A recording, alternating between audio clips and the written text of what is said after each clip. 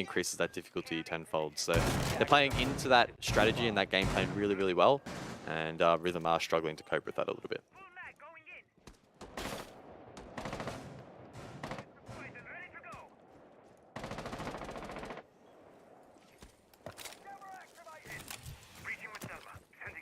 Once again, it's on Rhythm to see if they can find a way to halt this momentum, get another round back. Blizzard just tearing them apart, really.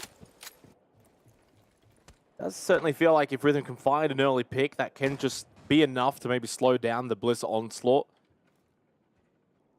Oda 6-1, Rapix 5-1, Jigsaw 3-1. And they are on song. They are hard to beat. They are hard to stop. They will find kills. They'll be aggressive. They'll push in. They will keep the pressure on. And we're seeing this Nook again just be so successful. Setting up a sequential breach.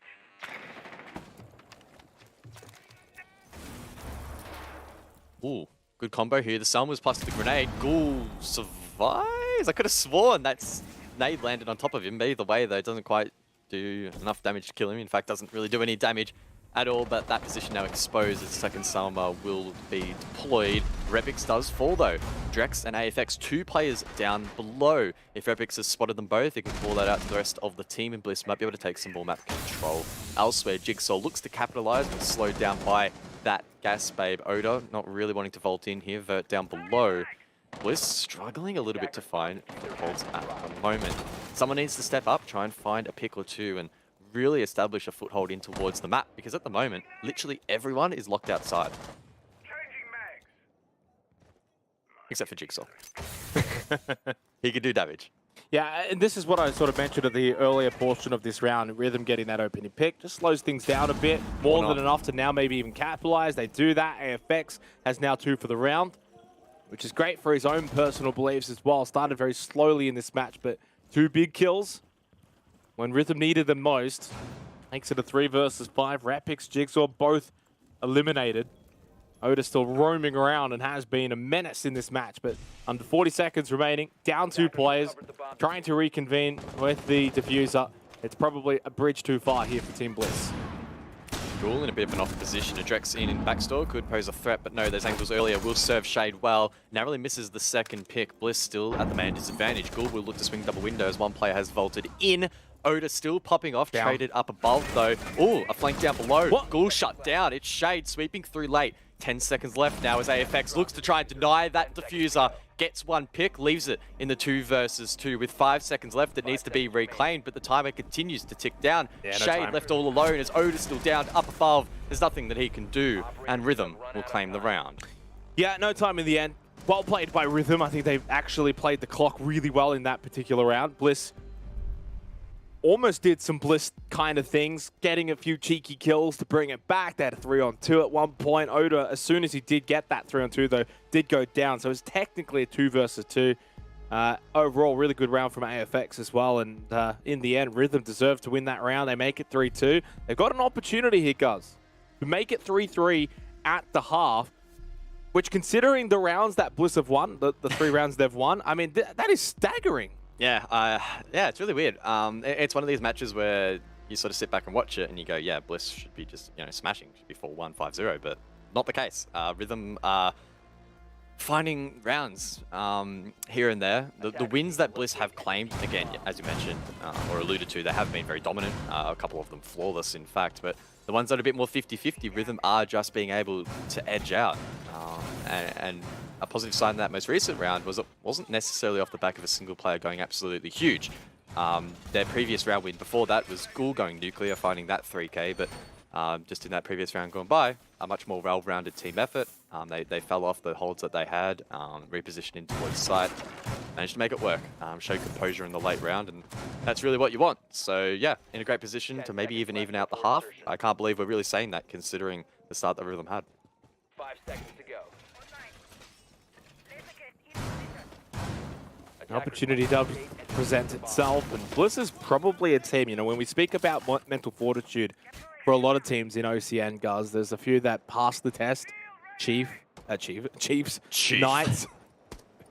Who's Chief? Calm down, Chief. But Team Bliss, are they a team that has that same level of mental fortitude as a team, like the Chiefs, like Knights? I'm not so sure. I don't know if that's been proven. I think that they could actually be capable if Rhythm find a few rounds, get some momentum. Bliss could crack. Maybe. Make a fair point. The thing to note is that last stage, they literally only lost one best of one. It was in the final Playday. So it's difficult to know if their mental has been tested all that much. Nice shot. Yeah, not bad, especially onto the MVP of Stage 2. Not bad. Bit of a slow start, actually, for the MVP. Jigsaw just 3 and 3. Oda has stepped up in his absence, though, at 7 and 1. And again, though, advantage for Rhythm. Although, Cast the Curse does not last for too much longer. Shade finds the elimination onto their Vex. This is what makes Bliss so good, though. We speak about Oda, we speak about Rapix, Jigsaw, but Todd and Shade are more than capable of fragging out, playing their roles to such a high degree. And again, I've done it. Shade dies now. I was going to say as well, before any of this Caster Curse happened, that maybe us giving Jigsaw MVP is the ultimate Caster Curse, but who knows.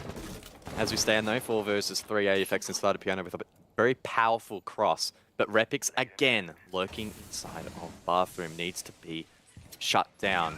Now has the cross as the flank goes down. Well, not even a minute remaining. There was about a minute 15 when that plant does go down for Team Bliss. Just kind of throws this round now in disarray, unfortunately for Rhythm. Lamp, though, with a nice Nitrocell elimination onto Todd. Repix, pressure mounting.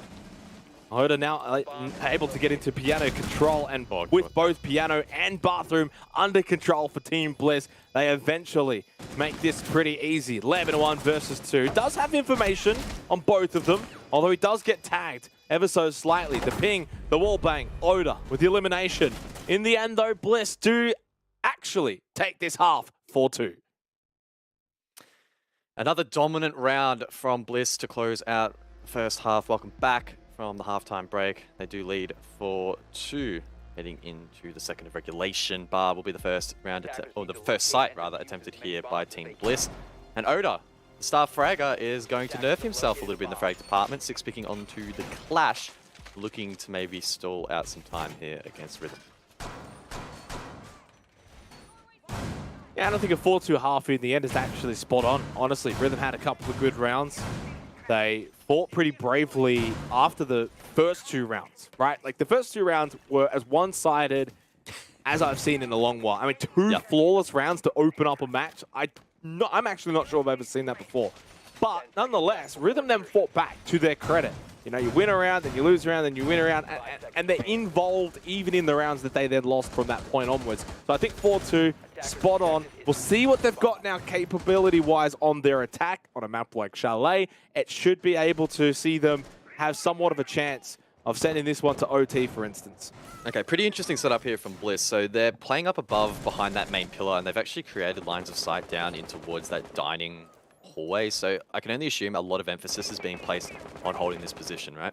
They've also got 2 Kona stations at least on the library stairs. So Repix and Oda are probably going to just sit here, and Oda's going to act like a mobile deployable shield. So instead of having the stationary shield down, Repix is just going to play behind the Clash. If he takes any damage, he'll fall back, get healed, and just replace that position over and over and over again. So this is going to be pretty challenging for Rhythm to deal with. There are a couple of ADS devices covering this position as well. So it's going to come down to how effectively they could dump that utility and not throw bodies at the waiting hands, of course, of Repix.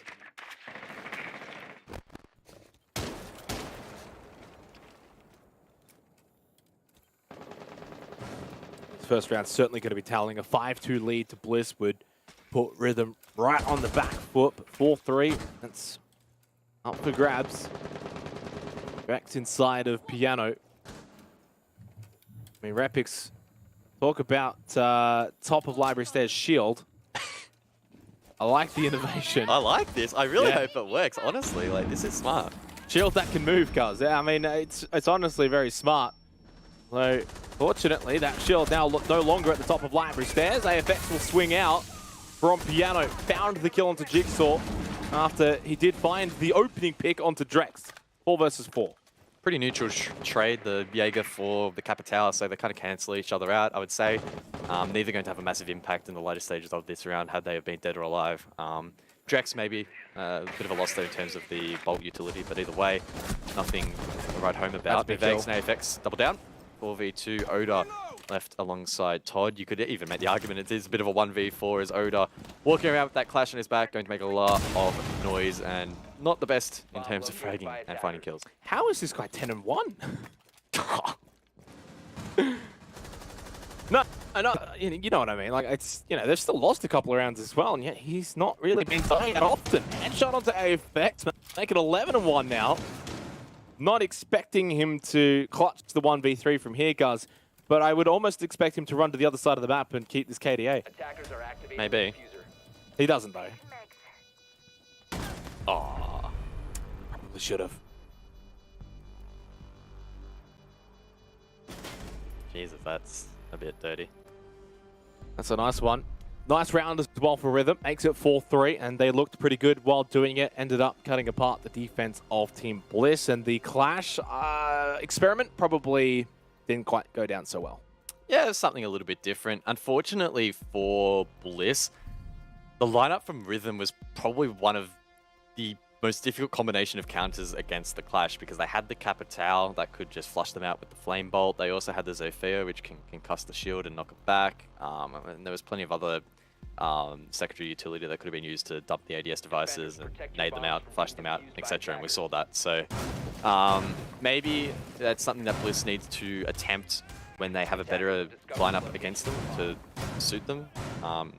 Better in the sense that there's less utility to dump them out, no Capitao, etc. So I hope that we see that return at some stage when it's a little bit more appropriate, but yeah, on that occasion it's not quite working out. It is going to force a rotation over towards Kitchen. We'll see the castle being brought in here by Oda alongside the Aruni, so quite a bit of denial in terms of entrance. And some of those lines of sight, deployable shield on Kitchen as well to play deep inside of there. Keen to see how much of an influence they try to have on the top floor. We often see teams on the attack wanting control above. There's a lot you can manipulate down below, and I can only assume that with Buck being available, that will be the play.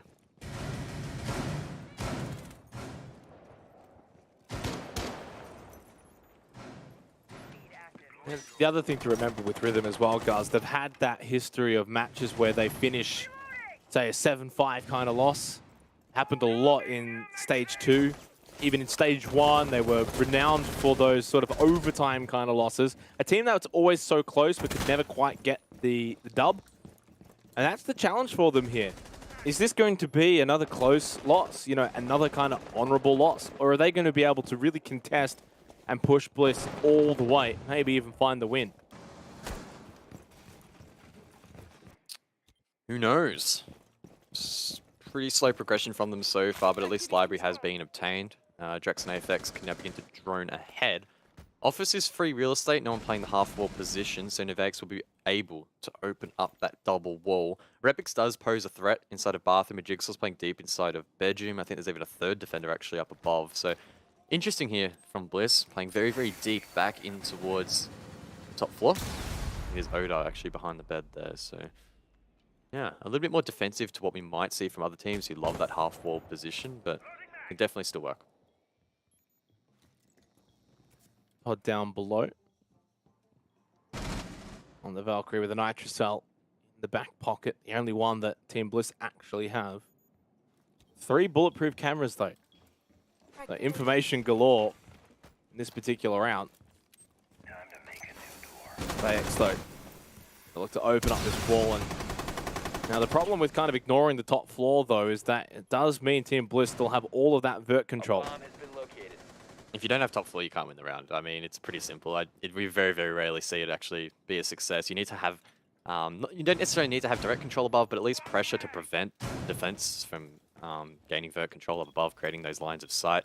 And we can see already these deep angles behind these deployable shields. We also saw gas babes in the hands of Shade are going to prove to be really, really difficult to deal with. So Bliss well and truly at the advantage at the moment. 35 seconds remaining. Team Bliss. They hold on from here, win this round, make it 5-3. A little bit of heartbreak to Rhythm if they can't win it from here. seems like Rhythm are kind of stalled out here, stuck, unable to really make that next step. They know that they haven't got vert control. They know that Bliss have really got all of the angles covered. Jigsaw inside of Office, 10 seconds remaining. Ghoul absolutely beaten to a pulp. Nevaix can't even get this plant down. He is so low, goes for it again, but they've already lost Leb and AFX. 5 versus 3. Nevaix is actually going to be able to get this diffuser down. Drex finds a shot back. Drex has got 2 all of a sudden. Makes it a 3 versus 3 with the plant down. Team Bliss, despite the vert control, have just started to lose a couple of players. Ghoul, Nevaix, they've got some angles here. Both so low on HP though. Ghoul does have West Main cross. Oda sees the gun, finds the kill. Nevaix now left in the 1 versus 3, taken down by Jigsaw. Will retake the site, reclaim that diffuser, disable it in the process, and Team Bliss will be able to win the round. Defenders have disabled the bomb diffuser. Yeah, kind of messy towards the end, which I think Failed. is Defenders indicative of the fact that Rhythm never got vert control, never really put much pressure above or anything like that. Bliss were able to eventually, you know, sort of reconvene and retake the site. It was more so messy just simply because, well done to Drex, hit some nutty shots and was able to get it down to a 3 versus 3, but Bliss holding on. And it just felt Rhythm's attack kind of just got a little bit unstuck. It was almost like, all right, we tried above, didn't work. We're just going to go down below, see what happens, and ended up, honestly, almost making something of that, but just not enough. Yeah, at the end of the day, it was just one-dimensional. As I said, you need to have control above, or at the very least, someone's just up there applying pressure and stopping the likes of Jigsaw denying the plant from above. If Jigsaw had played that a little bit better, honestly, the round would have been over a lot earlier because he did just narrowly miss that denial from above. Had he have played it a little bit better, Rhythm wouldn't have been able to get that plant down. So if they want to go for that dining and take and hit it more directly, they need to have someone still above. If you haven't cleared those players there, they'll be in a great position to deny the plant. So a slight oversight there from Rhythm, and Bliss doing a good job to read into that. Able to retake site, good composure, as you would expect. And yeah, a little bit of a worrying sign there from Rhythm, who are struggling a little bit to get consistency in this matchup. We're seeing shining lights here and there, but just not quite enough.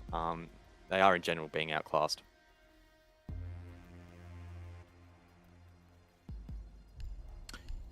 We'll see if this tactical timeout can maybe reignite things for Rhythm a little bit. They've been good. They've been enjoyable to watch after the first 2 rounds. Really, if you actually get rid of those first 2 rounds, it's 3-3 since then, which is probably a fair representation of the match.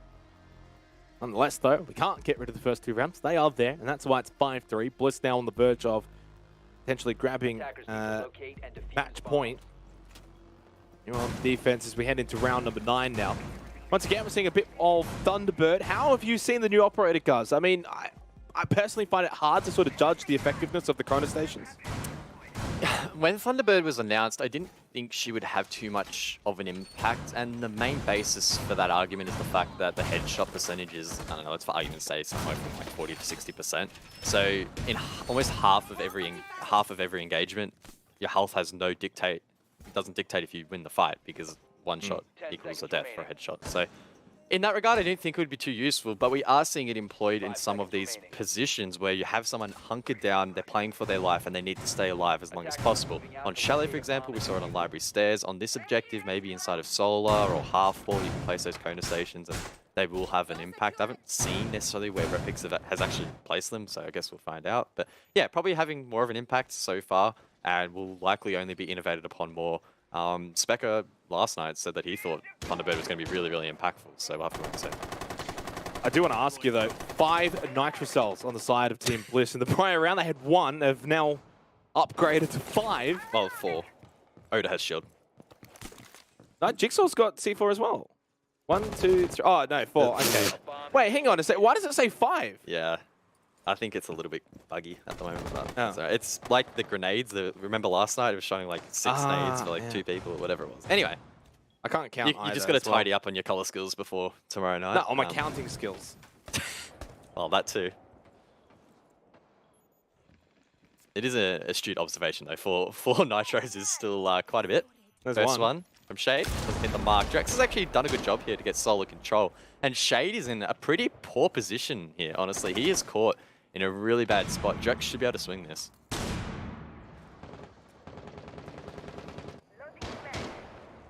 Still another 3 Nitrocells to contend with as well.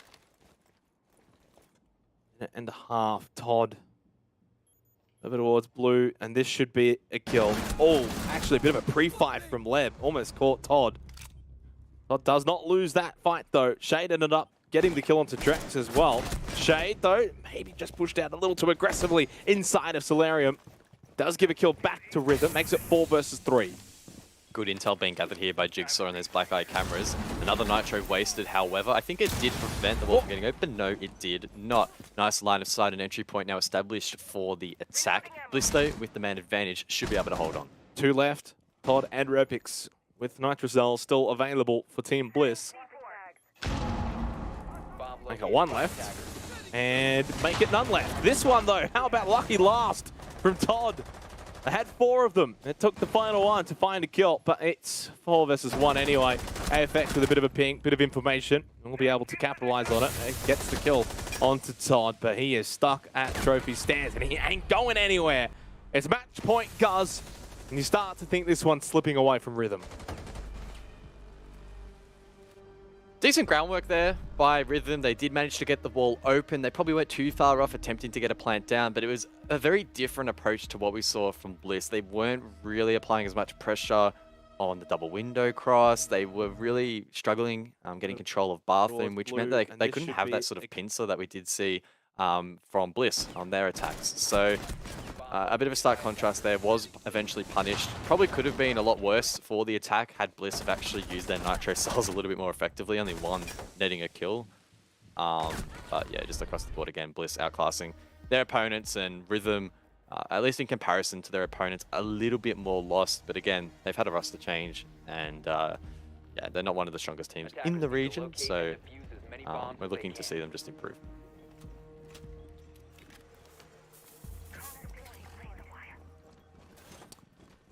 3 match points now for Team Bliss.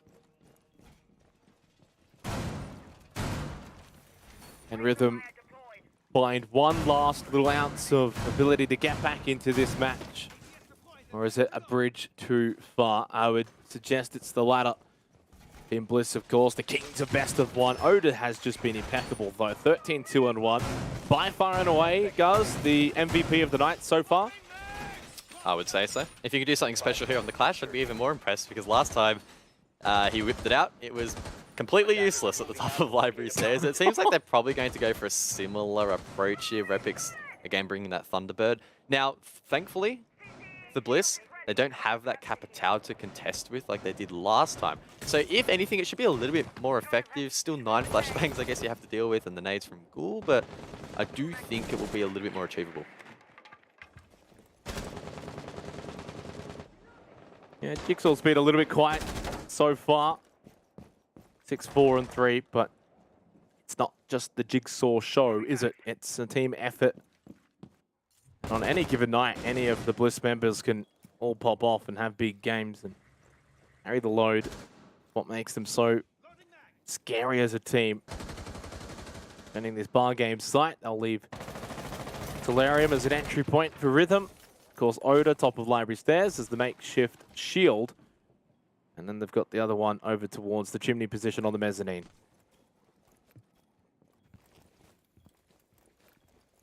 Jigsaw, one of the best fraggers in OCE, tasked with holding that position, and he's probably the kind of player you want playing there. Still taking swift control over towards Office with the rest of the team. Leb setting up on the window. He can flashbangs in towards this position. Top Library Stairs. That's the key location that Oda on Clash is trying to hold with the Repix behind.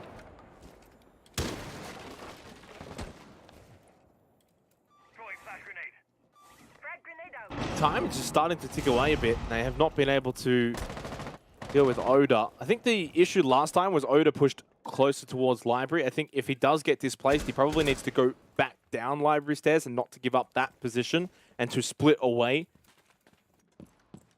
from his teammates. Oh, this is interesting. Okay, it's a little bit different. Shade even going for a peek here. I think he might have thought he had some sort of information, but didn't. Ghoul actually found the kill onto Jigsaw. I'm not sure if that was just sort of like a guess, Guz, or if he thought he had info. Yeah. But the round is falling away from Bliss here. Yeah, either way, it does leave 2 on site. Now 3 as he rotates back wow. towards it, but now basically no one left. Todd now just inside of Barstock looking to hold on in the 1v5. It's fallen apart here Okay. for Bliss. 4s from Rhythm. I don't want to take anything away from Rhythm, but that was a strange round from Bliss. Just a little bit strange. Kovacs paying off. Look, we've seen it twice now, the Clash and the Thunderbird on Library Stairs, and it's not working. Not a fan. No, it's not working. I really wish it would, but it just isn't. And honestly, Rhythm didn't even do that great of a job clearing at that time. They burnt the ADSs with flashbangs, they sent in nades, and they didn't actually do a whole lot, yet it still didn't quite stick. So either the execution isn't there from Bliss, or just the setup is fundamentally flawed. I think seeing it twice now, I'm probably leaning more in towards it just being flawed, and it's probably not really the play. Now, one thing I need to know is, IQ's eyes, dude, they are 100% different on this operator preview screen, and it is absolutely tripping me. I don't know what it is about them, but they are different, and it's really, really annoying me. Sorry, Cool. I just had to... No one just had to asked get that though, out. but anyway. Yeah, sorry. I was actually about to say that you could, in the interview to come, actually ask about the Clash Thunderbird setup and get some... If Bliss win. Well, if they win, I guess it's 6-4 now. Rhythm at least made this a little bit more of a contest with 2 rounds separating these 2 teams. We head down to Kitchen Dining. I do kind of expect Bliss to win from here. It would be definitely quite controversial if they don't. Controversial? It would be controversial. Controversial? I can't speak English today. I thought you were trying to make some shitty joke, but no, you just misspoke. No, I did. God, I did not look forward to listening to you tomorrow night, but Attackers have located a bomb. anyway. I do look forward to concluding this match potentially here in round 11. And Rhythm, they put up a bit more of a fight, head this game to overtime. Now, I did mention IQ's funny eyes in the op selection phase, but she isn't to be laughed at. Did get buffed heading into Crystal Guard. She can now spot out exactly what gadgets are on her scanner. She can ping them out to teammates as well, so she's quite effective in finding utility. And with Valkyrie being available in the hands of Todd, he will be able to find those cameras and counter them directly. So keen to see just how much of an impact Drex will have, as well as the scanner. I mean, he just has a fantastic primary weapon as well that he can work with. And there you go. You can see him pinging out those Valk cams. Right on cue.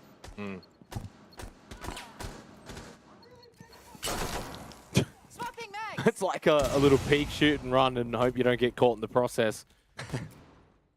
This is good though for Rhythm.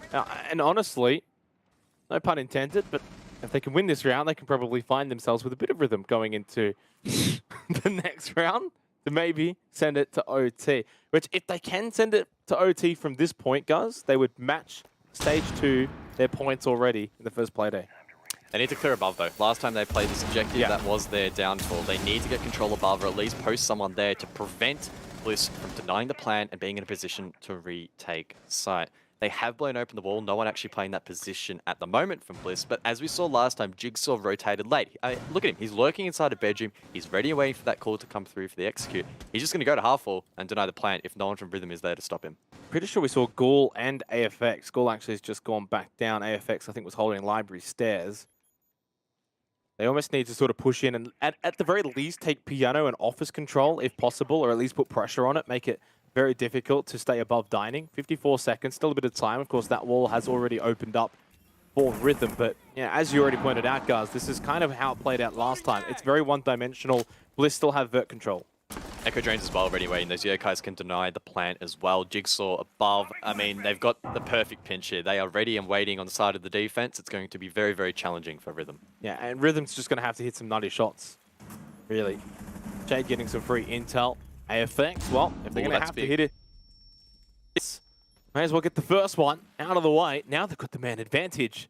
Todd, ready to swing from West Main. He's got a nice little angle, I think, over towards Novax. Yokai drone goes up, then comes straight back down. Now Novax can get the plant down. Frag grenade does go out, but it's unable to find anything. That's the Yokai drone being successful onto Novax. The time, it's pretty close. I don't know if he's got this. He doesn't. Wait, Rhythm's still on the round. Wait, hang on. Hang on. How much time did he have? How much time on the kills there? Can we get a replay? We need I need like a slow motion replay. Yeah. Slow-mo replay, prod, I please. was not even looking. I was only eyes on that timer, guys. I missed the kills. And I'm pretty sure they just won the round for Rhythm. Well, I definitely did. Yeah, I'll be honest. I need a replay to digest that round again because that was pretty wild. Rhythm did a decent job setting up in terms of establishing themselves for the plant. AFX did really good work up above to find Jigsaw for that kill, but yeah, it just fell apart there. So many kills raining out. Yeah, very difficult. I honestly have no idea. Yeah, obviously, I mean, I'm literally just sitting there glued at that timer. And then as it ticks down, I'm looking at like the red timer at the top, near the match point, and I'm like watching the two of them, and I'm thinking, actually, I'm pretty sure this plant timer is not going to be done in time. And then suddenly I look at the kill feed, and there's like 3 kills. Crazy, crazy end to a round. Rhythm, can they force OT? Can they match their point score from stage 2 against the king of best of ones, guys? Or is this going to be heartbreak again? Is this just setting them up for another 7-5 loss? Attackers are moving out to locate a bomb. Who knows? Rhythm don't like to be let down easy, that's for sure, though. They like to make it as painful as possible, but on the same token, they're really putting up a great fight here. That last round, yeah, look, still don't quite know how to digest that one, but they put down a really good effort to hold out the onslaught there from Bliss. They put so much plant denial and did a really good job in trying to disrupt up above, but yeah, it wasn't quite enough inside of the defense. And now Bliss under a little bit of pressure. They only lost a single best of 1 in stage 2. They are the BO1 Kings. They almost went flawless. Imagine losing the opening Playday to Rhythm. That would not go down well. It would also make their task of finishing first once again very difficult if it does play out that way.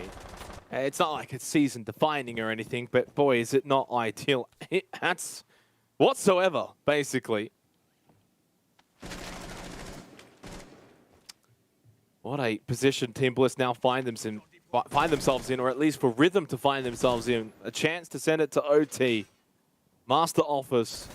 To Team Bliss, it almost seems like they're shutting up shop already, guys. Like a very defensive approach here. Not much in way of forward facing aggression towards Rhythm, just allowing them to push up through the mezzanine, through library, take control, and then make their way through office. Mez wall now opened by Novex with that exothermic charge. AFX monitoring the run out as the Thermite will drone forward. Half wall pinged out. That's Shade playing that position. A Kona station alongside to aid him in his ventures. We'll go to heal him back up if he takes any damage. In fact, he is overstimmed at the moment. He can try and swing wide. A little bit risky there, considering again he has a holo in hand. Now, he's not being pressured from the office balcony outside here to the east. So he can play a little bit more loosely, but if that gets tightened up, Rhythm should be able to flush this player out and then go for a half-wall plant.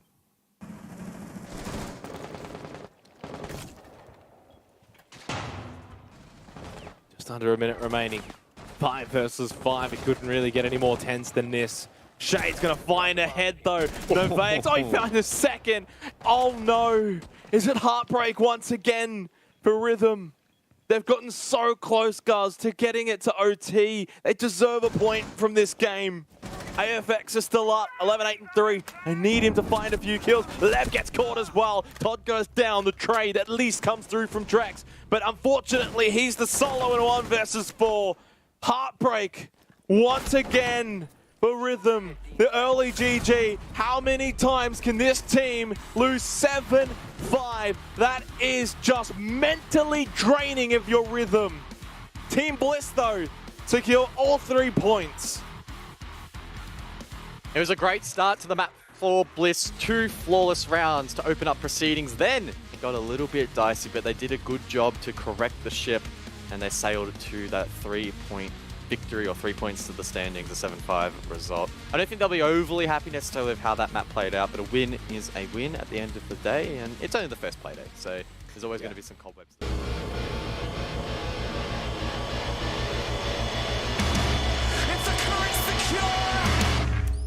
Light me up.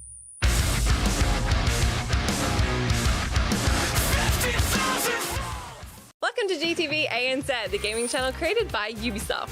Every Tuesday and Friday on YouTube, we'll be doing fast plays, game challenges, 1v1 face-offs, and so much more. You happy? When did we get a dog? It's a good question.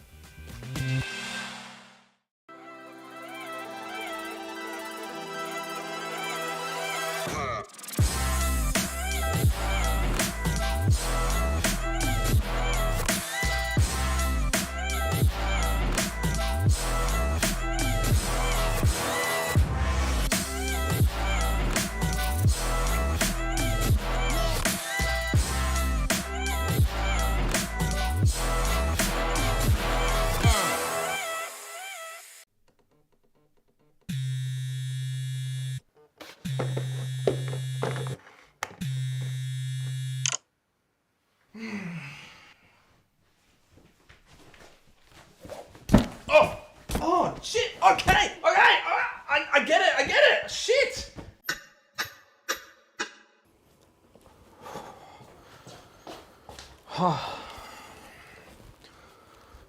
Thank OCN. I feel the flame, the fire in your eyes make me afraid. No, not to I won't running lose around my causing a mind. ruckus. I Oh my feel god, you no, he waiting for my fall. He can, you know how good the SMG can be. Play pushing it from behind, he finds that chick on the drift, he swings the fire! Still on the bounce. Oh, but he doesn't. Meet me in the dark. Surely he can't. Oh, what a double. What is going on here? Swing there from Word. The bank slow. 1 versus 3. Now 1 versus 2. Can you make it a 1 versus 1? Got too many times. Champions. You never count them out.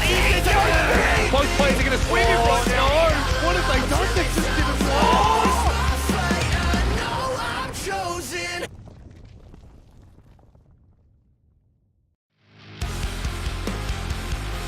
It's Playday 4 for Oceanic Nationals 2022. Of course, that was our wonderful new theme song from Banks Arcade. Chosen is its name. Available on all streaming services. Type !Chosen in the chat for more information.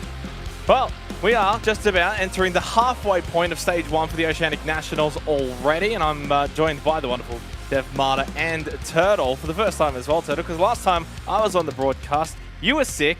Now, if I was this sick, I can't get you both at the same time, but that's all right. We got the professional. James, how are you? Good. Yeah, keen to work with you, Turt. I know we've hit the rank stacks a lot, but it's our first time on a desk together, so I'm keen for that. How are you, Turtle? Oh yeah, doing all right. Not too bad.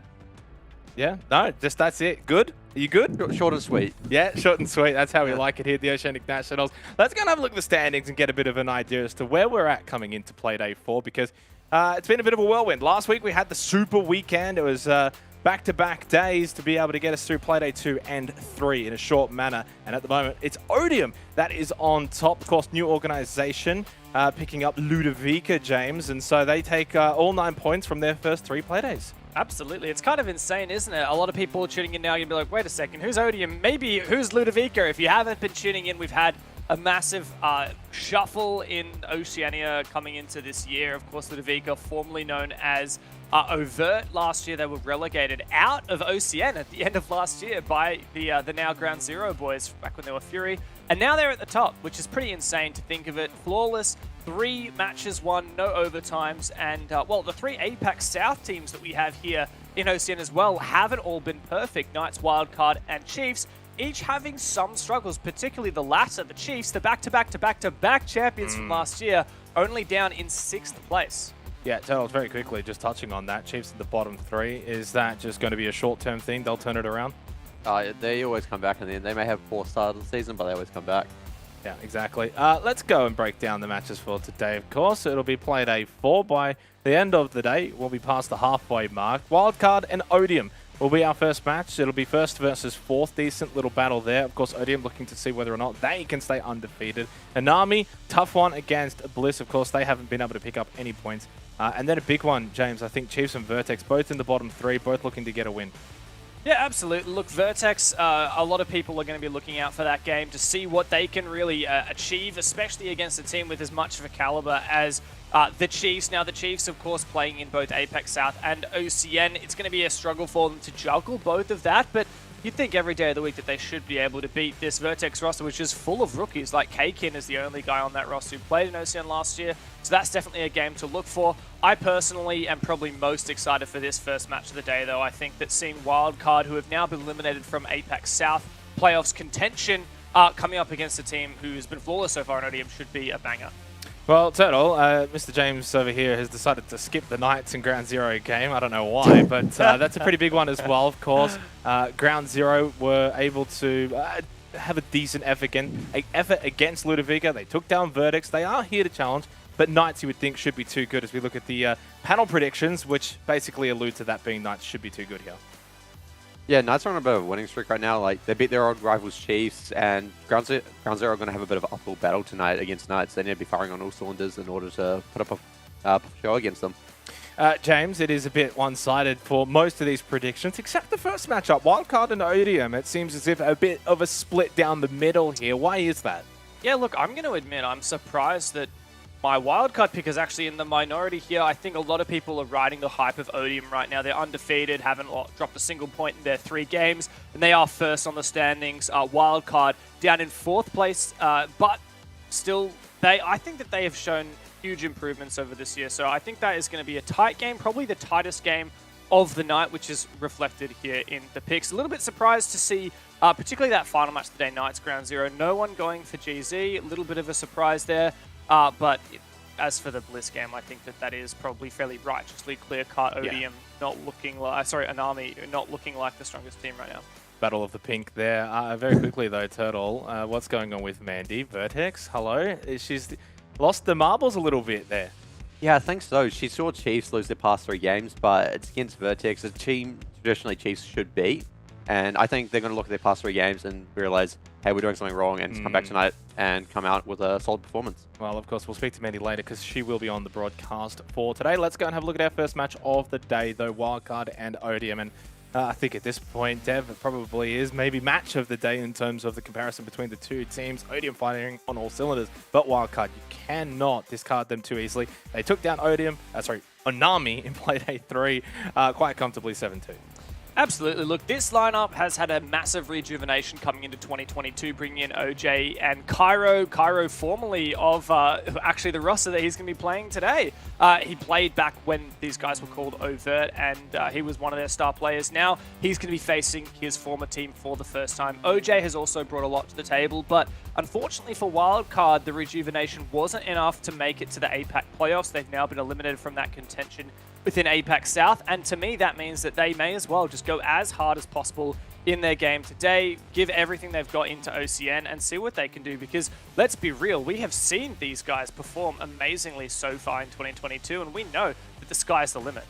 It certainly is the limit, although there is a cap sometimes, Turtle, whereby Wildcard's limit is apparently not top 4 in APAC South, so out of that competition, and now all focus on Oceanic National, surely? Yeah, now that they're out of APAC playoffs, they surely should beat Ludovica tonight. Sorry, Odium. It's going to get a bit hard to use that one. Jesus Christ. Yeah. You want to take it back? No. Look, you know what? I think we'll just move on to Odium, and you can talk about them. Of course, they are undefeated in the Oceanic Nationals, Turtle. This is, of course, a team that was mainly compromised with the old Avert roster, but it's a solid roster. But are they 4-0 worthy?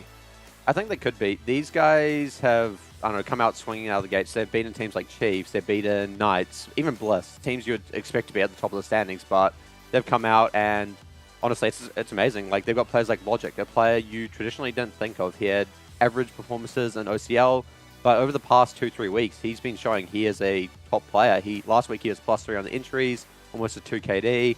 Even Shaq, an old name in OCN and OCN Stage, a name we haven't seen in like this level quite some time. He's been performing quite well as well. Definitely has been. I think as a team, that's the biggest takeaway for me, James, is the fact that all 5 of these guys are playing at a pretty even level.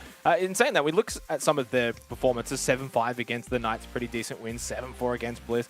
They're not, and then even 7-4 against Ground Zero, a team that is struggling a little bit. But their wins aren't massive in terms of the difference between the scoreboards. I mean, 7-4 being their, kind of biggest gap in terms of the result. But who cares at the end of the day? They've taken down Bliss, they've taken down Knights. I think this is a team that's capable of taking down Wildcard. The question is, can they win it all? Can they be the best?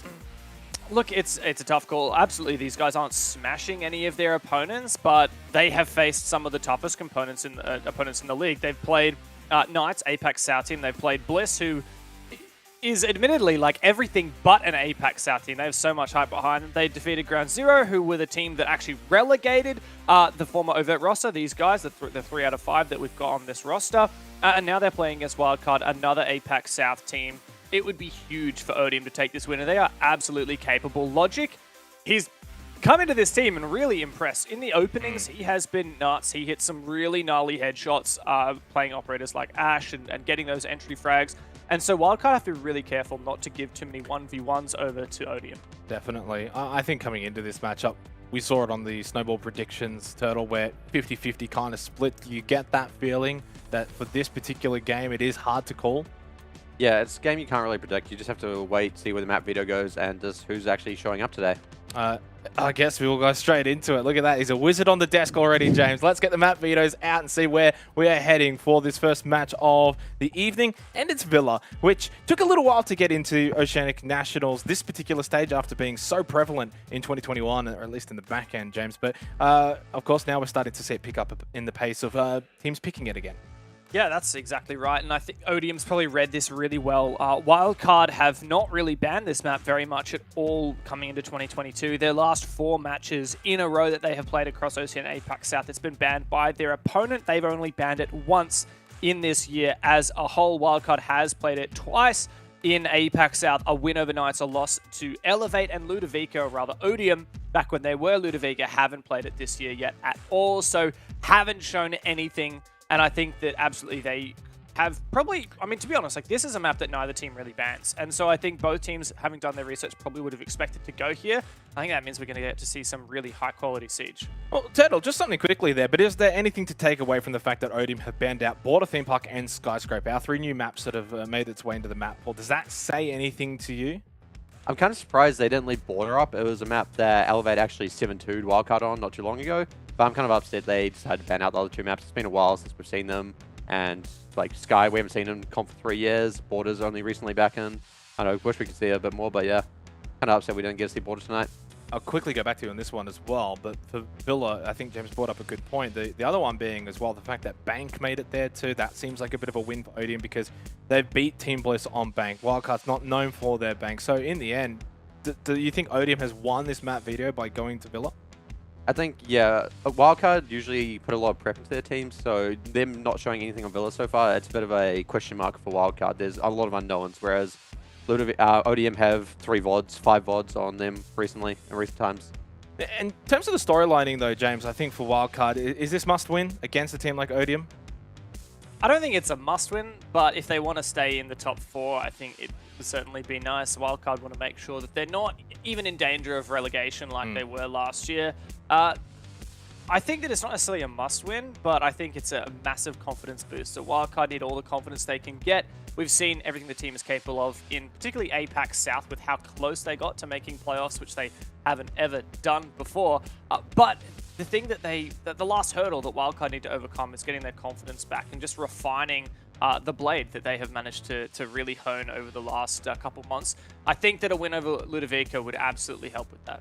Turtle, final prediction scoreline before we go. I think it's going to be a close one, 7-5 either way.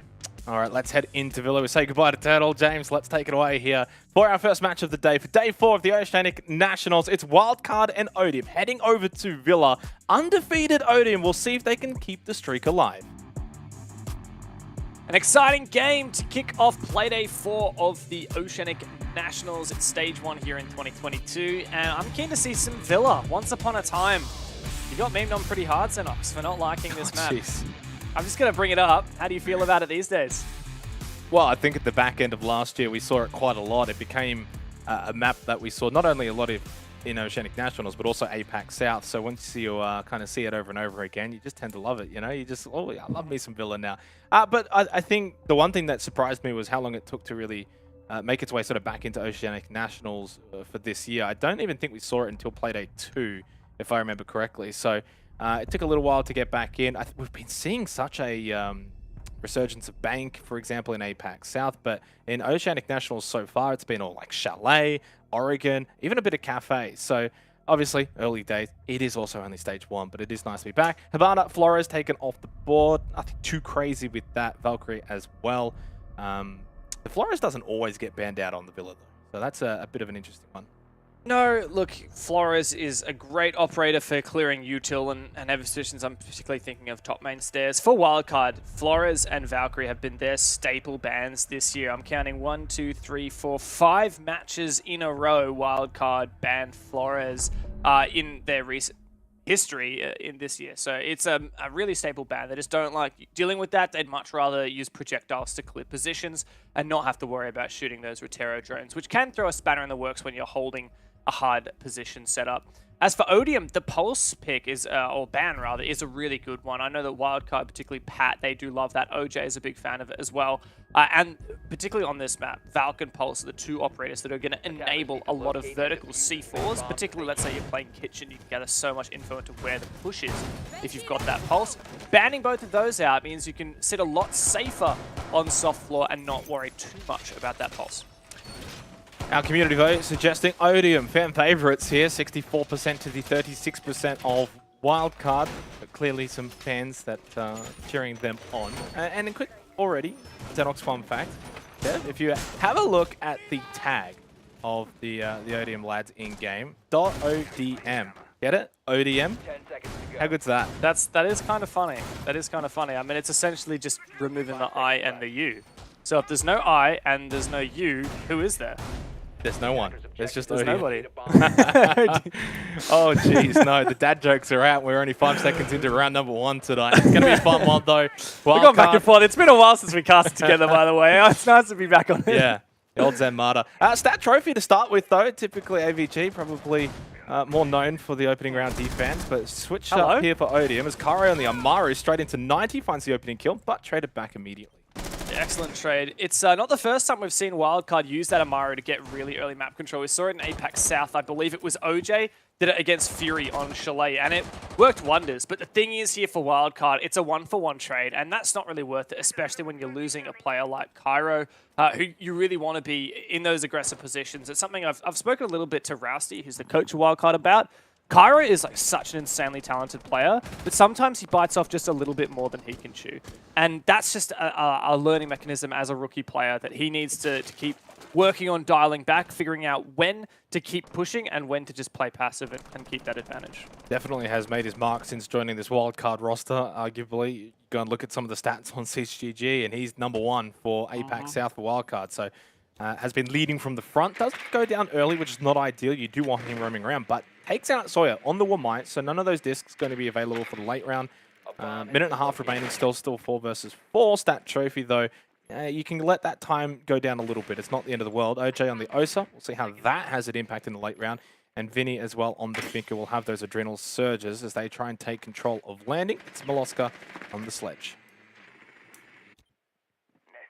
You can see most of Odium are playing here on the bomb site, but Ed has managed to push up. Wow, what a great timed push. Look at the 4 Odium players all pushed together at the exact same time, with Eddie coming up the stairs and a player pushing both heads and tails, the little rooms that enter into the bomb site. Fantastic. They find 2 kills for it, and they don't even get traded at all. Now, Pat has had his position revealed. This is just amazing work from Odium.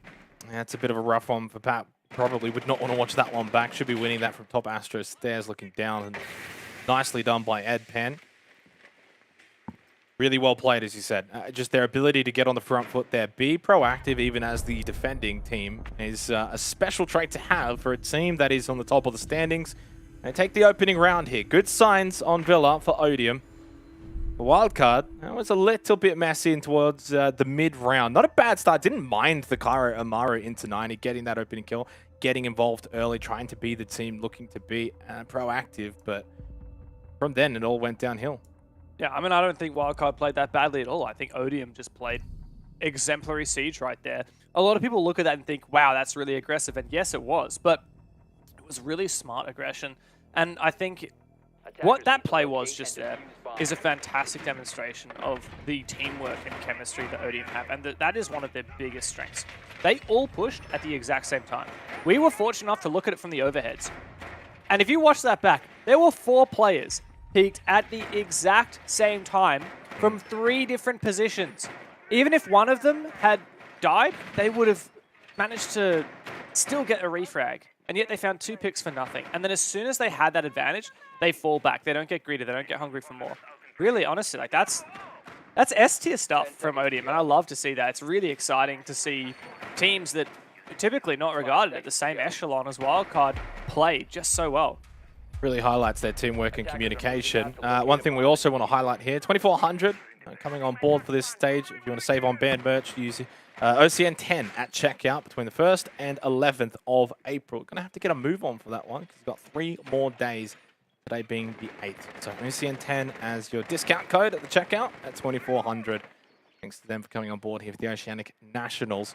So ODM getting the first round. They go up 1-0 here. Defense Villa though, of course, so you always set those expectations that this is going to be a marathon, not a sprint. It's not about the fact that we're going to be seeing Wildcard winning the first 3 rounds in a row. Then you'd be like, oh, what's going on here? But what is intriguing is the fact that we've gone down to Kitchen Dining for the second round. And again, 2 rounds in a row now. ODM not electing to go to Aviator Games, which we do tend to see teams wanting to defend earlier on Villa. Yeah, I mean, you're talking about setting expectations. I think that ODM have really set the pace for this match, not only by their site choice, picking the less commonly picked sites, but also by that aggressive play in the first round. Now Wildcard is constantly worried about aggressive plays, and they have to not get too ahead of themselves. They always have to be ready to refrag if needed, because ODM has said, look, we are ready to play like this, so you better be as well. Yeah, and I like this probably more for Cairo on the Jackal, being able to roam, sweep, get involved in those gunfights rather than the one hit and miss Amaru, where, yeah, maybe it works, but then you go down, win or lose. Jackal can have a bit more of an impact for the entire round as a whole. 90 seconds left, able to clear out Astro. Now looking to make his way down basement, or at least clear it out. Shaq lurking, of course, on site. Sawyer as well.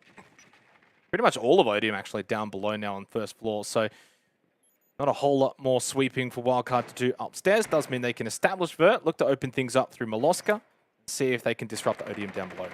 Yeah, so I mean, fair play by ODM. They decided to fall back instead of contesting really hard at all on the top floor. And since they don't have any C4s, I mean, just Sawyer, and I believe he's already placed his, if not detonated it, plus the Pulse and Valk ban, means they're not really going to be able to contest this Vert much with C4s. Instead, they're going for a horizontal hold, holding on to Living, which means that Wildcard have a massive opportunity here to pull off a laundry-centric execute.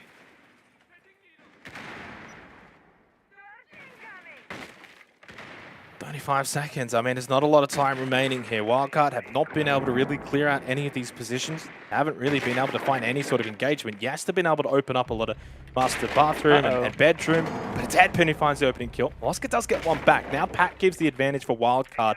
Did lose a bit of health for it. Has diffuser, needs to be careful. And well, there you go. It does go down to Twent. Cairo, though, and now it's just like the old Wildcard, where it's that final 20-30 seconds. Edpan from behind, through stat, drops down. Should get this kill. No, Milo with the 180.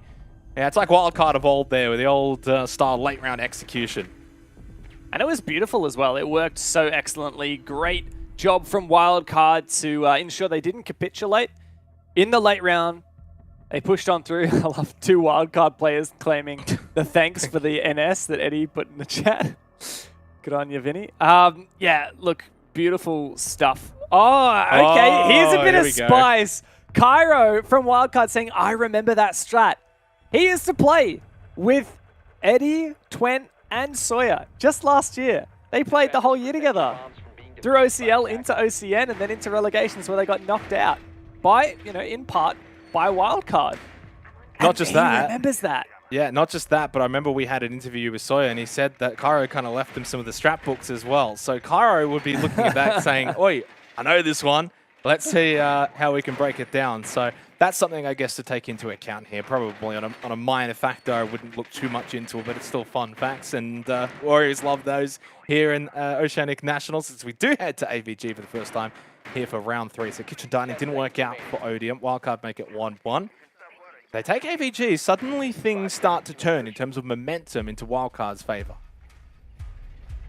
Attackers are moving Wildcard out to have locate a bomb. certainly fought back excellently here. Now Odium looking to hold on to some map control and contest once again. My question, will they actually contest to the death, or will they fall back just like they did last round? Because Wildcard is going to clear the map. You can see it right now with the spawns. You can see it in operator picks. Milo on the Yana. Not only a fantastic entry operator, but also great for the info gathering for essentially live droning, but with the Yana's Gemini. Kyro is taking control downstairs. That'll deny any C4 play from below, as well as gaining extra map control. I expect Wildcard also to go in through Master. I don't think there's much of a roam presence from Odium. Look at that. Logic just loitering in stat, but on the verge of falling back, he does so. And that's a forfeit of half the map.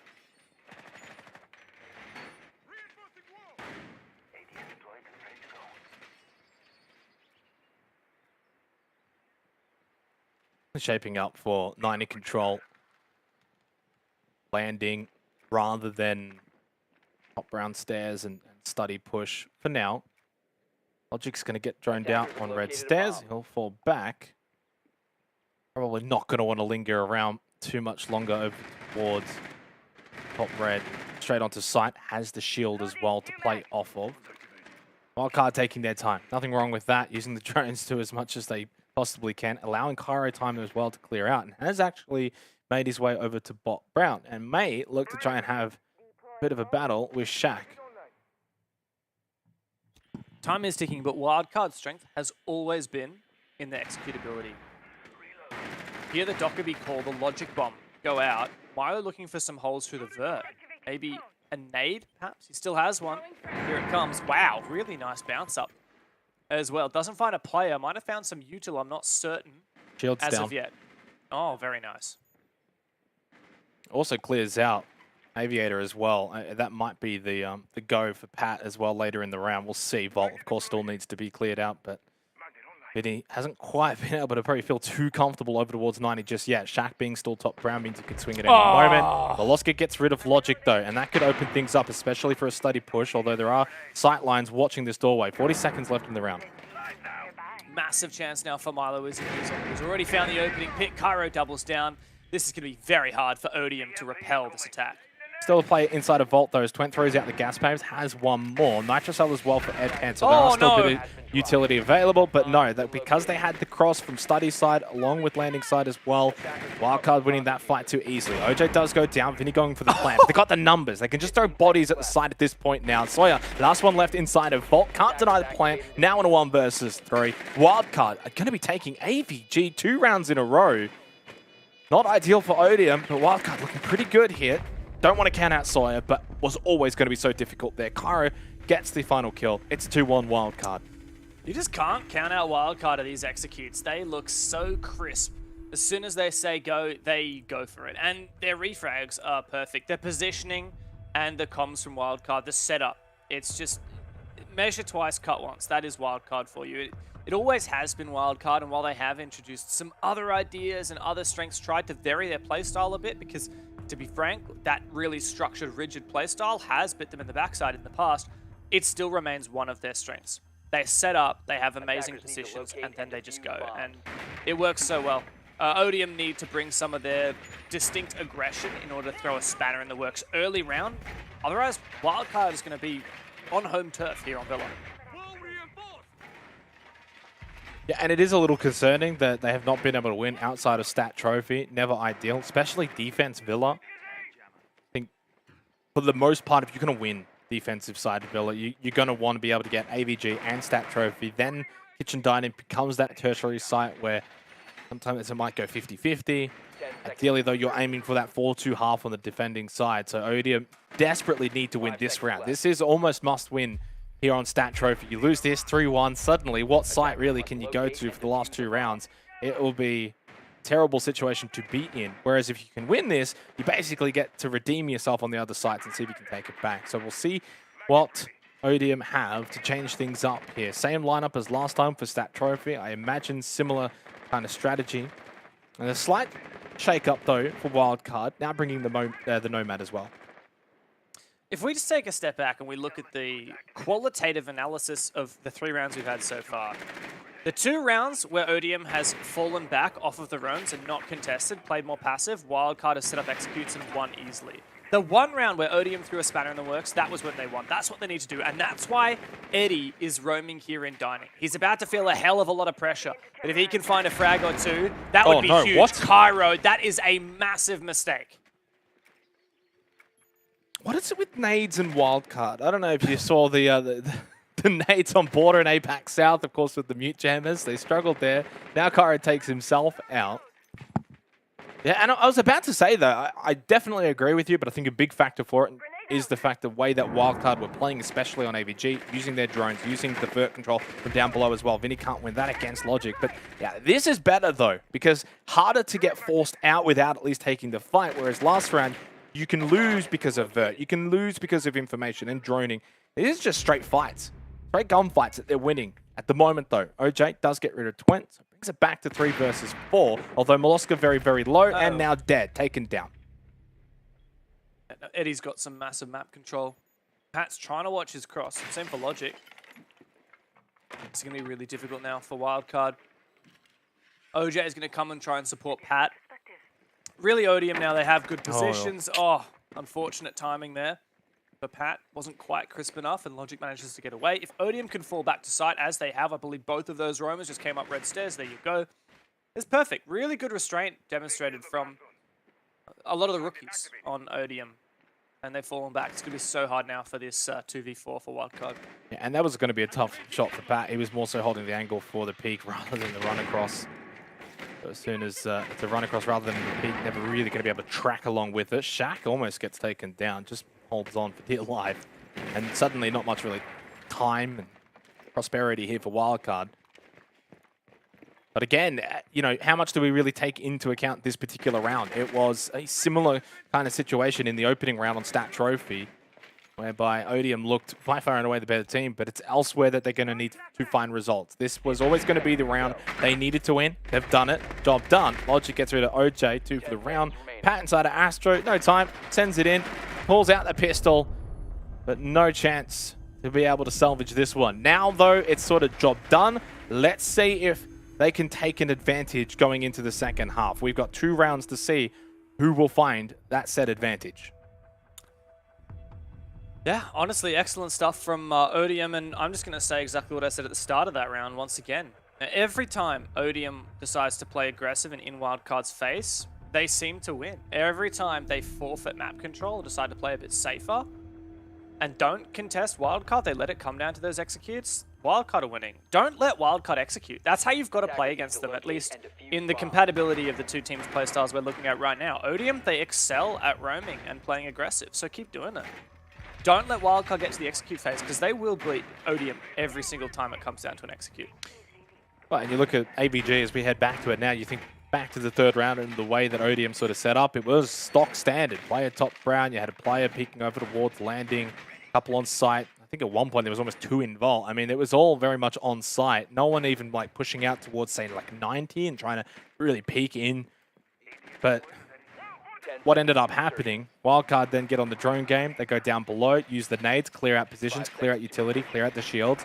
That sort of slow, methodical Wildcard where it's like, we're going to just beat you down, take away your utility, force you out of the positions you want to be in. Then they find a nice kill on the south side, and then they push in study, and then they've suddenly got that cross. So we'll see if Odium can be a little bit more aggressive with their positioning, make it more difficult for Wildcard to get positioning that they can then use to get information and control. Yeah, straight up. I mean, Odium are teasing out a roam. They have been putting all this reinforcements and this util on the study and trophy side.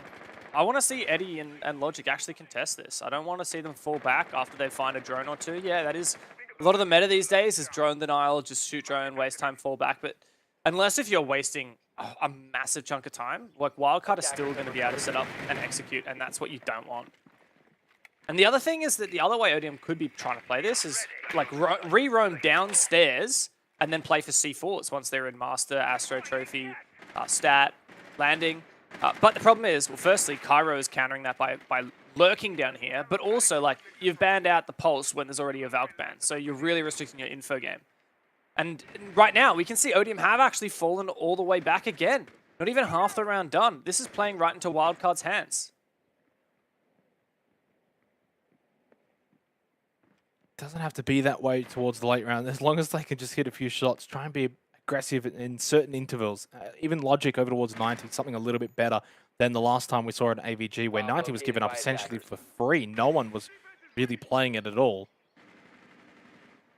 Just keeping Wildcard as penned in as possible over towards Stat Trophy for as long as possible. But again, Milo down below, looking to clear the shield, ends Aviator, and does so, and got rid of the ADSs as well. Perfect nade, and it leaves Odium vulnerable in Aviator with 1 minute and 5 seconds remaining in the round. It's deja vu, Dev. I mean, this round is looking very much like the previous attack from Wildcard. You mentioned that previously Logic died in Study for nothing. It was droned out and then got wallbanged. I believe it was Milo who found that. If that can happen again, it'll be really difficult for Odium to have any plans on Isle. And now Pat's found a great nade kill. Logic does manage to take Kara out, but that is just the downstairs player. If anything, that is the least important player here. OJ now has Study control, but he's been taken down. That is the most pivotal kill of this round so far. Yeah, Wildcard's so concerned with getting Vault control along with Aviator, but it means that Odium are able to sort of get on the front foot on the other side and try and find some eliminations. There's 2 players over towards 90, so Wildcard all sort of hemmed in. They haven't got a whole lot of map control. They're all playing so close to each other. That can work out, though. Once the firing starts, you can get the trades. Vinny just walks straight in onto site. 10 seconds left, though. Edpan's got another one. Milo swings over towards Top Brown. Wins that fight. Now they've got the numbers. It's only Logic that is left. Inside of Aviator. No shield. Does not matter, though. Gets the first kill. Milo has to stick this. Cannot get off it at all. Logic runs over. Does he make it in time? Yes, he does. Odium pull out the round win here on AVG. Wow. That was a turbulent round. Very, very turbulent round. Odium had an excellent play. Once they took down OJ on the Study Balk, it means that Odium still has Study control. And when you have Study control, you're playing the open hold with the unreinforced wall into Study. You've got both that wall and the Study door to peek through and deny the default vault plan. So Wildcard cannot go for a normal execute. So instead, Wildcard shove. They go and push classical hallway. And strangely, Odium didn't have anyone on the bomb side. No one was holding it, and they gave up that ground for Wildcard. They didn't play quite aggressive enough, and that allowed Wildcard to essentially get inside, forcing Odium to retake. And then from there, it was back and forth, a couple of 1v1s. Credit to Odium, credit to Logic for clutching that 1v2. It was a tough call from Wildcard, from Vinny, I believe, to peek that or not peek that. In the end, he made the wrong call, and Logic just iced up on the shot. So credit to Odium, another good round, but by the skin of their teeth, oh my. I wonder if Vincia got a little overzealous, pushing out a Vault, swinging into Aviator without really a whole lot of information. Could have played a bit more defensive and just watched the planter. But hey, I mean, that's the thing. It's all about swings and roundabouts. Maybe he pushes in, gets the kill, and is the hero. Little moments, though, add up. So far, Odium have brought this one back to a lead. Now, after falling to a 2-1 deficit, they win the last 2 rounds of Stat Trophy and AVG. Now we head down to Kitchen Dining to close out the first half. It's been a really good first half, though, Dev. Very back and forth. Feels like both teams have had a bit of momentum at various intervals. We'll see, though, if Odium can go for 3 rounds in a row. Going to be looking at Logic. Top fragger in, well, not quite the server. Milo's just out fragging him, but certainly the top fragger for Odium right now. Keep in mind, Logic is a rookie. I mean, he's been around in the scene for quite some time. He played OCL last year on Big Dogs with Shaq. That team got slapped silly in the relegation tournament, including by Wildcard. So this is a chance for revenge for Shaq and Logic. Logic certainly come into this role well. Okay, Miss Drone, that's got to be. That's very odd. Very, very odd, OJ. Hit a rough one for OJ so far, 1 and 6, and that maybe sums it up as to how this first half has gone for him. Find a player that can turn it around, though, in the second half and find a bit more of a footing in this match. Logic now 6 and 2. I think a pretty important game for Odium to sort of lead from the front in terms of frags. Does have Headpan as well at 6 and 3. I mentioned sort of in the pre-show, it is a very spread group of talent in terms of being able to frag out and play together as a team. Odium now with the advantage. Wildcard suddenly on the back foot, not just in this round, but really in this entire game.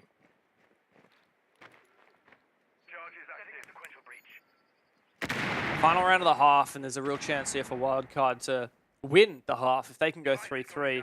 Odium, look, they have had some big weaknesses, but also some flashes of greatness. And this kitchen dining bomb site, wildcard won last time when it came down to that execute. Looks like that's exactly what's going to happen again, because Odium, they just haven't contested this very heavily. Aside from that initial pick, they're trying to play the advantage, and I'm a little bit scared for how that's going to go, knowing how good wildcard are on these executes.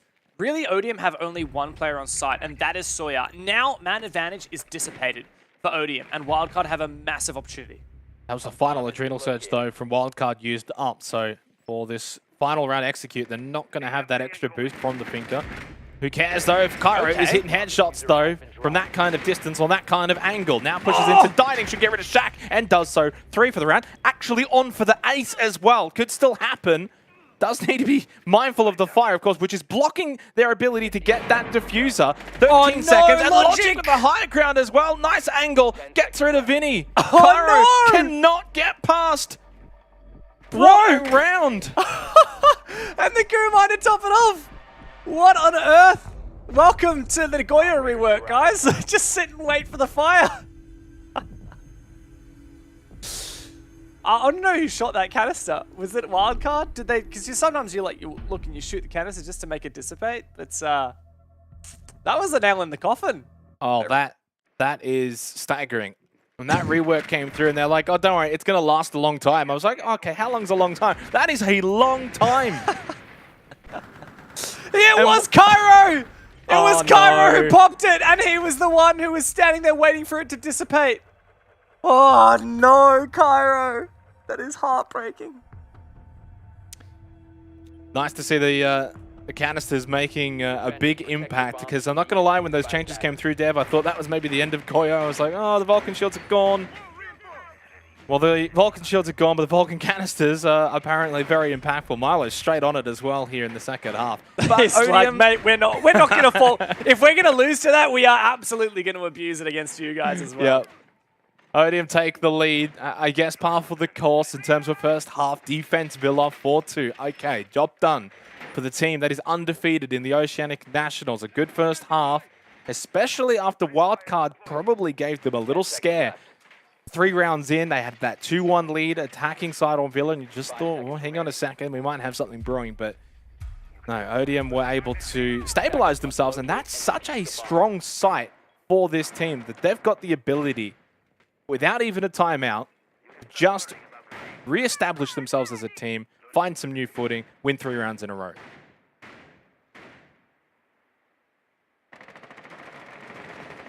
Huge chance now for Odium to continue their winning streak. However, Cairo decides to spawn peek against his former teammate, get an early man advantage for wildcard. And this aggression is continuing. You can see Shaq really feeling that pressure as well, taking a bit of damage. Thanks to Logic, though, that won't last long. The adrenal surge will get Shaq his health back if he survives long enough. Twent, though, lurking downstairs with the Nook, could be a thorn in wildcard's side.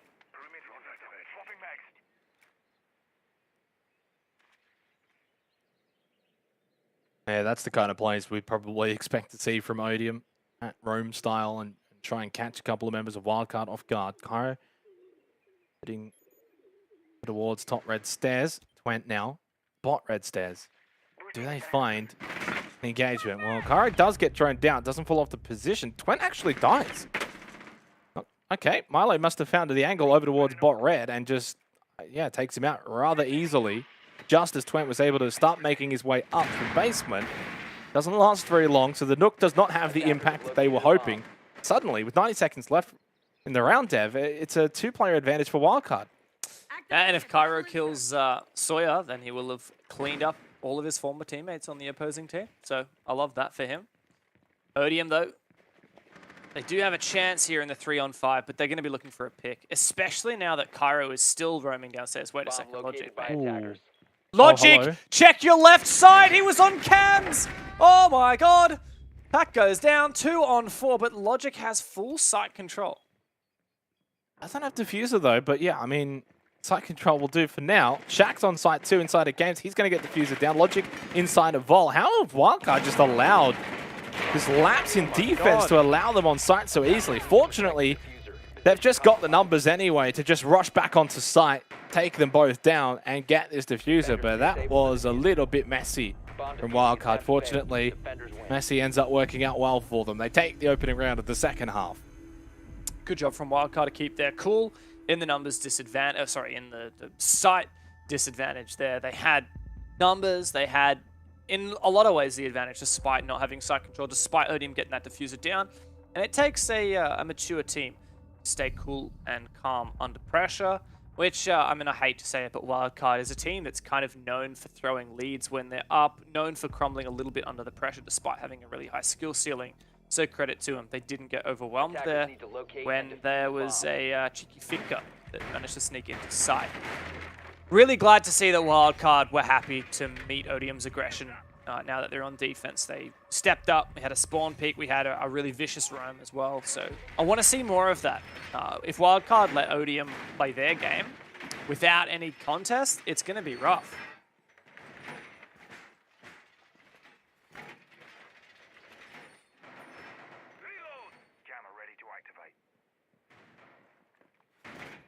Last week we had a chat to Logic. Usually Sawyer is the primary interviewee for Odium. Very, very good on the desk, Dev, and very, very good in the server now as well, and has been having a very good stage. 8-3 on the Finker. Big reason why Odium have got this lead, although it's only a one-round lead now. 3 rounds in a row for Odium. Wildcard do black back to start the second half, as you would definitely hope for if you're a Wildcard fan. Now they head to Stat Trophy. Let's see what Odium have to try and break down this defensive Wildcard.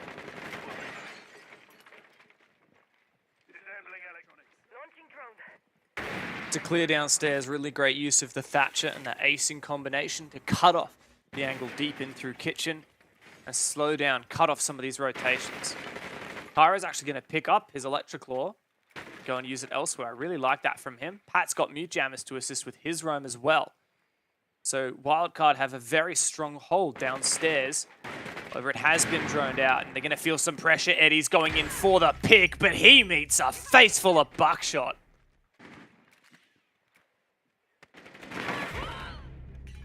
A little overzealous there from Odium, but you don't hate it. Attackers have dropped the bomb. Sometimes that's what you need, just a bit of aggression, try and throw Wildcard off their game, but Pat was just in the right place at the right time with the right gun. OJ gets rid of Twent. This round is falling apart, and it's a little demoralizing because it's not a good start to the second half for Odium, not really in any of these rounds. I know they got the plant down in the first round of the second half, but it was in, well, not the usual circumstances. 5 versus 1. Shaq heads up to the roof. May as well have a bit of a sunbathe. Just picturing that. Oh, he does. He actually Picturing has a bit of a Shaq having sunbathe. a sunbathe, working on that tan. We're actually going into winter now, so That's not true. really the time for it. Oh, look at the view. Imagine It's that. That would actually beautiful. actually be a nice place to just sit back and relax. Is this your country property? Is it, Jake? Is this what your looks like back home in the It motherland? can be, yeah, In Italy? in the motherland. Well, I know your wife's Italian. Maybe you'll Yeah. maybe you'll settle down Well, I'm in a not place yet, like but- this. Yeah, I'll find one like this out Bendigo way. I don't will know if say- you get stuff like this out Bendigo way, mate. I will say this is a very impromptu little timeout, I guess, right? Like that's the Oh, way yeah. you can kind of use this for Odium. It's around there. Obviously not going to be able to win 5 versus 1. May as well just talk over some things. You've lost AVG, you've lost that trophy. Now you know you're going to be heading to Kitchen Dining. Have a bit of a chat. That's going to be a site you're going to need to win. On the attacking side of Villa, that's the tertiary site. That's the 50-50 kind of site where, you probably expect to maybe lose out on AVG. Stat trophy maybe still as well, but Kitchen Dining has to be the one you find success on. Absolutely. Look, this impromptu tactical timeout essentially does 2 things. Kyra is not happy about it. Shaq's going to try and save his KD as well, but this tactical timeout does 2 things. Firstly, it breaks the momentum for Wildcard, and it might actually frustrate them a little bit. You could see Cairo was not happy in chat, and that can frustrate a team when they're essentially not given a chance to close out the round the way they would like. But secondly, aside from breaking the momentum, this also gave Odium a massive opportunity to talk strategy, just to chill out, and that's really 2 important things. People say that Siege is a mental game, and yeah, it is a strategic game, but it is equally a psychological game. And you need to make sure that you are psyched up in the right way. You're not too stressed or anxious. You also need to make sure that you are elated enough to be energetic. But yeah, of course, the strategy is going to come into it here for this tertiary site. And Wildcard, no doubt, won strategically that previous round. They had a really strong downstairs hold, and Odium just didn't have an adequate way of dealing with it. They ended up taking 1v1s, and Wildcard had those advantageous positions. So credit to Odium. Let's see if they can bounce back now that they've taken the time. And that's the way that this whole game has continued to play out. 2 rounds wildcard, then 3 rounds Odium, then 2 rounds wildcard. So just has not really had a semblance of in-round back and forth. It's almost like you get 2 rounds, then you get 2 rounds. And those particular rounds haven't really necessarily been that close either. In fact, the majority of these rounds, at least I feel, have been rather one-sided. Teams are getting, 2 to even 3 player advantages. We're seeing a lot of the opening kills get converted into round wins as well. So typically starting strong and you're finishing strong. Hasn't been a whole lot of that back and forth in the rounds. Kitchen Dining can be that kind of site though, where at times we can see that. I'd like to see Odium go for a bit of vert control though, rather than a more of that horizontal rush in onto site. Well, they do have the sledge. They got breaching charges on both Ace and Zephyr, so they have all the ingredients to go for a vert take if they want to do it. Wildcard definitely going for a roaming take here. Roaming hold. A lot of really mobile operators here. The only one speed being OJ, and I mean that's really just to try and slow down and force Odium to play the strategic game and force them to clear hard breach. And that's Vinny on the Oryx. The man dashes around and finds 2 kills. Both Twent and Sawyer looking for a third, finally traded back. And it looks like Logic's also going to clean up Molosca as well. So 3 versus 3 very early on. Hard breach off the board though. I mean, I don't think it's going to play that much of a factor for Kitchen Dining. A lot of different avenues that you can find to get onto site, especially in a 3 versus 3, right? Where Wildcard just don't have the numbers now to really cover everything. You still got the Finker, so Logic can get that health back up with 2 more Adrenal Surges available. Fortunately for Wildcard, they've still got at least a couple of nades available. Nope. Nitro for OJ. Didn't quite see where he let that one go. And now, obviously, having the sledge still available through Shaq means that they can still kind of play into plan A and get a lot of this vert control. Just saw someone down below now as he's opening up Astro, bedroom and bathroom. Yeah, so the struggle here, well, a couple of things at play here. Firstly, I'll just touch on the operator ban Pulse. This is the bomb site where Wildcard would love to be playing the Pulse, and I think that's why we're seeing the Legion instead. Pat doesn't really have many good operators to go on to, but the Legion is at least a tiny bit of info gathering, plus a decent gun. Unfortunately, doesn't have the C4. That means you're going to see a lot less vertical contest here. Wildcard just getting into positions where they can't be exposed to the vertical lines. And speaking of, Odium, since they lost the Ace, they can't open horizontal lines. And the key to good vert play is, funnily enough, horizontal play. You need both the vertical lines and horizontal pressure. Otherwise, you're going to get peaked up through that vert. And Odium don't have that. So Wildcard playing it slow, playing it smart is excellent. But now Pat, he's been flashed out. They both have, though. They're both 4 white, and now they're not sure where Pat is exactly located and has been able to get away. Scot-free, and it's forcing Edpan to push onto site, gets rid of OJ. Did not care at all, just walks straight into kitchen. Shaq can get plant down. It's suddenly Odium with the advantage. Bakara's still alive. Oh, no! Pat as well with a good swing, stops the plant. Well, no, didn't stop the plant, apparently. I thought he actually did. Didn't matter anyway. Gets the kill. And they're able to get the counter defuse, and Wildcard now make it 3 rounds in a row. That was a very climatic ending. Yeah, wow, I mean, a lot of things at play there. Really, really beautiful end round there from Pat, though. Gotta say, very crisp shots. Clearing his corners very, very well and landing great shots with that T5 SMG. I don't know if he'd managed to pull that off with the Pulse, with the UMP.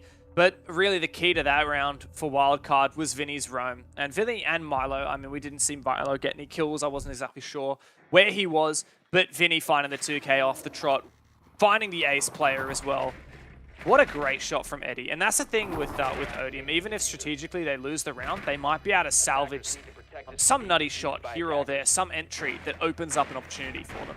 So credit to Wildcard for shutting it down. So from 3 rounds in a row for Odium and re-establishing a lead to now 3 rounds in a row to Wildcard. and re-establishing a lead. Not only that, but now 1 round away from at least getting that match point secured.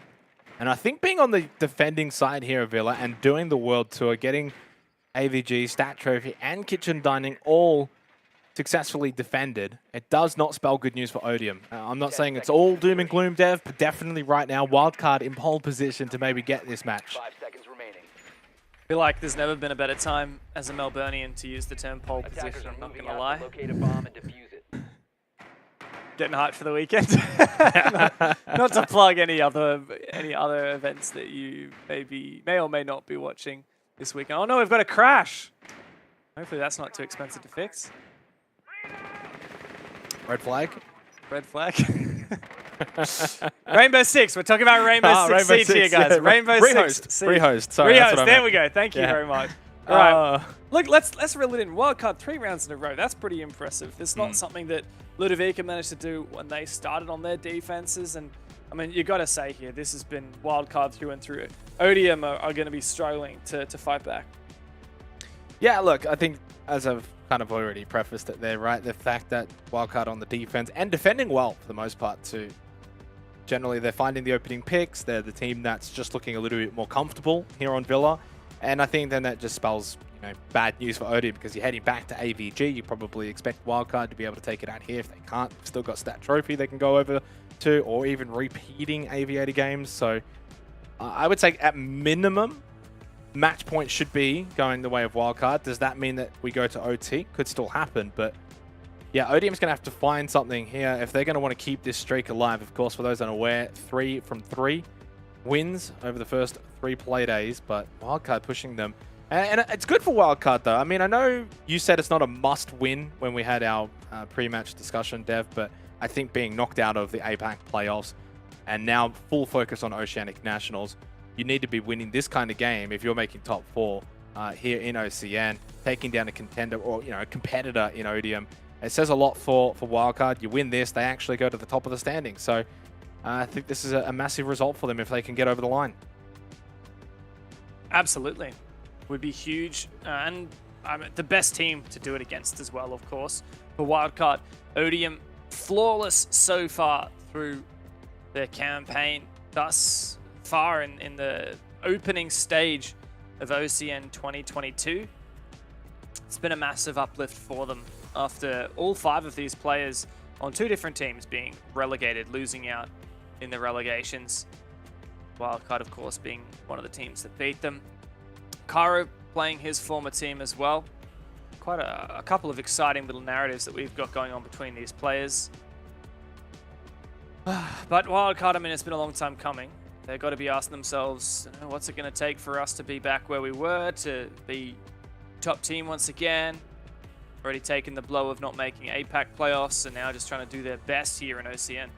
Well, that's the beauty, though, right? Is that it's not really get back to where we were because this team was not anywhere. It's such a different team to what the old Wildcard roster that had achieved so much actually is. I think there's just too many different pieces now, right? So it's about making your own identity. It's just Vinny and Pat who played on the roster that qualified for Six Invitational 2021. Believe it or not, that was during the no lands era when we had all the majors kind of cancelled and moved into the mini majors. But Vinny and Pat have those memories when they were undoubtedly the #1 team in Oceania. That was Vinny's first season with them as well, right? Yeah, it was exactly. So it's funny when you think that Pat is the OG on this roster now. How crazy is that? Feels like only yesterday he was the newbie on the squad, but that is now the role of the man on screen, Cairo. And of course, fair share of rookies on Odium, Logic and Shaq in particular. I guess Shaq's a bit of an old soul. He's played in Pro League in the past on it's like Mind Freak, Sonic Darksided if you want to go back that far. But Logic, if anything, is the most inexperienced player in the server right now. And I mean, he's really performed to quite a high standard, hasn't he? Yeah, definitely. And it's not just a one-off either. We've seen Logic do well over the first 3 play days. Did well on the desk as well when he got the interview chance. So you're passing that one along. But it's been really, really good to see. And I think when you look at a roster like Odium, when you've still got 3 members that were on the old Avert roster, which was obviously doing so much, there's obviously going to be eyes on Shaq and Logic and seeing how do they go, you know, replacing the likes of Cairo, for example. And I think so far both of them have actually gotten a big pass mark. Evidently, they're 3-0, so something's going right. But Sawyer, Twent, Edpan still playing at that same level as we saw them last year. It was such a shock to see that old Avert roster, of course, miss out on OCN and to fall in relegations. It really was the stars aligning for the misfortunes of that team. And now we're seeing again, when I think the pressure's off a bit, Dev, and that's probably a conversation for another day, but the pressure's off a little bit in the regular season, and that's where I think we're seeing them really shine. But when the pressure's on again, like it was in relegations, that's when we're going to see the real Odium come out to play, and hopefully it'll be a good Odium. That's it. Odium really haven't demonstrated how they can work under pressure. Well, I guess they had an alright showing in playoffs. There was only 3 of the players but it's still in the squad. Back in Stage 3 playoffs, OCN last year managed to take down Rhythm. I don't think anyone was surprised by that. They also had a really good showing against Chiefs, if I recall correctly, only marginally lost, and then Chiefs went through, and as they tended to do last year, stormed through the rest of the bracket and took the championship. Ooh, Sawyer's a chess man. I didn't know this. Look at that on the right-hand side. That is a very nice set. Yeah, me and Guz were actually planning over this last week about also the size of the chessboard and the size of the pieces, which are evidently very, very big. I do wonder, though, if it's all just for show or if he actually is a bit of a player.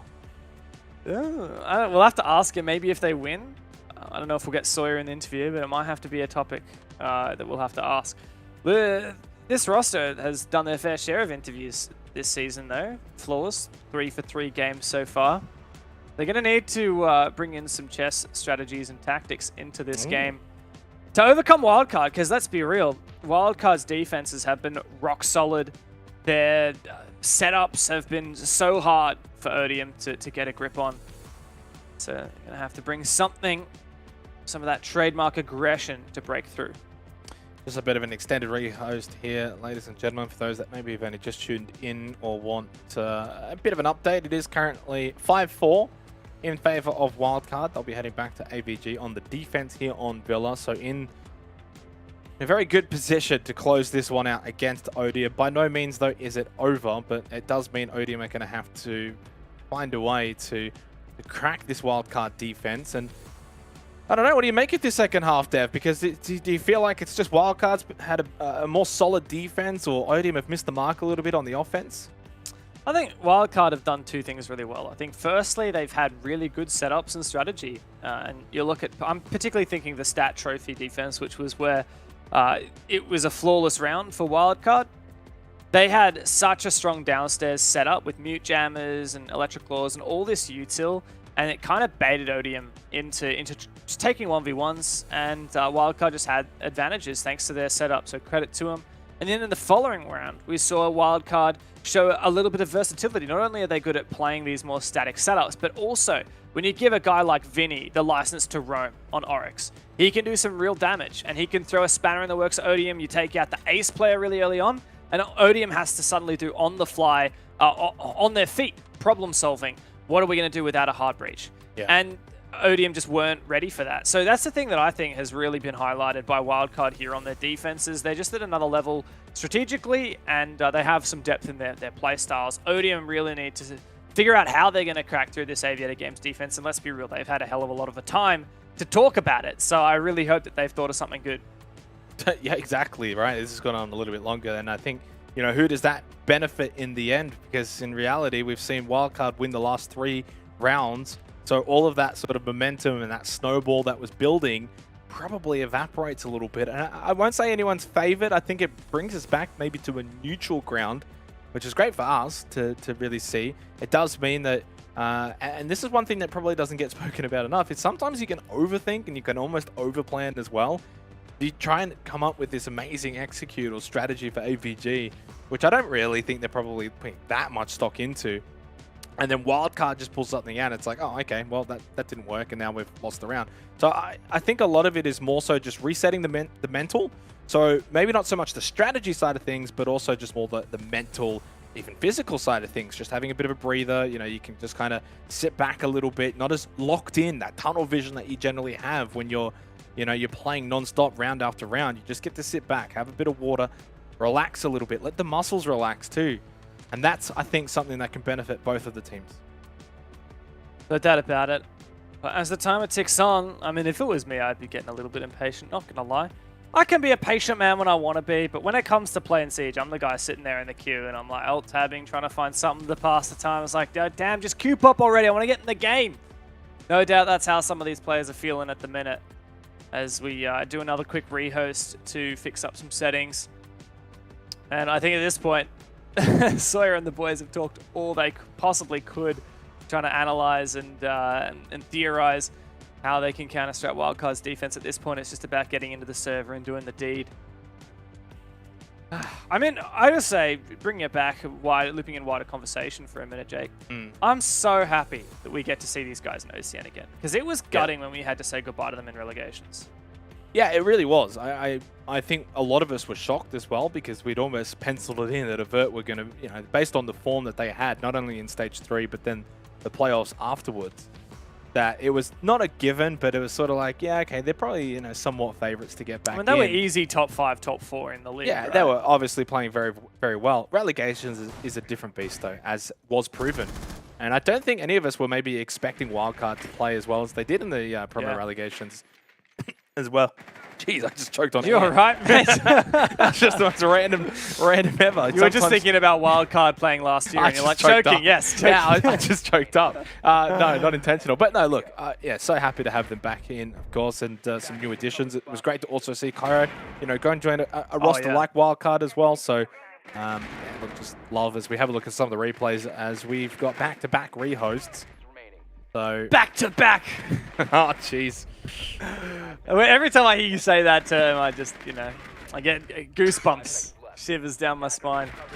But man, yeah, I mean, Odium, it's nice to see them back in, and they've already done far better than anyone could have expected. 3 for 3 games so far, beating some serious opponents. Not only did they beat Ground Zero, who was the team that eliminated them from relegations and stole their OCN promotional place, but also they got rid of Team Bliss, which, I mean, I think a lot of us thought that Team Bliss were going to own OCN this year with their roster changes. Not so, thus far.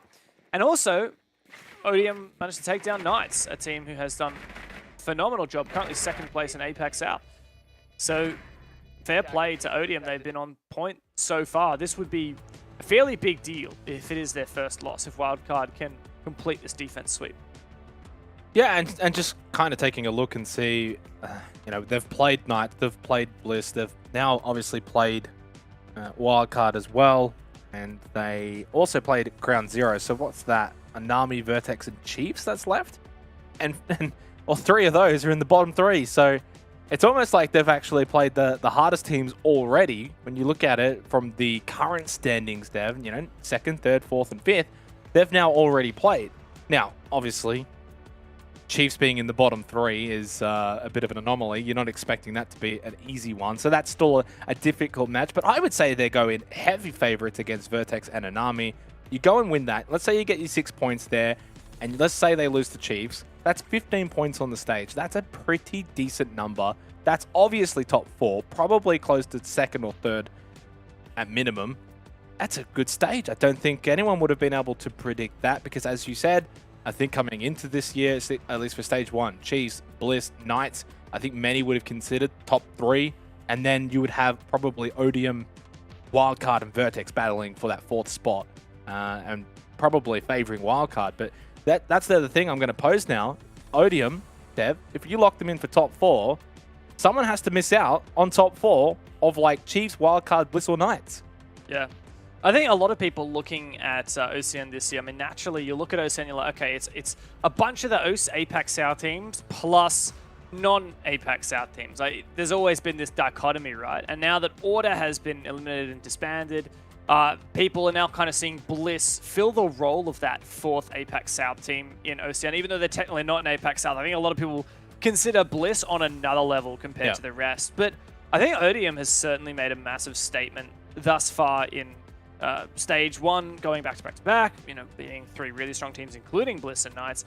I think that just says so much about maybe they can really be regarded in that top floor. And yeah, absolutely.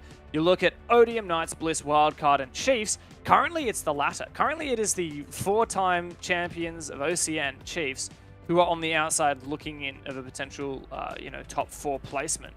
And that is kind of crazy to think. I mean, Chiefs, no doubt in their subsequent games, will probably farm a couple of points. They've already faced some pretty hard opponents like Bliss and Knights.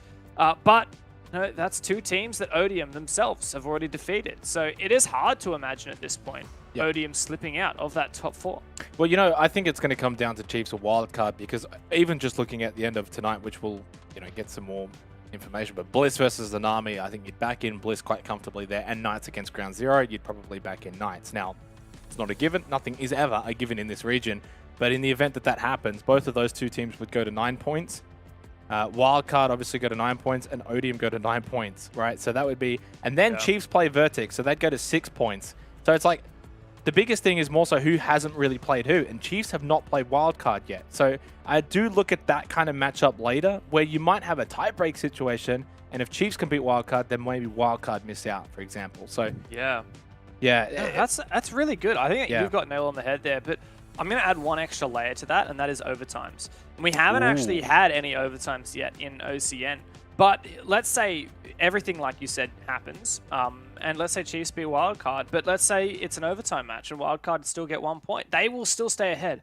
And that is why every round matters. And this round is no exception. For Wildcard, they get 1 round here. They find themselves on match point. They get 1 point for the standings. Odium can no longer get the 3-pointer from this one. That would be huge in itself. So yeah, I absolutely agree with you. I think that likely, even if Wildcard win this game, of the 5 teams that we're slated to likely take top 4, it's probably Wildcard and Chiefs that are going to be fighting at the back of it. And we'll be seeing Wildcard and Odium fighting once again here on Villa. Finally back into the game. I appreciate everyone for sticking around there during those rehosts, but sometimes for the best games we are made to wait, and hopefully we can have a grandstand finish here as we head into the 10th round. To those that wait. That's what they say. Good things come to those that wait. That's why you got to be patient, Dev. You can't be yelling at that guy with the little hourglass spinning and saying, hurry up with your toaster. The beach ball of death, the blue screen. We've all been scourged by these in the past, but Wildcard now. I mean, the momentum has well and truly been blasted into oblivion. Odium, no excuses now. You've had all the time in the world. You know that Stat Trophy is locked, Kitchen Dining is locked. It's got to be Aviator Games Room. Odium had so much time to chat about it. Let's see what they do. Compared to the last time Wildcard defended this, they've made a couple of operator changes. There's no Mute, there's no Malusi, there's no Vigil. So there's been a massive change compared to the previous time.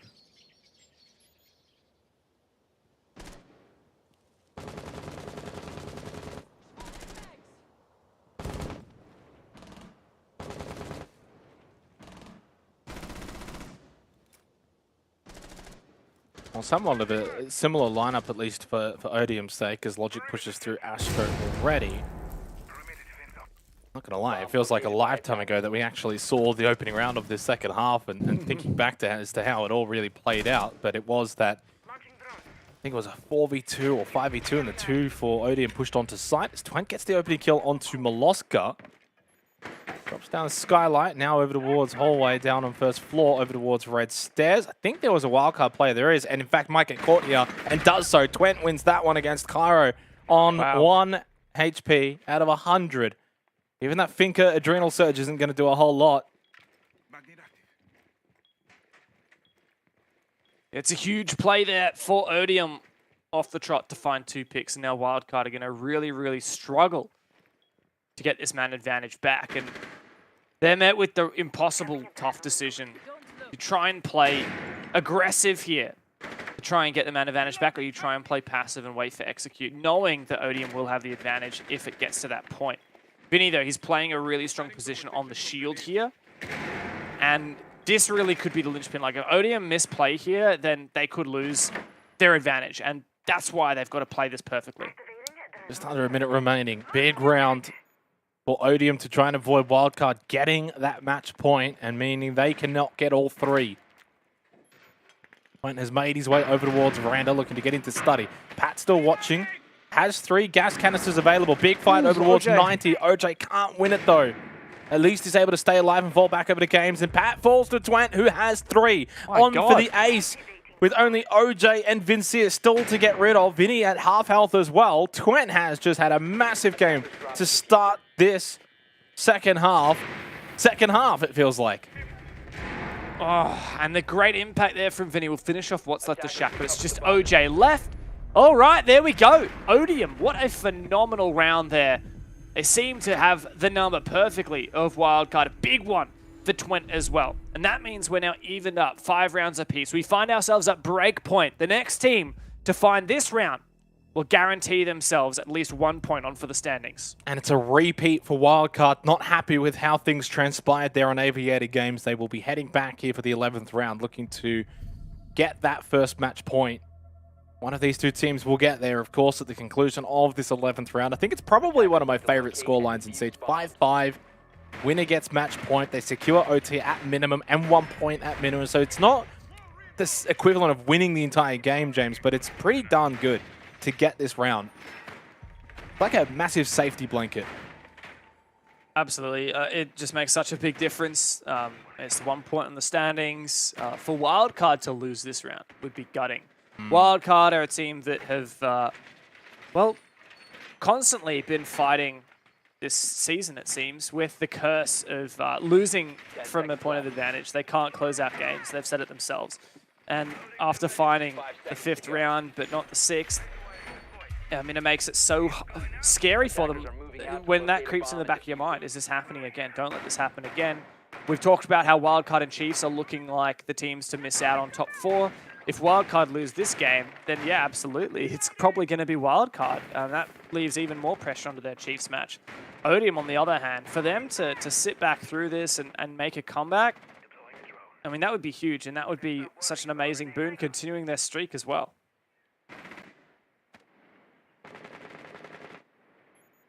Yeah, and remembering, this has been a match of streaks. Wow.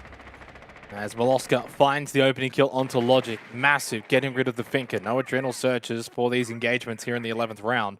And even just finding that opening pick, so important, because this entire game, the opening kill conversion in terms of round win has been off the charts. So it gives Wildcard a massive advantage on the defense of AVG, getting rid of one early. Went peeks over, sees the shield in Aviator. Not too much with it just yet. Throws out the shock drone, will send it in.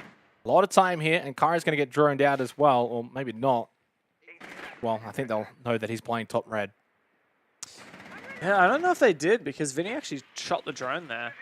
Scary thing about losing the Finker is, well, now that Eddie's just lost both of his nades, there's only one explosive left for Odium. That is the Gone 6 from Eddie. And there's a shield that they really need to clear. So honestly, this is terrifying. Like, this is surely going to be a wildcard round. Not because of the man advantage, but because of the utility advantage. Oh my God, Vinny. Blew the canister. I think that was the Twitch drone, just blew the canister. Great job, and that forces Vinny back. Yeah, and also means for the late round as well, that won't be a factor in denying them entry into Aviator. So that's actually a big little mini win there for Odium, and finding the elimination onto OJ as well. So brings it back to a 4 versus 4. You get rid of a pretty big piece of utility, and you know Cairo is loitering around bot red stairs, and if they watch for him to make his way back up towards the top, never mind, he's not. I think he's going to fall off of this. 90 control looking to be established here as well, and has been. But Vinny gets rid of Sawyer, suddenly puts Odium again on the back foot. And that's the scary thing right now. Eddie's used his Gone 6. Vinny has such a good position on that deployable shield. Twent finally cleans up Cairo. Twent's been on a ripper these last 2 rounds, 5-0. And now it's going to come down to whether they can take out Vinny on this power position on the shield. No explosives. They've just got to go for it. Get us on Twent. The man is 5-0 since the rehost. I want that POV. I want to see what he's up to. Heading over towards Brown Stairs. Adpan as well over towards landing, but still have not been able to deal with this shield. Shaq over towards 90. Twent will make the push up. No, he gets denied the Vulcan canister, and there's no time. Has to go maybe for a late rotate over to Red Stairs if he's going to make his way up. No, he got taken down anyway by it. Shaq gets the kill at the back. Shaq got the double. Veloska in stun. He's the only one that's left in a 1 versus 2. Adpan and Shaq. Shaq is obviously getting this diffuser down and does so successfully. And now Molosca, with time against him rather than for him, had a little chance to maybe get Edpan there, but unable to find it. And maybe a chance for Twent to get brought back up. No, not going to happen. Stuck inside a bar. Shaq hasn't moved at all. Molosca wins the close 1v1. And now it forces Edpan to move, to push in through Vault. No, back gets him off it though. 20 seconds, so a bit of time to maybe play for this. Has to peek up though, or does he go for the stick? He does go for the stick, and Edpan will punish him. Odium have match point. Oh my god, Xenox, what on earth was that round? Wildcard have it dead to rights in their grasp. They got Vinny on the shield position. They've got Vulcan's Twent fully locked out of the sight. He's down in the fire. And then Shaq springs to life, breaching into Vault, sprinting in with a 2K with the AK-47. What an phenomenal round from him.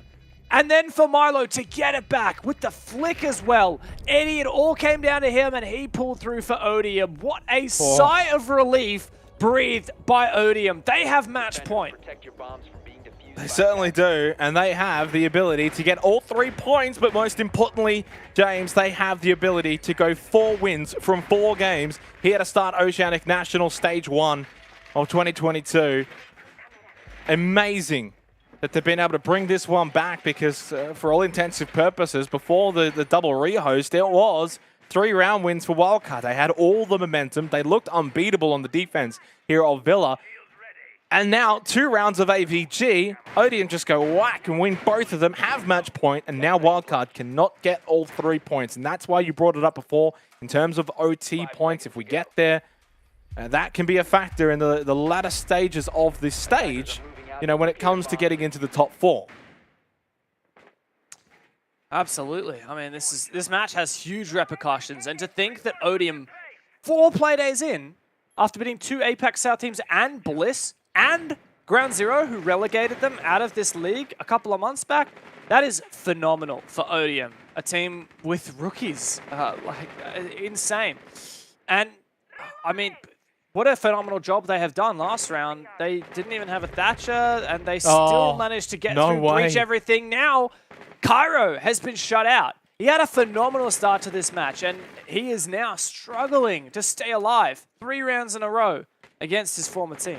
Well, I hope he got those Coyote claws because there was one round earlier where I think he was holding on to one. So if he was holding on to one here, it may have gone to waste. I see one at least has been used, but still just massive to get rid of him because he has just been such a phenomenal player since joining Wildcard, struggling a little bit since the rehost, but really all of Wildcard have been.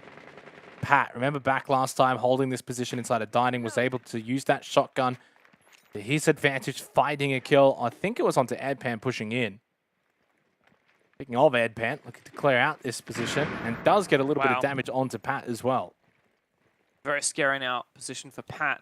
I said Eddie's all out of nades. Not sure if Pat aware. Burned out.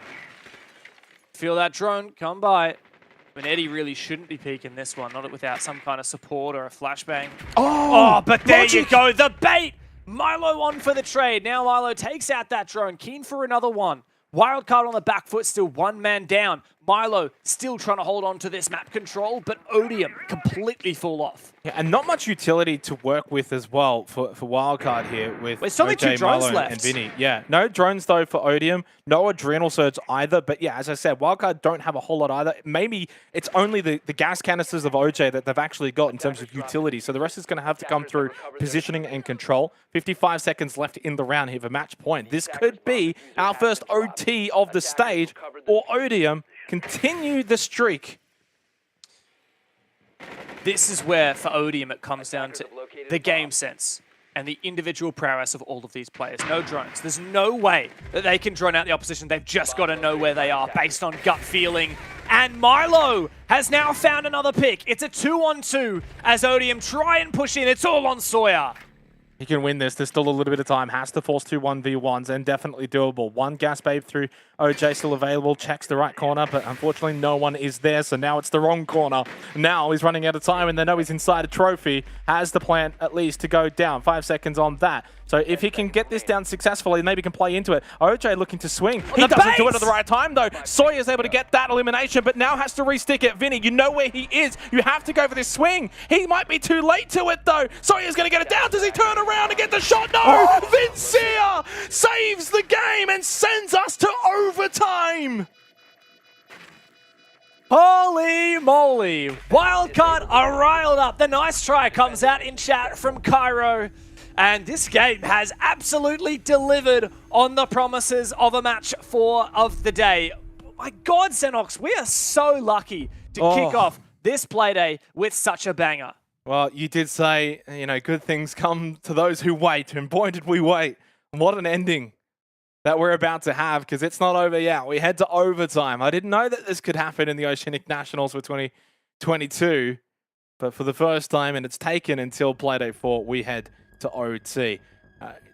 Well, to be a little bit of the Debbie Downer here, though, Dev, it does mean neither of these two teams can get all 3 points now. 2 points is all that is up for grabs. Now, that's less of a concern for Odium, of course. If they get the 2 points, whatever, they go to 11, and I think top 4 from here is looking very likely regardless. For Wildcard, though, is 1 point enough? I'm not so sure. Heck, even is 2 points enough? Located by attackers. I mean, Better for than Wild, none. yeah, absolutely. Like Wildcard are the ones coming back from the deficit, so absolutely you've got to credit them. I'm just gonna say, really love that Vulcan canister there from Milo. I'm pretty sure that's the one we saw last round. When detonated, I believe some of the fire landed on top main and some of it landed on the stairs. So really, really nice move there.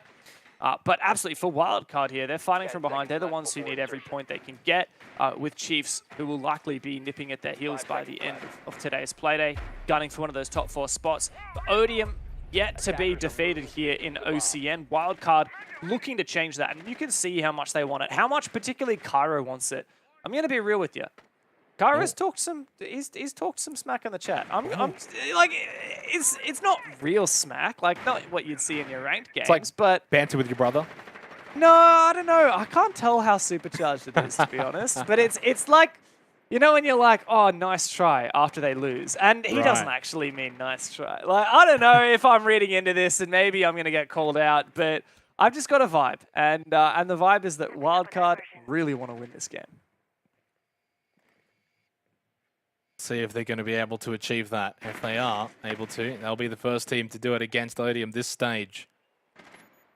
Overtime win or loss will be on the cards. And for Odium, if it's an OT win, well, that's still undefeated. Doesn't matter about regulation win streak, which at the moment, Direwolves, of course, on track to go for 7 from 7 in APAC South, for those keeping track of that one. But, well, Odium won't be able to match that feat. They could at least have something similar if they win here in overtime. On the attack still, Wildcard still on the defense. Attackers have located PVG once again. Now, remembering back though, Dev, for rounds 10 and 11, it was won both times by Odium fairly convincingly as well. So by no means is this site a given for Wildcard. And they've actually already given up quite a lot of space here for Odium. Logic getting 90 control if he wins his fight against Molosca. Does so. Oh, a player peeking from Brown as well. Almost could have got a double there. Very scary. You don't want to be peeking Logic early. He's shown how proficient he is on entry. Very careful there for Wildcard. Like you said, falling back, but Milo just really wanted to try and find a pick. He needed to land that headshot against the Finker, and he didn't quite do it with the Vector. Twent, though, has been absolutely the MVP of these AVG attacks on the Twitch. He has been so good at clearing out util and burning through everything that Wildcard has prepped. Oh! Further giving Odium the lead here in this OT round to try and regain that match point advantage that they had in regulation. Shaq falls. Cairo, quick double. There you go. The revenge for Cairo. Now, 3 versus 3 with only 35 seconds remaining. That is absolutely what Cairo has been looking for this whole game long. His first kill since the rehost. Now Pat. He's got his last gas babe in the pocket, but he doesn't get it out. Eddie and Twent to make the entry. Toya getting the plant down. Vinny swings in. Aviator finds the first, but got traded back immediately. Twent 7-2 since the rehost. Cairo. Gotta be this Cairo. is your moment against your ex-teammates. Inside of Vault, tags up Twent. Knows there's the diffuser at default position. Now pulls out the pistol. Cairo for the quad. Sends Wildcard into match point. What a round from Cairo against his former teammates. Defenders win. And where's the nice try in the chat, Cairo? Where is it this time, mate? You just 4K'd him. Stole the round from the opponent. Look at that man's He's face. a killer. Deadpan. He is a killer. Cold-hearted. Ice in the veins. Holy crap. This game has turned up to another level. It certainly has, and it feels as if both teams are on basically the same kind of level. Kyra, beautiful push in through Volt, and I love that he knows the default. He has that game sense. It's not even a question. Pulls out the pistol on the drop shot. TY didn't quite see what was the TY for, but I can check. I've got the overtime match point has been established for Wildcard. Their first match point of this particular match now, to try and achieve 2 points and to try and achieve taking down Odium, the first team to potentially do so here for stage 1. We had the stat trophy. Odium on the defense, Wildcard on the attack. Let's see how this one plays out. It's been a fantastic ending, a fantastic match overall from these two teams.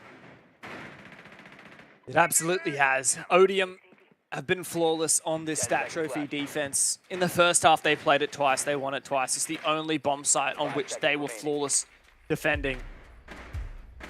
So let's see whether they can deliver once again. Wildcard, though, they will be elated after that clutch. It's been a heck of a long game for them, especially once you take into account the rehost. But now they're primed and ready. They've got the Thatcher. They've got all of the ingredients that they need to make this attack work. But will they be able to force back and repel this aggression that Odium love bringing on defense? And it's such a test now for Odium as well. It's one thing when you've got match point and you sort of bring it back, winning a couple of attacking rounds against the run of play. Now, you are on the back foot again. They've been here before, though. Think back towards that rehost time, and then from being on the back foot, they quickly won 2 rounds. But that was on the attacking side. The last time they won a defensive round was all the way back a long time ago in the first half. They did well there, of course. It was a 4-2 half. And it's Shaq. Oh, the quick double! Oh, the Shaq attack! I don't even think he realized that he was going to get the double, but he is able to capitalize both players over towards Study.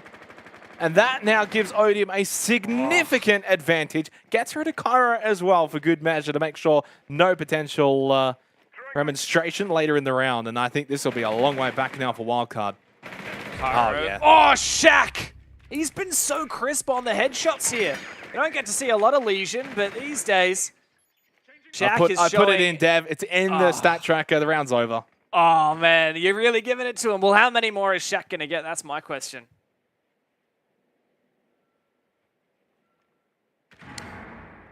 Yeah, well, I mean, I will say the last couple of rounds have been for, well, dramatic viewing. But this particular round kind of feels like what the first half, or at least the first half of this match, kind of felt like, where a lot of these rounds were rather one-sided, seeing a couple of double, triple kills here and there.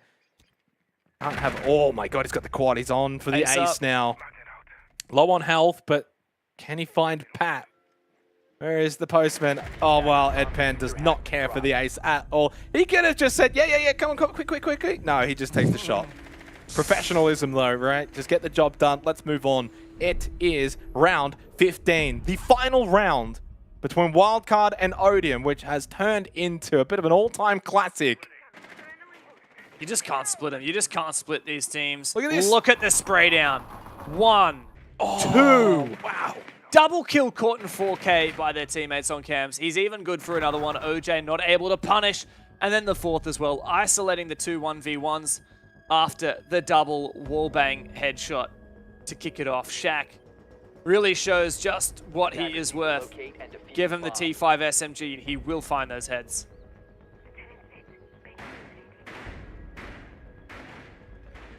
And it comes down to a wildcard defense, Odium attack. It feels like it's been this way for the majority of this match.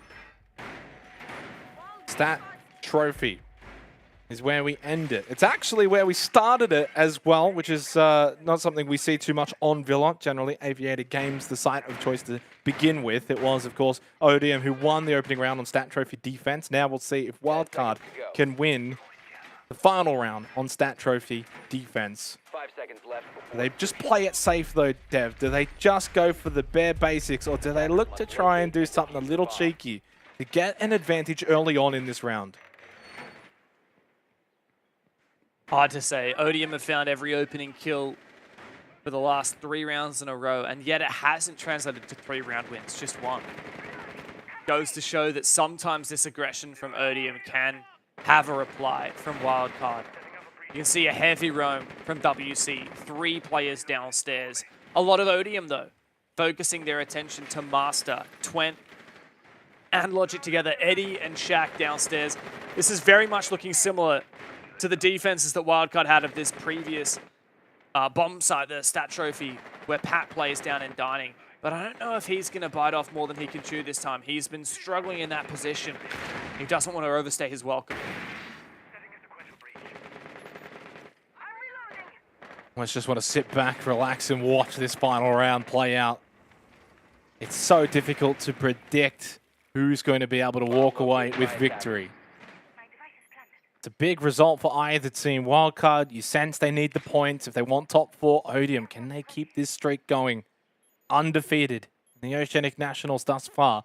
Drones are out, trying to find as much information as they can. Milo has a shield inside of Astro, so it's a rather defensive setup here from Wildcard. Does that work out for them, or does it backfire when Odium get on the aggressive nature? The game of util clear at the minute for Odium. Great drone work from Logic, though. He clears out Astro. He knows that position is now free for the taking. A bomb has been located. Does have the vibe. There's a player in that corner. Logic's going to go for the nade. Worried about the peak, and he just decides to entry instead. Oh, what a great air jab, though. Has to be shot out by the defender. There is a massive chance now for Odium. He could get a couple here, never mind. Couldn't get the first one. They were watching both entryways, OJ and Milo combined, but they're both down as well, so they're going to pay for this. But hey, at least they got the kills before going down. Cairo and Pat will be the last 2 alive now for Wildcard, and Cairo can't win. Oh No, my they get Wildcard! In the blink of an eye, it's all over! Odium, still undefeated in the Oceanic Nationals. They're on top. And they are fired up. Just look at them go. Pushed harder than they have all stage long. And yet flawless. 4 for 4. What a performance from the team that was saved out of relegations, bailed out, and now they have shown that they were worth it. An 8-7 victory over Wildcard. And very clinical in that final round as well. There was a little bite back from OJ and Milo, but ultimately it wasn't enough. And then just Shaq also, can I just say, in overtime, Dev went to another level. Some big, big moments as we bring it back to the desk. We get Turtle in as well and hear his thoughts on what was a bit of a classic.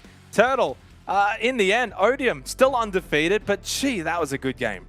Honestly, I'm kind of surprised. They look kind of more shaky than they have any other night. Like, they were really pushed to their limits. They were either too passive, too aggressive. There was no real in-between for them tonight. Dad, do you agree with that? I mean, it was a back and forth kind of night at times. Both teams looked good, and at times both teams looked a little shaky. Yeah, absolutely. I think we remarked upon how a lot of these rounds were rather one-sided for one side or another, but we also had our fair share of really dominant rounds as well. Rounds where Odium, their aggression just could not be contained by Wildcard. Other rounds where Odium didn't seem to have a strategic read on how Wildcard were playing. And in the end, I think that Odium proved to be the better team, but it's really just a hair's breadth of difference. I think we could have played another round and Wildcard may well have won it. Yeah, I guess, Turtle, that's an easy sentiment to kind of agree with when it goes to 15 rounds. But overall, if you had to really feel, do you think Odium deserved to be the team that did come out on top? Yeah, I really do think Wildcard tonight, they kind of seemed off their game. Like, they had some really good rounds, but then again, they also had rounds where they were winning it off the back of one person.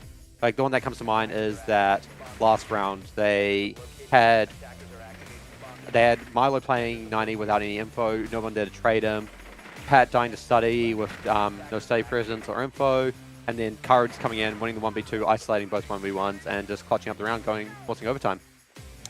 They did get that overtime match point first as well, Tev, but they couldn't capitalize after that. The last 2 rounds going to Odium. It says a lot about this team because there was a couple of points tonight where I think a poorer team maybe lets Wildcard sort of get back over the top of them and run away with the game. But every time it looked like, I don't want to say down and out, but maybe just down a little bit, they fought back and they never gave up on the game. And that's a testament to a really, really good team and maybe even a mature team. Yeah, look, credit to Odium. I think one of their strengths was the fact that they never felt rattled. Their confidence never came into question. you talk about being down match point in overtime, and Shaq just solo roams and finds a 4K. He backed himself in, and Shaq was by no means the highlight player of this match. He hadn't really popped off prior to that, but he's like, yeah, match point down. That's all right, I'm going to solo roam and get a 4K on Legion. And he just got fueled. He took that confidence on board and spread it to the rest of his team. It fueled them to pull it over the line. Turtle, that's got to be such a confidence booster for the 3 Avert guys, or formerly 3 Avert guys, when both Shaq and Logic have come into this team and just been phenomenal. Yeah, it really is. It seems like the name of the game this season is OCL players going off. Young guns stepping up. It certainly has been, although I don't know if Sawyer's going to be too happy being at the top of this one, because 0.27 can he PR 411. Doesn't matter, that's not his role.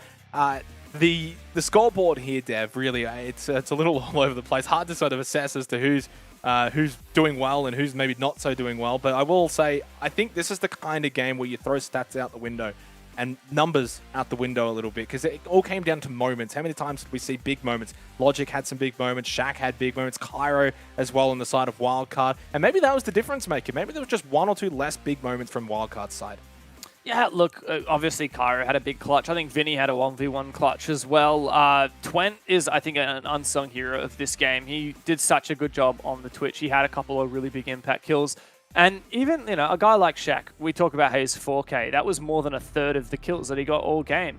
He's playing that support role, and all it takes sometimes is just one player to pop off in one round. And when you're playing a BO1 with 15 rounds, and it's just, at the end of the day, only one round that separated these two teams, that matters. If you have a player who just pops off in one individual round, that means the difference between 2 points or just the one.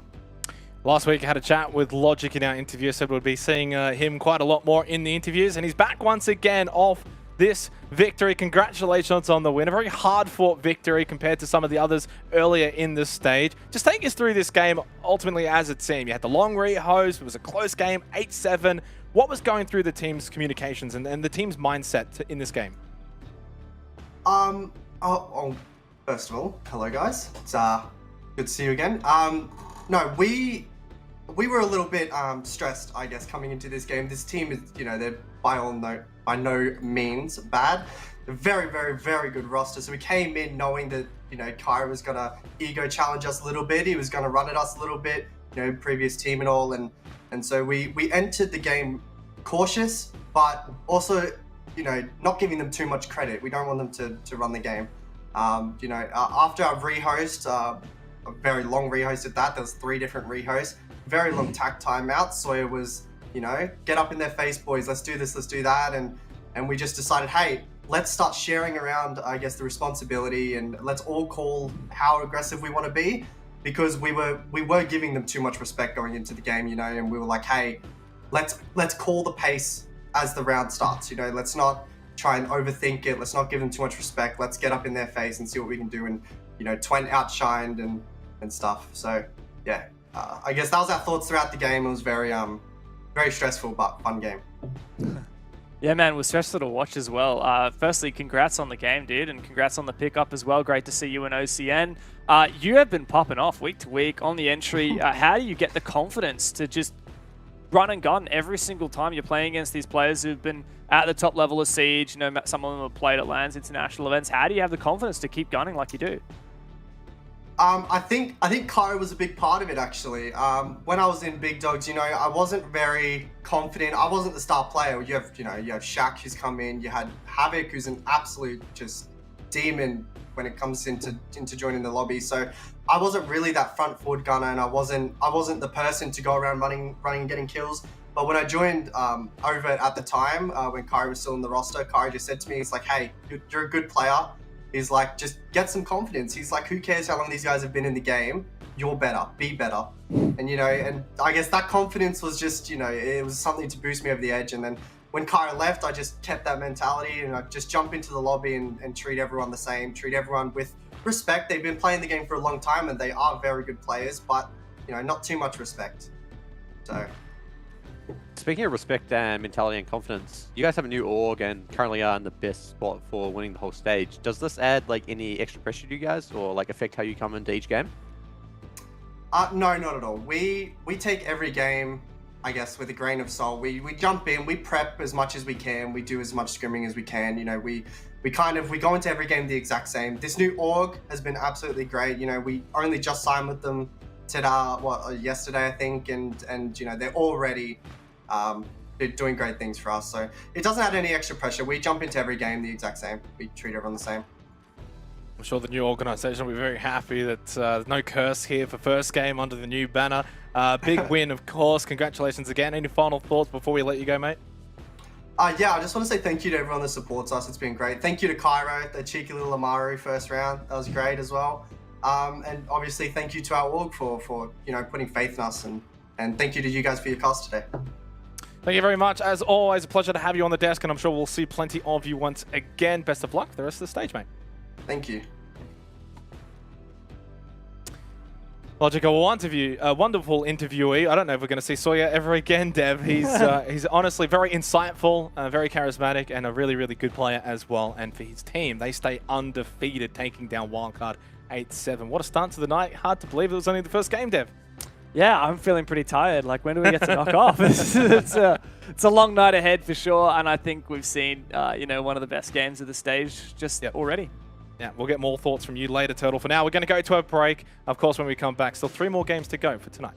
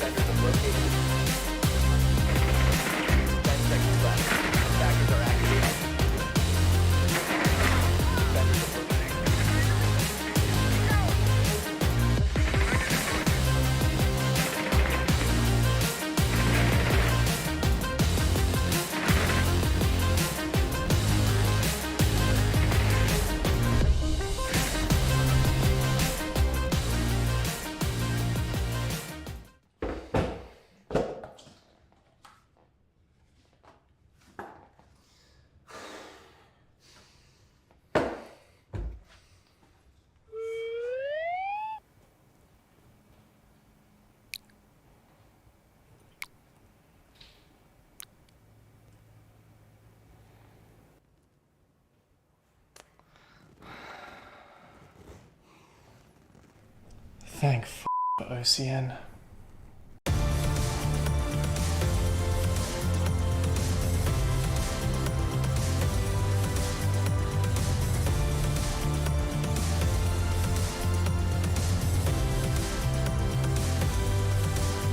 The Foundation for National Parks and Wildlife safeguards our wilderness now and for the future.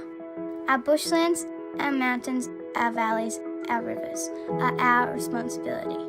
Whether you're just discovering the world or have built rich memories within it. Together we are one generation, and what we conserve today will be there for those tomorrow. There is no bigger legacy than the planet we share.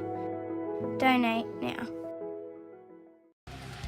Hey guys, it's Joshua from Banks Arcade. Wanted to let you know that we are teaming up with OCN International for our new song, Chosen. It is out now, and you can stream it on Spotify or any other streaming platform that you use.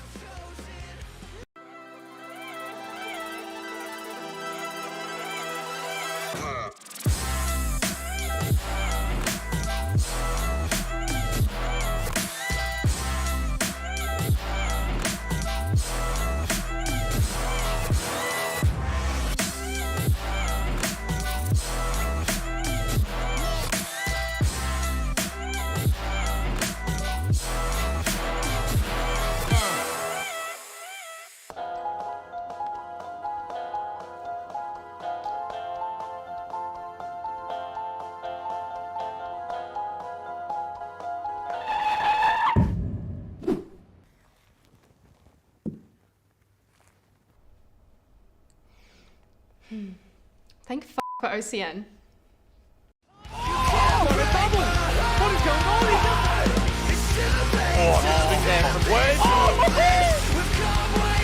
bank so 1 versus 3, now 1 versus 2. You make it a 1 versus 1. Got too many champions. You never count them out.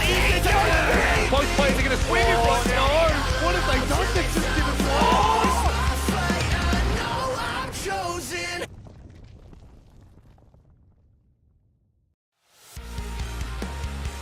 Odium continue the undefeated streak here for the Oceanic Nationals. 8-7 victory over Wildcard. We move forward though in the night though from Odium to Anami versus Bliss for our second game of the evening here. Playday 4 of the Oceanic Nationals. It's all pink day apparently, Dev. Yeah, I love it. I gotta say, I love the color pink. Super underrated color. Also, I mean, I don't think Odium have any merch, but the Bliss merch is beautiful, and I was actually chatting about it the other day. It's just beautiful. I mean, I'm so glad we get these two teams because they are beautiful teams with lots of beautiful players on them.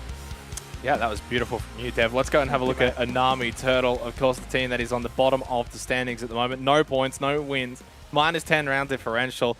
And now they have the prospect of playing against Team Bliss. Yeah, as you said, they're the only winless team after 3 play days. They've got Archie and Havoc, who are supposed to be those star players on the team, struggling to find any entry kills. And that's just not what you can't be having that. Onami, like, they seem to be struggling. They don't have many, they aren't really clear on what their mid-round wants to be. By the time they figure it out, they've usually lost somebody or they don't have enough time to set up for an execute. And they just need to start playing more as a team. Like tonight, Bliss really excel at finding those opening picks. If they can play a bit more together, play off each other and stop Bliss finding those entry kills, they can just wait for the late round and definitely maybe do a bit more than last time. From one lovely shade of pink to another, Team Bliss, on the contrary, though, Dav, of course, looking to get 3 points tonight, which would put them in a good position for top 4 with 3 play days to go. It's such a fantastic roster, and I think since the addition of Fisher Guy and God Legion, it's almost like a new kind of Bliss has taken shape. Maybe less frag heavy and a little bit more control. Yeah, I mean, absolutely. God Legion, I think, is just as much of a fragger as a guy like, you know, Jigsaw that they lost. And Fisher Guy has some similarities to Todd, who, of course, they also lost in terms of he's the brain of the operation. But Fisher Guy can be a bit of a fragger himself. I know he's been working on his aim and his OSU and all that. But, you know, the big black mark on Bliss's record is, of course, their loss to Ludovica, now Odium, just 2 play days ago. I think a lot of people coming into OCN this year thought, well, Team Bliss have really just the opportunity to be the best team in OCN, despite not having a spot in APAC South. And that's something they're going to have to contend with all year long. Unfortunately for them, they have not been the best team. Odium has taken that away from them, so they're going to try and rake up as many points as they can to catch up. We had a very long game 1, so let's try and speed run through this. Let's go straight to the map vetoes here for this matchup between Onami and Team Bliss, where we're heading. It's Skyscraper, which is nice to see because it'll be the first time we see it in the Oceanic Nationals for this stage. Team Bliss had the decision, and instead of Oregon, they've gone for Skyscraper. Turtle, do you take anything from that? Not surprising, it was probably Onami's one of their closer games against Wildcard. It's nice to see Skyscraper finally coming out here. It is a bit of a risk from Bliss to take it, but Bliss, they've obviously been prepping it. They're taking the gamble that Onami have a lot bigger things to work on than trying to learn a new map, so hopefully it works out for them. Dev, you'll, well, I don't know how much you're going to watch of this because I think you're going to go make dinner, but you must be excited to at least see a bit of Skyscraper here. I love Skyscraper. It's grown on me a lot, so I'm really keen for it. I was playing a bit last night in Ranked, really loving the map, and neither team's played it before, so we get a bit of fresh Skyscraper. I'm keen for it. First time for Oceanic Nationals, although we did see it in APAC South. Very defender-sided, Turtle. Do you expect that to be the same way in this particular game? Too early to tell if it's going to be an attacker or defender-sided map. I think we have to let it play out a few more times. Yeah, Dev, obviously, you know, I think you can't really go wrong with that. One game that we've actually seen from it in APAC South. It's probably not a big sample size, but I definitely saw a little bit of that defender-sidedism from the map itself. Or is that just simply teams taking a bit of time to get accustomed with it? It depends. I think there's a lot of good choke points for defenders to hold up, but I think it can also come down to, like, Operator Veto. If Thatcher is left in, it makes a lot of things much simpler on this map. Yep.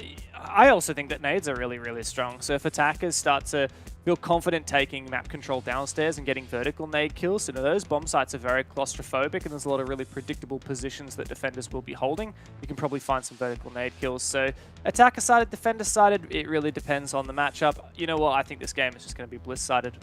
Yeah, well, the game is ready, so I'm going to get you two guys to Vamoose, and I'm going to get Mandy to rappel in as we head into Skyscraper. Hello, Mandy. How are you?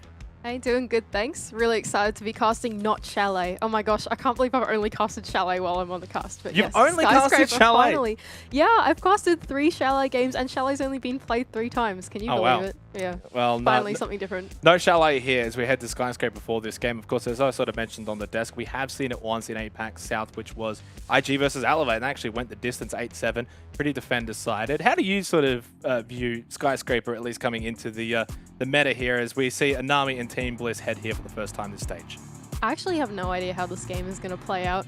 I admittedly don't know much about Skyscraper compared to all the other maps in the pool. I feel like with any new map that comes into the pool initially, it's always a little bit defender-sided because it takes a while for the attackers to figure out how to get into the building.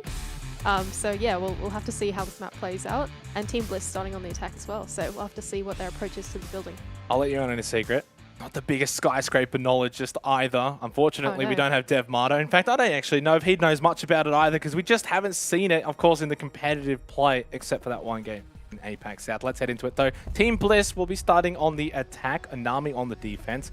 Finka banned out. Now, the other thing to take into account, though, right, is Skyscraper aside, Team Bliss is by far and away still the favorites here. Oh yeah, well and truly. Team Bliss, they're on a roll. I think their new roster has started to come together, whereas Onami, they seem to be lacking in a lot of fundamentals. They also seem to be lacking in, I guess, presence in the server, if that makes sense. A lot of the time they play against their opponent. Their opponent, it doesn't feel like they're respecting Onami in the server. Just to be very, very straightforward about it, I really hope that they can, I guess, come together more as a roster and, yeah, to really show up in the lobby.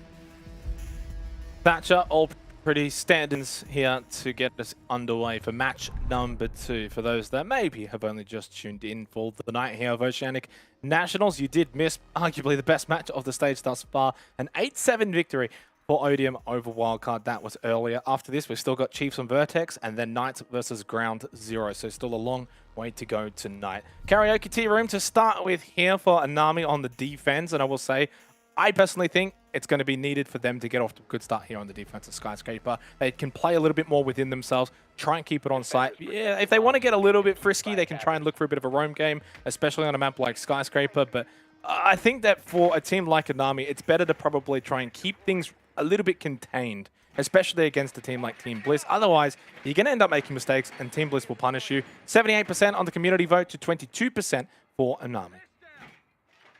Karaoke and Tea Room seeming to be a primary bomb site here on Skyscraper. A lot of teams choosing this as their first site as well, with the extension over into Mezzanine. I don't really know how this is going to play out, to be honest. I'm not really sure what the right approach is. Most teams seem to be taking the approach of let's sweep across the map and clear the roamers, but that kind of plays into the power positions here in Drum and here in Shrine, where the shield is at the moment. So yeah, I'm not really sure what the Bliss approach here is going to be. I don't even know what the right approach is, and I think this is a Onami player looking for a spawn peek. Oh, Smacker. Here we go. Yeah, and just quickly, Repix on the attacker repick has elected to go for Flores based on Team Room Karaoke, so sensing for Team Bliss, they may want to play this rather a slow approach to try and clear out utility, especially when there is a decent amount of utility on the board as well. Archie playing the Thorn. We have seen it a little bit so far in Stage 1, especially even in APAC South, but it has dropped off probably over the last week or so. Don't really see the Razor Blooms being too effective, but the gun is quite decent and you bring a shield. So not a bad choice, especially if you want to just sort of roam around, play some off-angle positions, try and find a kill. Archie was spotted out initially, but has been able to relocate. It's going to take a bit of time here for Team Bliss to make their way across those Team Room Karaoke, and it depends on if they really want to try and clear out down below, and I think they're going to have to, because Anami are definitely on the move here. Not too settled on site, which is probably good to see. It means they're confident. So I think with this sweep across the map, it's not a bad approach from Bliss, but on the side of Onami, it's much easier for the defenders to sit in these power positions here in Bar and just at the door of Shrine. That being said, Repix just finding a kill, entering into the Armory now. So I think the part of this map, it's very difficult to cut off. So there's only one big window and door that sort of cuts this map in half, which means that if attackers aren't sitting on that, the defenders, they're going to want to play that control and try and contest the entry. Thankfully for Bliss, they had God Legion enter below, got lots of intel, and Repix was able to just jump in the building through the armory window. So yeah, really good control from Bliss. And yeah, Anami now down 1. They're going to have to fall back to the site. Oh, Ghoul inside wow. Acacia, able to get the headshot onto Oda through the barricade, and really good positioning and awareness there. Losing Oda, not ideal. That's the ace, no Selmas available. Still 1 exothermic for Fisher Guy. Not sure how much of a factor that's going to be, but still a problem that could be beholden to Bliss later on. Shield still up inside of jumps. No, now gone, taken down. Smacker, over towards stairs. Gold Legion, though, I don't think was ready for that from Smacker. They were really trying to put the pinch on him, but he actually gets the roll reversal and gets the kill from above. Fisher Guy pushes forward, though, gets it to a 3v3, and can use that final exothermic charge on the mezzanine wall. 35 seconds now and only 2 drones left for Team Bliss. They're not going to be able to know the power positions that Onami are holding right now. 20 seconds, they're going to have to amount to some execute with Fisher Guy opening the wall up into the gold T room.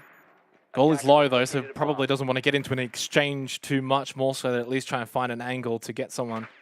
Nitrocell available for Havocs. And it is Ghoul actually does find that off-angle pick onto Shade. Havocs over towards Hall, wide back into Karaoke. Nice little maneuver as Fisher Guy trying to stick this plant during the midst of all of this. There wasn't a whole lot of time and had to force it. Repix went down. Fisher Guy stuck inside a T room, at least as he was able to stand up, found the kill onto Havocs, keeps him alive. But I just don't sense he's going to be able to win this 1 versus 2. Too many angles to hold against 2 players. Yui just walks in and just gets the free kill with the SMG, and then Ghoul's there for the counter defuse. Anami with the opening round. Bliss really struggling there on the early game. They took a long time to be able to get into the building, and then after that in the late round, they traded so many picks coming up the stairs looking for pinches. They didn't have enough active drones or time left to drone up the site. Onami, they were able to sit back. Yui, I think he was even looking for a C4, and eventually, I guess the retake just amounted to, yeah, Onami having the better intel on the attackers. Yeah, I think I'm really impressed by the way Onami played it. They extended out. Even though they lost a player, they weren't afraid to hold their setup that they had in Drum and in Shrine. And yeah, I think they're really taking it to Bliss here. I'm seriously impressed by that first round.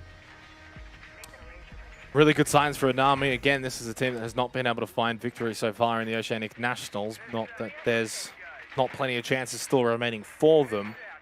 They were quite competitive against the Chiefs and Vertex, but definitely dropped the ball against Wildcard in Playday 3. Fortunately, we don't drop the ball here with our plugs. Of course, 2400 coming in as a sponsor for OCN. Of course, if you want to get some of your band merch, OCN10 at checkout.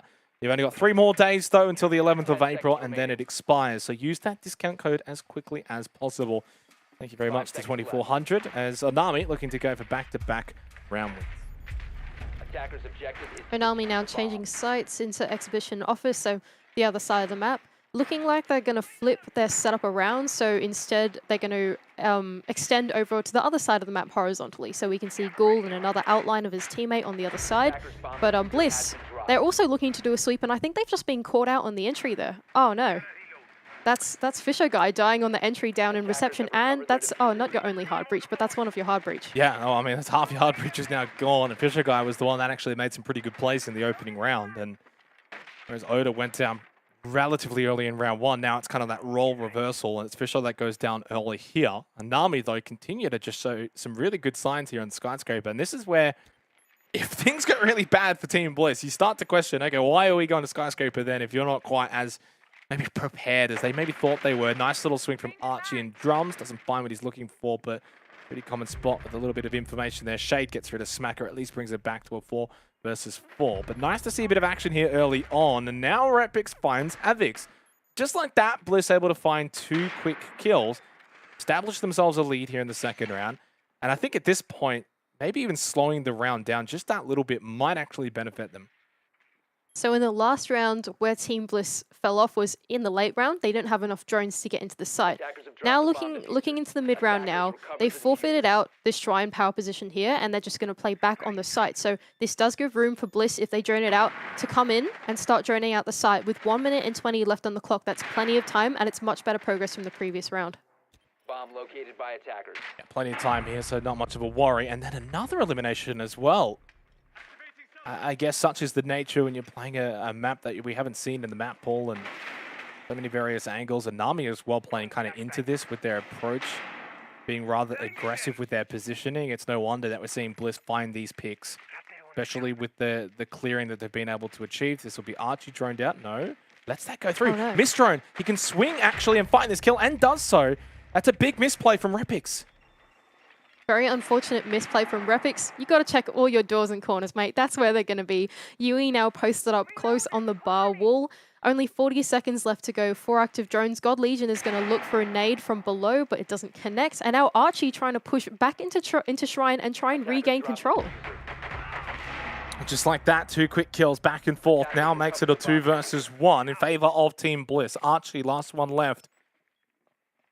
Has at least a decent angle into sight, but it's Shade planning in office. Doesn't matter. God Legion was the perfect guardian, watching and waiting and not allowing anyone to stop his planter, and that's Team Bliss getting the second round. Team Bliss coming away with a win on the second round. That second round, I wasn't such a big fan of how Onami played it. They really gave up a lot of map control early, especially after they found that first pick. On the flip side, I'm a big fan of how Bliss played that. I think they replicated the teamwork that they had in the first round. They all decided, okay, actually, let's change our mind. We're going to sweep the map from the other side. We saw 2 or 3 Bliss players rotate around the other building and start to sweep from Geisha and Karaoke across. That found them a lot of picks with Shade on the entry. And I think, yeah, Repix and Shade working in tandem to slowly get across the building, not being contested by Onami in the mid rounds, and they had plenty of time for the late round there. So well played by Team Bliss. No, Onami, I feel like they're lacking the fundamentals a little bit again. They're not playing off each other. There were less trades, that type of thing. A little surprised we're not really seeing Team Bliss look to bring in the Jackal. I think as much as the Nami are playing off-site, I think it could actually be quite beneficial for them in trying to clear out these roamers a little bit quicker, because time is still a factor despite Team Bliss winning out that last round. If they're continuing to be rather slow with that time, it is going to backfire. We saw it in the opening round on Team Room Karaoke, where it took them quite a lot of time to even really get into a position where they could get that plant down. By then, they'd already lost a couple of players. Unless they just picked up the pace naturally from here on out, then maybe, yeah, don't need it. But I think it could be a decent way of trying to clear out the way that Onami are playing at the moment. Very off-site, very roam-heavy, and looking to get in the face of Team Bliss, which is good. I think that's the way they probably want to be playing. If you're just sitting back, sitting on site, I think you're probably going to lose more rounds than win. Team Bliss now looking to change their approach onto the site as well. Most of the players spawning on the side of the map with the bomb site, so perhaps looking for a direct attack. Fisher Guy now opening up the main breach as well, with the Nomad coming up to prevent the run out as well with those air jabs. So different approach. Unfortunately, Onami actually misreading into that since they've all gone for the roam on the other side of the map. So that wall will get open nice and easy. The mute jammer doesn't quite cover the corner, which Fisher Guy was able to get open. So Bliss so far making good progress. Yeah, mute jammer in the end, just nothing to stop that. So that's a bit of an unfortunate one for Onami, and really could backfire.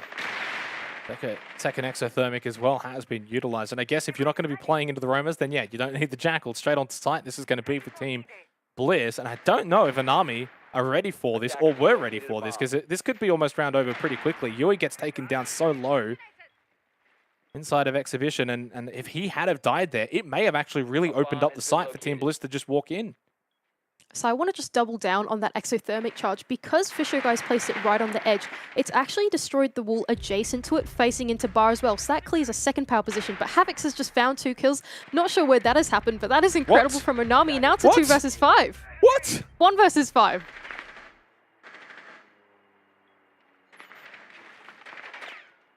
Yeah, we didn't quite get to see it, at least from the perspective of really Havix, or even Team Bliss for that matter, but I'm imagining a dirty little angle that maybe Bliss just weren't ready for. And just so quickly, that round is over, and Onami take it. It feels like Bliss were doing everything well. Everything was kind of going as well as you could hope for in being able to open up that office wall. The jammer didn't quite obviously work, and then ultimately, bang, bang, bang, a round's over, and Onami have won just through sheer gun power. I mean, that's ridiculous. I might have this wrong here, but typically when you do a direct attack, you want to clear both the levels that are close to the bomb site. So I imagine those 2 picks probably came from down below. That the picks were God Legion and Repix, so it was probably your vertical nade players trying to look for a cheeky pick and then not having the flank watch on Havix or something like that. But yeah, I agree with you. I feel like Bliss had everything set up for that round there. Havix coming in with an amazing roam to eventually shut it down, and Bliss, even with the Nomad on the board, not able to hold that much map control.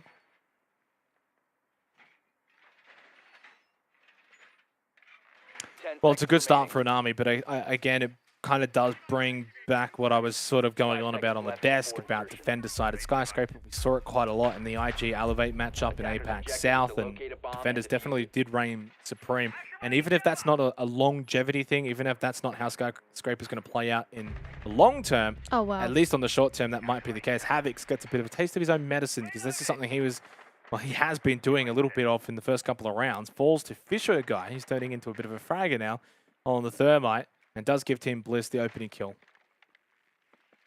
Bliss now looking to attack Karaoke and Tea Room, looking for that same sweep across the map with 2 defenders contesting it. I think the Vigils just opened up the single wall to the balcony as well. Smacker will double down and hold a crossfire on the entry, and there we go. The numbers are back even for Onami. It just feels like in that instance, Shay just completely caught unaware, just caught napping. That's an angle that Smacker had on him, and Archie gets rid of Repix. I mean, this has been a bit of a trend now, Mandy, over the last couple of rounds, where we're just seeing these random eliminations through these, I don't even know, just what, off-site engagements that are continuing to take place seemingly at random as well. Like, these are not like we're seeing a more standard approach of defenders sitting on site, attackers getting rid of utility, then pushing in. This is just like a big sandbox, and everyone's just running around trying to kill each other. So I think to come back to really dissect the map a little bit more, this particular side of the map where we found the entry to be quite hard, both times that Bliss have attacked it, doesn't have that many exterior windows or exterior doors or something to be able to cut off the roamers and try and pinch them out. We actually saw their Shade. He was stuck out on the balcony and he got killed from a crossfire that the 2 defenders were holding. There's just not that many ways to get into the building. It's no chalet or villa where you can sit on the rappels and play a cutoff and look for a free pick, something like that, right? This is the type of map you have to get in the building, and the entry is quite difficult because it's so claustrophobic on those window and on those door hop-ins. So I think that, yeah, Onami doing a good job in contesting the entry. That is definitely a weak point of the early round that Bliss have found here. I guess if that is going to be a factor, then really trying to utilize, both floors as much as possible. You're not funneling in from one door on one floor and just trying to get as close to side as early on. If it takes a little bit longer, but you're safer, that's probably more so the way to go. God Legion, though, now over towards Shrine, seeing if he can establish this angle and wait for the run-through from one of these defenders.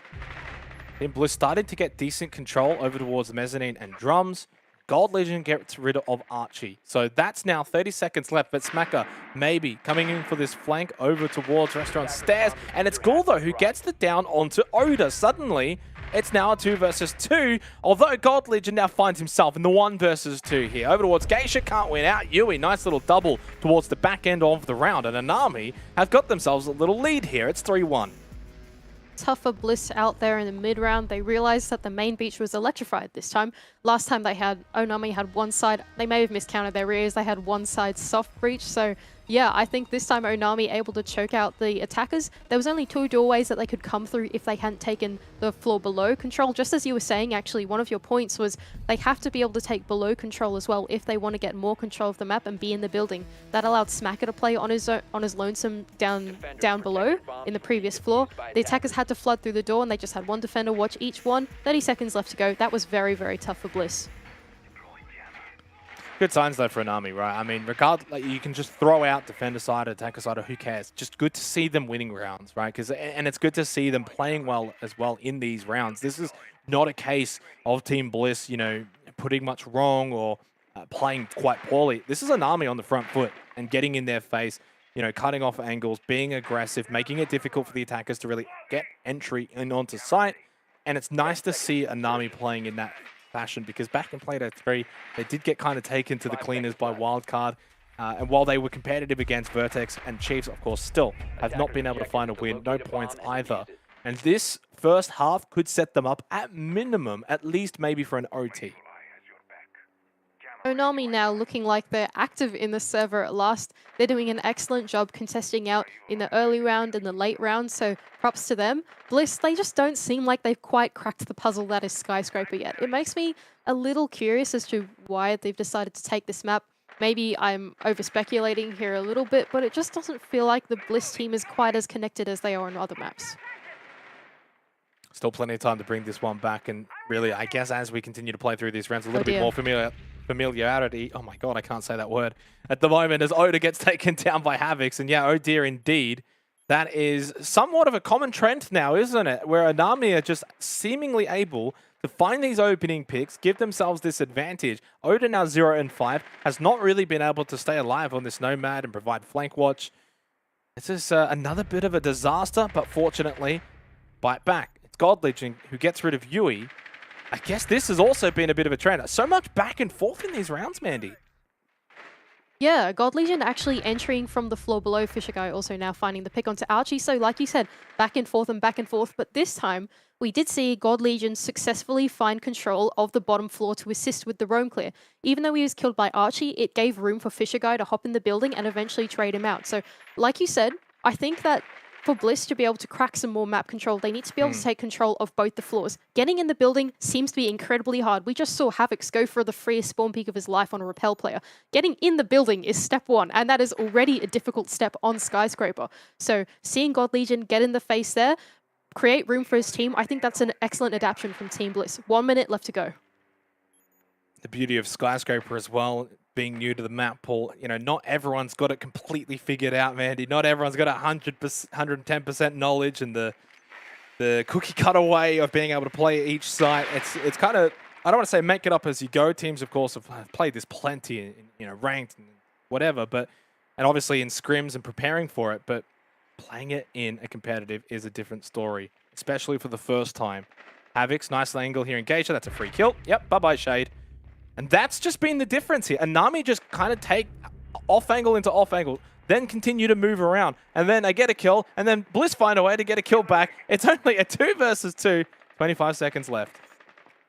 24 seconds left in the round, and only Fisher Guy and Repix left on the board. None of the walls have been opened. None of the anchors have been droned out. This is really starting to look like an Anami round. Havix still with a Nitro Cell, Gil with a couple of nades as well. Both now closer towards site. Havix up close. He's got 3 in the round. Having an absolute blast here on Skyscraper. Fisher Guy getting denied. Might be able to find this kill onto Gul. No, can't even find that one. Gul up close. Too easy. Anami 4-1 here on Skyscraper. I think this is the nature of Skyscraper, where since it's such a new map, it's very hard for these attackers to really crack the puzzle of, I suppose, each step of the round. The early round, we've already seen them struggle in. The mid-round has been okay for Team Bliss. They're able to trade it out once they have their foot in the building. But then in the late round, because they've wasted so much time trying to get through stage 1 and 2, there's just not enough intel on the site. Whereas on the side of Anami, they're able to sit in very unconventional positions. Being a new map, we don't really know what the power positions are yet. We don't know the regular anchor spots per se that everyone's going to be playing in. So for Bliss, they're going in blind. They don't even have a very clear idea of what angles they need to fight, what they need to clear first when they enter into the building. So Bliss having a really tough time here in the early round and in the late round. I would like to see them pick it up. One last round left to go. It would be great to see them come away with a 2-4 half. Really changing up the attacking lineup as well for this particular round. Lion, Nook as well, Yana. Maybe a bit more of an aggressive approach here in the 6th round, because it just seems like Bliss are continuing to try and take a rather slow approach in terms of clearing out. They're just losing these off angles. Like you said, they're just not familiar with the positioning as to where Anami can or could be. But the thing to remember here, for those watching, 4-1, it may seem like Anami's running away with this. Second half, we can see the exact same thing then from Team Bliss. They could either play in the same manner or rather they're defensive. It doesn't really matter. I'm kind of expecting Bliss will put out a similar scoreline in the second half. The good news then that means for Anami is at least getting to 4 rounds is a really, really good job. So they get a freebie here. If they make it 5-1, they could be on here to take the win. 4-2 at least puts them in a good spot for OT. Archie been so aggressive in this game, whether it be the Vigil, whether it be the Thorn, just continues to shoot and move. And that's been the nature of the defense for Anami. Havix is in a very interesting position over in Karaoke. You can't even see him. Where is he? He just looks like the screen behind him. That is unreal. I'm using that one in my ranked game. Anyway, Bliss now electing to do a direct attack onto Master, not Master, and Office Exhibition and Office now. Trying to clear out below just in the previous round. Only one defender holding this cross, and God Legion, he'll find the first pick of the round. Yeah, and those can be sometimes the downsides when you're playing this sort of aggressive roam game and at least these positions where you're trying to get in the face of the attacking team and try and cut them off early. If you do lose that fight, could open things up. So Team Bliss, they do get the opening pick. Minute 30. remaining in the final round of this first half. Cheeky little angle from Gul, and that's been something Anami have done really well at. Just getting some of these angles and creating some of these angles that Team Bliss have just not been prepared for. Like you said, Onami, they're great at exploiting the unfamiliarity of the map. Us being in this top-down, it's much easier to see how each defense is dissected out, but very hard for Bliss with very little time, not many drones left on the map as well, especially in the site. I guess now I think we can see Fisher Guy's just starting to drown out the site now. He sees the shield. Shade also looking to find a cutoff on the rotation. So Bliss, they have 1 foot in the bomb site. It's just about making this execute happen. The EE1D from Rapix goes out. Now Fisher Guy walks in, goes for this plant. No remonstration yet from Anami. In fact, they cannot deny this at all. Swing out. Shade could have maybe found that kill. In fact, probably holding that angle could find a couple. Yui goes down to Oda. Anami at a deficit and not looking to being able to overcome it. Nitrocell from Havix misses the mark. Over towards main stairs. And, well, ultimately, it is not going to be a round win for Anami. 4-2 though, at least is not that bad. In a 1 versus 5, Havik does get 1. But I think it might be just 1 and done. No time to really go for the save. Maybe just save that KD. 8-3-3, a very good first half from Havix and Unami. But a 4-2 half does not mean it's a win, Mandy. I think 4-2 is maybe going to be par for the course here on the defender side of Skyscraper. Yeah, Havix now 1v5, 3 seconds left, and Rapix will find the kill to clean up a 4-2 half for Bliss. I think they'll be pretty happy walking away with that. Like you said, it doesn't necessarily mean a win. But I do feel like going into an attack of a new map, they will feel pretty happy. When you start attacking a new map, you don't have that autopilot that you might have on entering into other maps or playing the execute into other maps, right? So playing with half a brain per se for Bliss, they can only use so much of their brain power to do even menial tasks that might be considered menial on more common maps. So Bliss, they should be happy with that half. We'll have to see if Onami can replicate what Bliss were able to do, or if Bliss can just straight up win it out here with the power of the defense half. So we switch sides, going into the second half. Onami got out to a 4-1 lead, winning pretty much on every single site. Exhibition Office, Tea Room Karaoke, Kitchen Barbecue we saw once as well in the 5th round, but so far I think it's pretty evident Mandy, Tea Room Karaoke and Exhibition Office going to be the 2 main sites.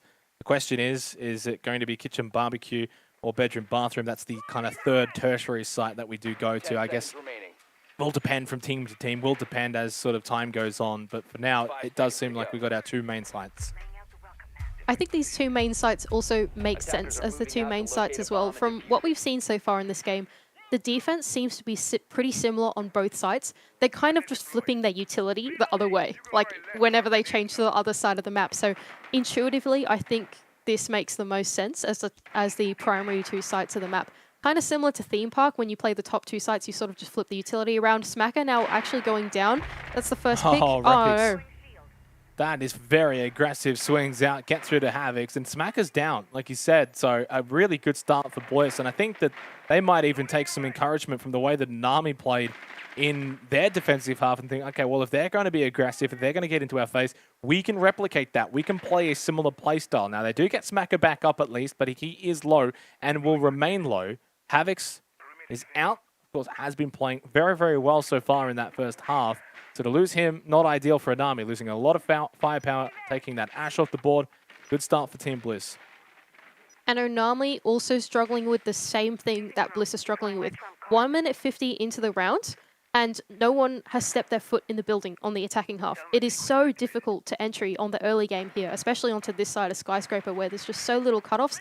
That external wall, I don't even think has been opened yet into the roam clear. So very hard for Onami now. The defenders fallen back to the power positions of Shrine and Drum as well, so they're going to have to get a move on here in the mid round. Yeah, still a bit of time, but I think Onami's approach has definitely taken a bit of a beating after losing Havix and having to get Smacker back up as well. It loses a lot of that clear potential in trying to hunt down and find eliminations when your Nook is low and you've lost your Ash. Obviously, you've still got Archie on the Jackal. Not sure if he's really done that much scanning, though. In fact, how much has Yui really been able to use those shock drones to clear out utility as well on site? There is a fair bit to get rid of, and actually still on one of the drones.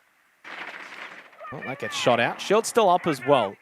over towards drums. So again, not ideal positioning, I think, for Onami right now. A lot that they still need to clear. Onami struggling with these power positions now. The defender's starting to fall off it, but do Onami even have the intel to show that the defenders have fallen off it? 45 seconds left to go for Onami. Very little intel going out for this half as well, so they're just going to have to make this entry into drum. Yui actually finding a pick there onto Shade. Yeah, and that position seemingly given up despite that shield still being there, and that has allowed them to push in, like you said. 30 seconds left. Selmas go out. Information now going to be able to be obtained for Ghoul from this mezzanine wall. Godlegion falls to Smacker, so from being down to back into the game, finds the double despite being on low health. Fisher guy in karaoke with a nice angle over towards the stairs at least gets him down because Smacker was low on health, didn't take much. Ghoul, though, in on site, going for this plant. Repix as well over towards restaurant stairs, coming over towards the top side, and Yui's watching. And Nami have stolen the round. It was seemingly a dumpster fire to begin with. It was essentially a 5v3.5 because the down, which then got revived. What a turnaround. Smacker opening up the late round there for Onami on their attacking half. That is an amazing first round going into attack as well from Onami. They seem to really struggle in the early round, and then in the mid round to late round, someone was just like, all right, flick the switch, let's just go in and try and kill them. And yeah, Yui able to find 2 picks, Smacker able to find another 2 on his sort of lurk that he had on the floor below as well. And yeah, I just think really well played from Onami. Bliss just not checking their doors and corners, not covering the right angles, I suppose. Worrying signs now, actually, for Team Bliss. 5-2 is a hefty deficit, and what that now means, Mandy, more than anything, is they cannot afford to allow Onami to get any more rounds. Like, that's it. They've actually given them the full extent that they can allow before Onami then gets onto 6 rounds, match point, and 1 point secured, which then, of course, in turn means that Bliss can no longer then get all 3, which they would have probably been banking on in this particular matchup, disrespect to Onami. And it's a conversation that me and Dev kind of had in the wildcard match before. But if Team Bliss lose this, there's a chance that they could be one of the teams to miss out on top 4. So this is a big moment in the stage for Team Bliss. Yeah, Bliss now having to swap sites. They're not going to retry again. Try and do something else and see if they can crack the attack for Onami. Onami now spawning sort of sporadically across the building. Maybe they're looking to probe and try and catch a pick off these defenders, but they all look pretty comfortable on the site, or I guess suppose in an area that's very hard to cut off. I've changed up the approach in terms of operator lineup as well. Thorn now being brought to the table, as well as the Belusi, the Walmai. So I do wonder how this is going to play out for Team Bliss. Do they look to try and get in the face of Onami, or are they reeling things back a bit, trying to really use that utility to buy time more than anything, rather than getting in the face of Onami? It does seem they're playing around site quite extensively, and that makes things easier for Onami. Getting into the building is easier, and as you said, it's not easy, particularly on Skyscraper. That's a big step for Onami already in this round. Onami now looking to sweep the map. They're starting to drone out the utility that's faced from the defense half. I guess facing into Drum and facing into Shrine, the 2 power positions that we typically see here where the shields are placed. And also I think the Wumai sitting on the shield and Shrine too. That's going to be tough for the attack to clear. They're going to have to start getting a move on and trying to clear that utility. Havix, I think, has just found the pick, actually. They didn't even do anything. Oh, wow. Well, Fisher almost falls as well. There is a place to holding Dragon as well for Team Bliss, and it is going to be a much needed play. I think it's Fisher Guy at this point. Gets at least 1 onto Archie. Couldn't win against Havix, but there was the trade from Repix playing off of Fisher, who now still, again, holds this Dragon position. And there's another entry combatant for Onami for this 1v1. In a 3v3 with a minute remaining in the 8th round. Onami on the verge of match point. Tell you what, if they can find the next kill, they are going to be in a very, very good position. And they know where at least one is. In Repix, they got the shot from behind. He thought he was safe at Dragon, but clearly not. Ghoul clearly has an understanding of this map. I think Onami clearly have an understanding of this map. Team Bliss running around like a chicken with their head cut off. Team Bliss having to retake some power positions here, playing the trains. Only 30 seconds left to go here for Onami. They're going to have to make a play, and Smacker, that's beautiful, entering onto the site. Now only Repix left in the 1v2. He's still got a bit of time. Gould does have Diffuser in hand. They know where he is located over towards Dragon. Now pushes into VIP, and at least he's still close to side. Oh, this is a beautiful angle. I think he wins this, but there is the up-close trade. Gould going for the plan, and if Repix swings this, he's going to lose. He does! Yui holding! Match point, Onami! It's pink on pink crime, and a tactical timeout has been called from Fisho Guy and Team Bliss. Team Bliss taking their much-needed tactical timeout. I'm honestly surprised it took them this long to want to take the tactical timeout against Onami. Down 2 and 6. That is a heavy deficit for Team Bliss. Just one mistake away from losing out the entire match and not getting any points from it as well. So this is a great, I wouldn't say great timing. I would say too late for Team Bliss to be taking this tactical timeout. 4 rounds in a row to even it out and come back to overtime. That is a tall order for Bliss. I think they probably didn't feel it was going to get this bad. It wasn't going to get this far into the round where they were at this much of a deficit. 6-2 lead for Onami. Match point, at least 1 point secured. So I just want to point that out. They are now off 0 points. So that's massive for Onami because it's not a good feeling to be at the bottom of the standings after 3 play days and you've got 0 points next to your name. Super happy for these guys. They've got at least 1 point secured. Now going for all 3. And if they can achieve that, well, who knows what they could get by the end of the stage. Maybe they could get out of that relegation position. Because remember, 8th spot does get sent to that promo relegation for the stage. So for Onami, this is going to be a big result if they can get through and get all 3 points. Onami now in the points here in OCN. It's good to see from them. I'm pretty excited to see whether they can close it out here. 2 and 7 would be an incredible scoreline against Team Bliss as well, of all teams. So I'm very excited for this round. Team Bliss actually electing to go for I guess what we'd consider now a tertiary bomb site in this particular matchup.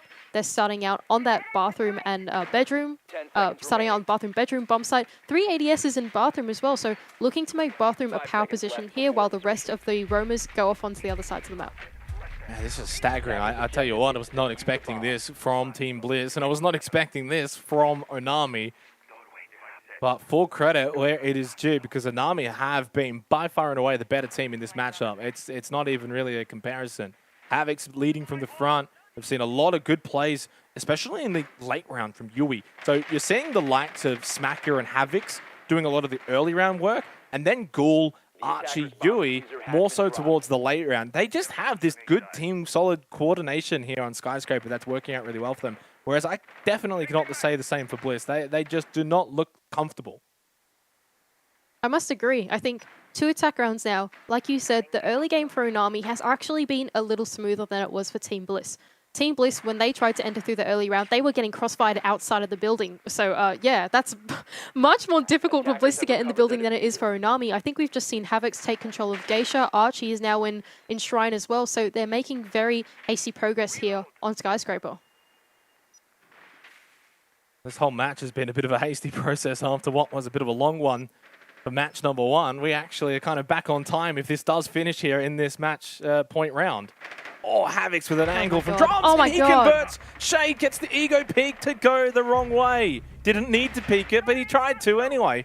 Fortunately, Oda with the trade. Again, this is something we've seen a lot of here on Skyscraper. Oh, Havoc's, you saw him again, but it's just too late, but you know where he is. And they don't know where you are inside a lounge. Minute 30 remaining as he pushes up into a decent position. Still a good round here for Onami. They have lost Archie on the Jackal, but that's fine. I think at this point, you want Havoc's running around on the Ash. Oh, and Smacker's able to find the cutoff onto Fisher Guy. Definitely didn't expect Smacker to be playing in that small little cubby entry there as well. Havoc's has got some excellent control upstairs. Bliss, they seem to be keyed into the attackers having control of that top floor, having vertical control, but they're not even able to contest it. And still, Smacker starting to pinch out Oda here in the middle of Shrine. Havoc's gets rid of Oda. He had a bit of help from Smacker on the outside. Rat picks over towards the restaurant stairs, pushing up, trying to maybe go for something late round in through Drums for a back flank here, but I think it could be too little too late. It's a 2 versus 4 in site control. I think just about established for Onami. At least they got the vert up above. God Legion inside a bathroom. Rapix is still going for this flank, though. This is win condition time for Rapix. And he's got Diffuser on the ground. Can play from Lounge. Forces out another 1v1. Wow. Rapix says it's not over yet. God. What a solo clutch play from Rapix to turn this round on its head from near damn winnable. Oh, no. Oda with the EDD from the grave, get through to Smacker, and I think Team Blizz have managed to escape an unwinnable situation. Havoc's now left in the 1 versus 2. 3 seconds left. He's not going to be able to get the bomb down. And that's Bliss going 3-6. Oh my gosh, that round was unbelievable. I thought it was all going to be over. I thought it was over as well. That is an amazing turnaround. Courtesy of Repix. What a play. The flank ended up being that win condition, like I said. It all started off, of course, looking pretty good for Anami. Bit of an ego peak from Shade, loses out to Havocs, that's fine. But Smacker then brings it to a 4 versus 2. But here's that flank, of course, really no reason for Ghoul to expect this from Repix. I think at that point, Mandy, the general rule of thumb would be to expect both players on site in bedroom bathroom. And yet, he's gone for that very late round flank, despite being at a 2 versus 4 deficit. Well, when you are in a 2 versus 4 deficit, you're going to get pinched out. You're going to be traded out. So that's the time in the round to start going for those hero plays, which is exactly what Repix did to unbelievable success. Oda getting a kill after dying as well. It's just, unreal from Team Bliss. Onami, they're so close to closing out the round. But yeah, the hero play from Repix, that's really what brought Team Bliss back into this game. And now, still down 3-6, still very tough for Team Bliss, but a small glimmer of hope. Now they're going to rotate down to the other ground floor bomb site as well. So Team Bliss actually taking a slightly different philosophy to Onami as well. And so far seems to be working. 6-3 scoreline. So a bit of a reprieve to keep Team Bliss alive in this game. Of course, they can no longer put a foot wrong. Technically, they put half a foot wrong in the last round and still managed to survive, though, from a 2-4 deficit. Is that going to be a moment that Onami look back on with concern? Repix has, I think, information, or is just holding this angle, expecting the entry. No, it doesn't have the information. I think he's just holding for the entry and trying to catch Smacker off guard. I think he knows. Smacker, he's done this just about every round, though. He's done this almost every round, entering in somewhere through the bottom floor. Oh, no. Maybe he's anticipated that he's not actually here because he hasn't walked in yet. But yeah, Smacker, this is a consistent thing that he's done every round. And it's also consistently been quite good for this side of Onami as well. He opened up 1 or 2 rounds by finding picks playing along the staircases. So yeah, I think it's pretty key that Bliss are like looking for that entry pick. Yeah, really smart from Smacker. Waits, then gets droned clear and then pushes forward. So instead of just rushing through, which is probably something I would do, and then tie to Repix and be like, why is he holding that angle? Yeah, I think you're on the money there, Mandy. I think when you're coming through the same sort of location time and time again, at some point someone's going to be catching onto it. So nice clear through, gets droned in, 1.5 minutes, but I guess it did take a little bit of time, and the Nook's probably not going to be as effective now for the rest of this round. So 5 versus 5, though. This is a better position for Team Bliss to be in than they were in the last round at this stage. Onami also trying to do a sweep across the map. Slightly different approach from... Actually, I take that back. They also did a sweep across the map last time, but the trades didn't kind of work out because of Repix. But alas, going back into this round, yeah, same approach. But this time, Bliss, they're holding on to that top floor a little more closely. Now, they're taking their time to get into the top floor. There's only 1 minute left. At this point in the round, last round, they had vertical control already, so slowing down quite a lot more for Onami, but I suppose they have the rounds to make those kinds of mistakes. So we'll just have to see whether Bliss don't throw this one away. 45 seconds left to go. No top floor control, and Fisho finds the opening pick. Well, they won from a 2 versus 4 deficit. Now they're up 5 versus 4, so you would think they have this one in the bag, especially with very little time remaining and not everything even cleared out or opened up from Onami. So this round's been a bit of a nothing round, all things considered, from them. Somewhat disappointing when you take into account rounds 7 and 8 earlier. Nice swing from Odo. Yeah, this is all Team Bliss. Have they just refound a bit of their mojo, courtesy of Repix earlier, clutching out in round number 9, as they might just about take round number 10. Not over just yet, though. Gaul gets 1, now make it 2, but he didn't check his left, only his right. And in the end was wrong because of it. Archie might get 1 here, but yeah, there's no time and does not have Diffuser. Obviously has it right in front of him, but Oda's watching. Team Bliss make it back-to-back round wins. Only 2 more rounds left in the half, Mandy. Is this going to be a case of what if for Onami if they can't close it out here on Skyscraper? Team Bliss taking a very different defensive approach to Onami. Onami, they played the top floor sites only. They were constantly contesting the early game. They were always on the roam, trying to play entry denial. Bliss, they're not really keyed into that. they're going to play the bottom floor sites as their primary sites, and they will look to hold that top floor and play more like a falling off the room kind of game rather than playing very forward and denying entry. So we're seeing already, just in this matchup, two very different approaches to Skyscraper. Bliss, it's worked out for them pretty well. Onami, they were good in the early round, actually, for the past couple rounds. That round in particular, Smacker, he looked a little bit more scared on that entry. They took so much time, they couldn't drone out the site, and Team Bliss eventually able to win out the round from all the trades and just, yeah, holding much better power positions. So the philosophies are really interesting here from both these teams. I'm very excited for this match. This is incredible to dissect Skyscraper. To make this one more exciting for you, and I'm going to pose this to you, is there something to the fact that Bliss have moved away from the more conventional sites like Tea Room, Karaoke, Exhibition Office to go and find their wins on Bedroom, Bathroom, Kitchen, Barbecue? Now they've got to go back to those conventional sites, right? Is there something there that maybe Bliss weren't as prepared for it, and they're like, okay, well, we think they're a little bit more prepared on the main sites. Let's go to the off sites. Well, I think there's a difference in playstyle here between the two sites, because for the top floor sites, you can play the entire top floor, and then the attackers still have that final step of, oh no, we got to go down one floor after clearing the top floor to eventually get into the site. So by playing the bottom floor sites, they've added an extra step for the attackers. By playing these top floor sites, Onami can get away with only clearing from one floor on one side of the map, especially giving up this early round control as well. Like, Onami definitely did not do this when they were defending these top floor sites, right? That gives them a lot of room in the early rounds, and there's not that extra step of having to go down another floor as well for the late round. So Team Bliss, they're going to have to contest out this mid round if they want to apply as much time pressure as they have for the other two sites. So still 2 more match points at least for Onami, but Team Bliss have seemingly woken up, especially since that 9th round clutch from Repix. They are looking a little bit more comfortable within themselves, but it's still in a situation where they cannot put a foot wrong. And if you lose out here, it's a 7-4 loss, and that little mini comeback was all for nothing. So it's about extending this game to overtime. Onami have just kind of cooled things a little bit because they were on a bit of a heater going into that 9th round. They were peaking everything, taking shots, getting a lot of kills to go their way. A bit of info for Yui on the shock drone, but didn't get to clear anything. And those batteries actually still up as well for Shade. So they weren't cleared. At least one more drone available for Yui, wanting to try and at least being able to open up those walls with the Selmas. Ghoul, the only hard breach here for Onami. Onami having stalled out, 3 walls electrified here. So all the 3 entry points of Geisha and into the main breach stalled out completely. So now they're trying to look for picks on the ground floor instead. God Legion, and I think it's Repix in the corner over there, holding on to Kitchen and holding on to Bar, wasting so much time. And the 2 picks come out for Team Bliss as well. 50 seconds left to go for Onami. They can't get into the site. None of the walls are open. This is really starting to look like a Bliss round.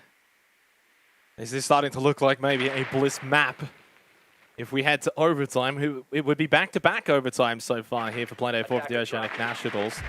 Archie watching stairs. Yui pushes in, gets rid of Shay, but has lost out to Gold Legion, who gets another one. So it's 4 versus 2. We've seen this, though, before, when it was the other way around. Repix made a big play.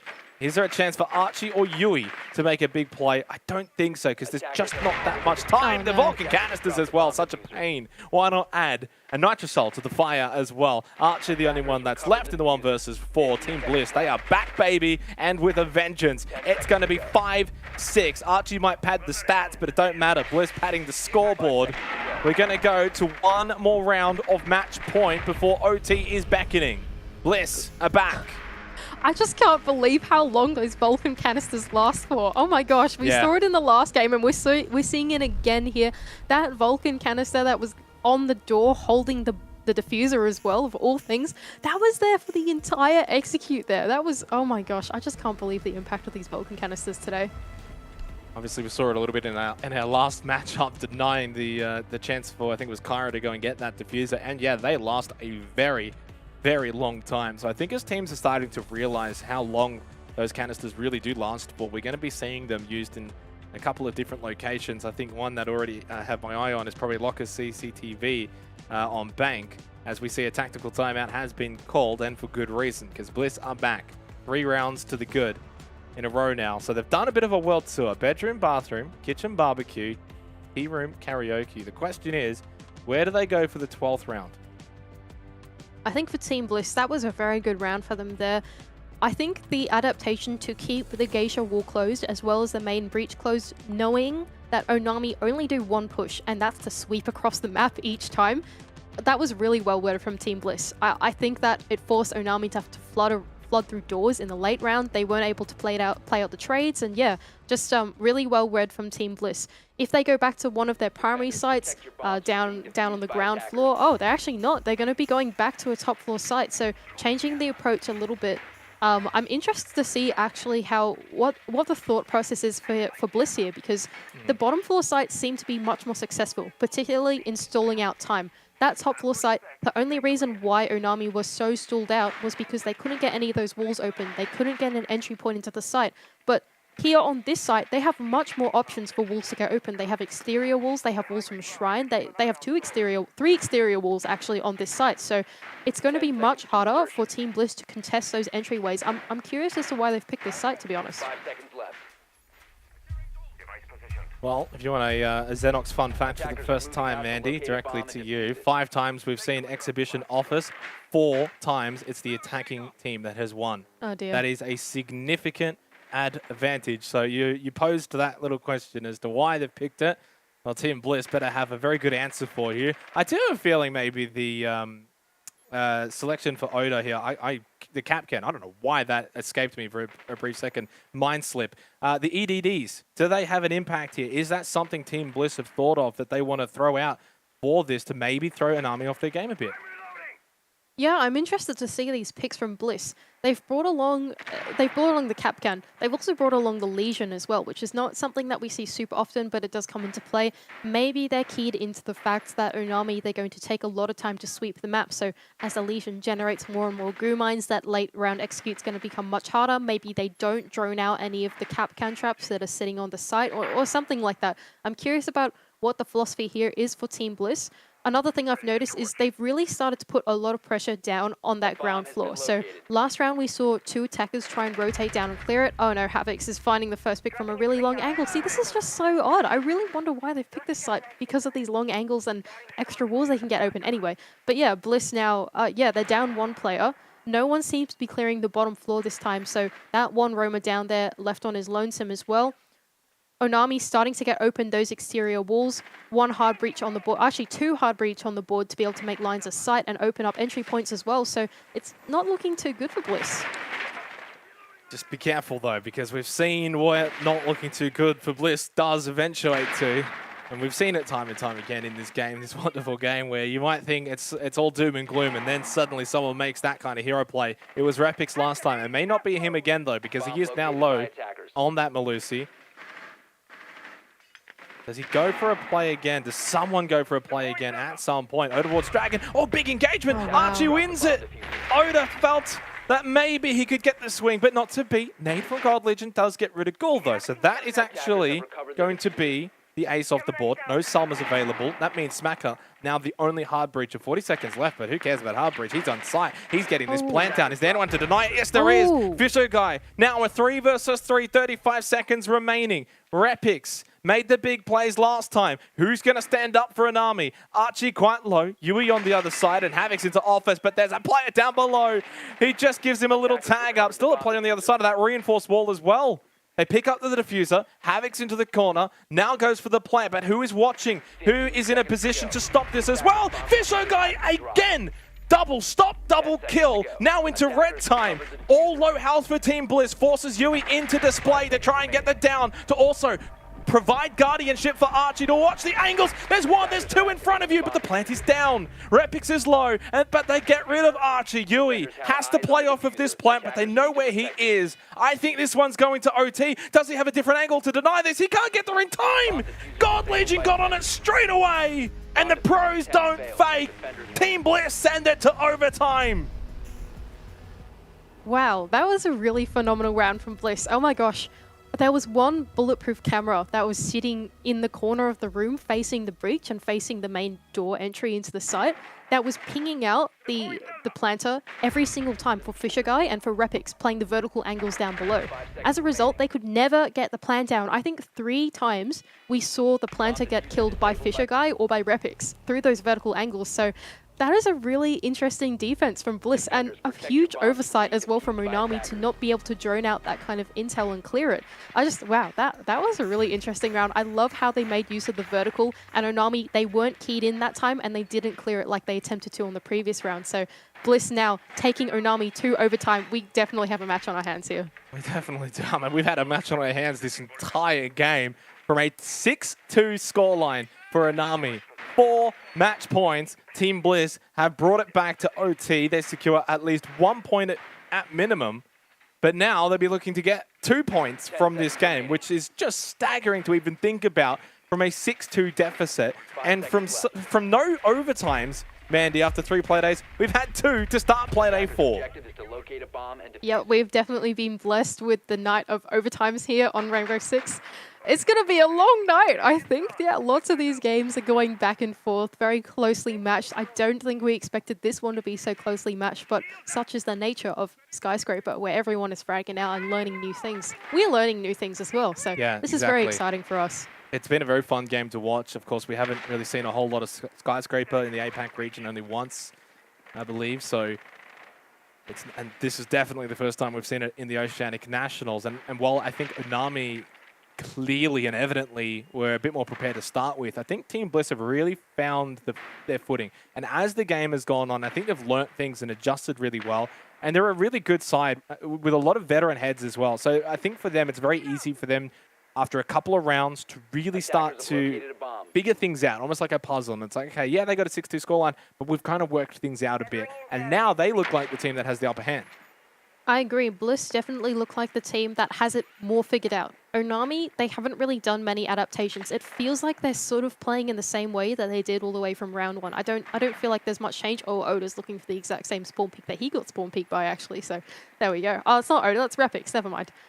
Yeah, so now Onami, they haven't really changed their approach. They're still trying to do a sweep across the map. Smacker, he's trying to play this long angle cutoff from the double window, but he's having to bring the Kali to open up some of those walls to look all the way into the site. That is a crazy line of sight that he's got there, but that can't be done without Kali, and that's sort of one non-automatic gun you have taken away, and then Shade is able to get the free pick onto Smacker as he has to change the bullet in his gun. And Repix also doubling down and finding Havocs as well. Onami, they're just taking so much time here.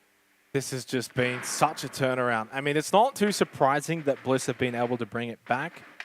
Also, it was surprising that Onami got out to a 6-2 lead, but just the nature of it. And you go back to round 9, the clutch from Rapix at down 2-4 to bring it back, and this is what they've been able to go on and achieve. 5 versus 2, overtime match point beckoning now for Team Bliss. Onami will be kicking themselves. They will feel they were just a couple of moments away from 3 points. Now they may not even get 2 points. At least 1 point has been secured. But now in a 2 versus 5 here in overtime, it's a tragedy. Triple kill for Epix, and I think if there's an MVP for the night, Mandy, it's his. It's his now, and we'll give it to him after this game. He's the only reason why they're going to walk away with 2 points. Absolutely. Repix with that hero play, keeping them in the game. Ghoul now left in a 1 versus 5, 17 seconds. This is nigh impossible for him. And Repix, I think he's going to look for his 3rd or 4th in this round as well. And he gets it. Oh my god. Repix. Wow, that is the sign of someone that is just feeling confident right now and has been for the last couple of rounds. It is overtime match point for Team Bliss. Their first match point of this match. They were down 6-2, 5 rounds in a row to Team Bliss. This has been some kind of night. This has been an incredible game to watch. I did not anticipate such a barn burner of a match when we first went into it, but you know what? I was going to say on Wednesdays we wear pink, and it's not Wednesday. But this is an incredible pink match that we've got here. Bliss now going into overtime.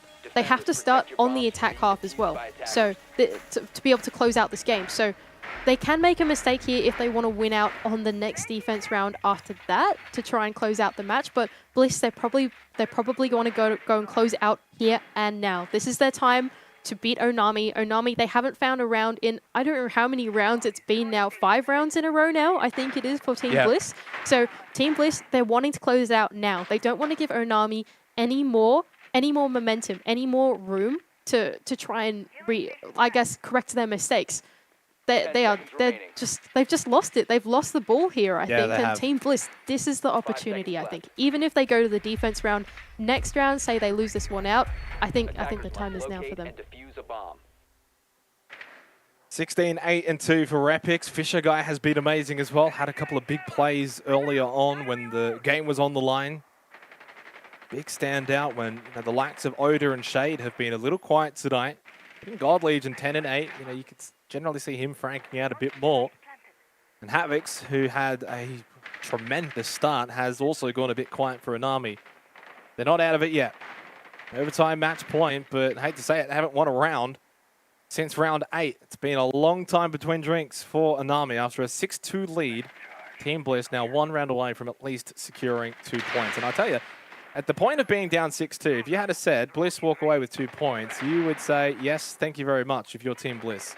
They would take that, take your arm off as well, and just run. Attackers have located a bomb. Yeah, It's looking Team very Bliss. likely they were going to get 0.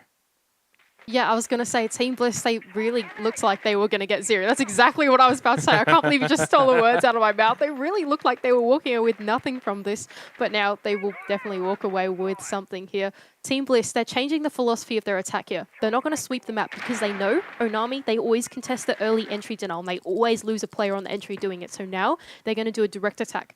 We watched Fisher Guy, he opened up the Geisha wall a little earlier into the round. Now they're getting on the rappels, trying to choke out this defense. They're also trying to clear below as well, so I think good progress from Team Bliss. 1:30 left on the round. They haven't lost to anyone, no casualties yet, so it's a good approach. I really like this approach from Team Bliss. Still 3 Nitro Cells available for Anami, so there's a bit of firepower in terms of their utility in the late round. They've got the Kona stations as well.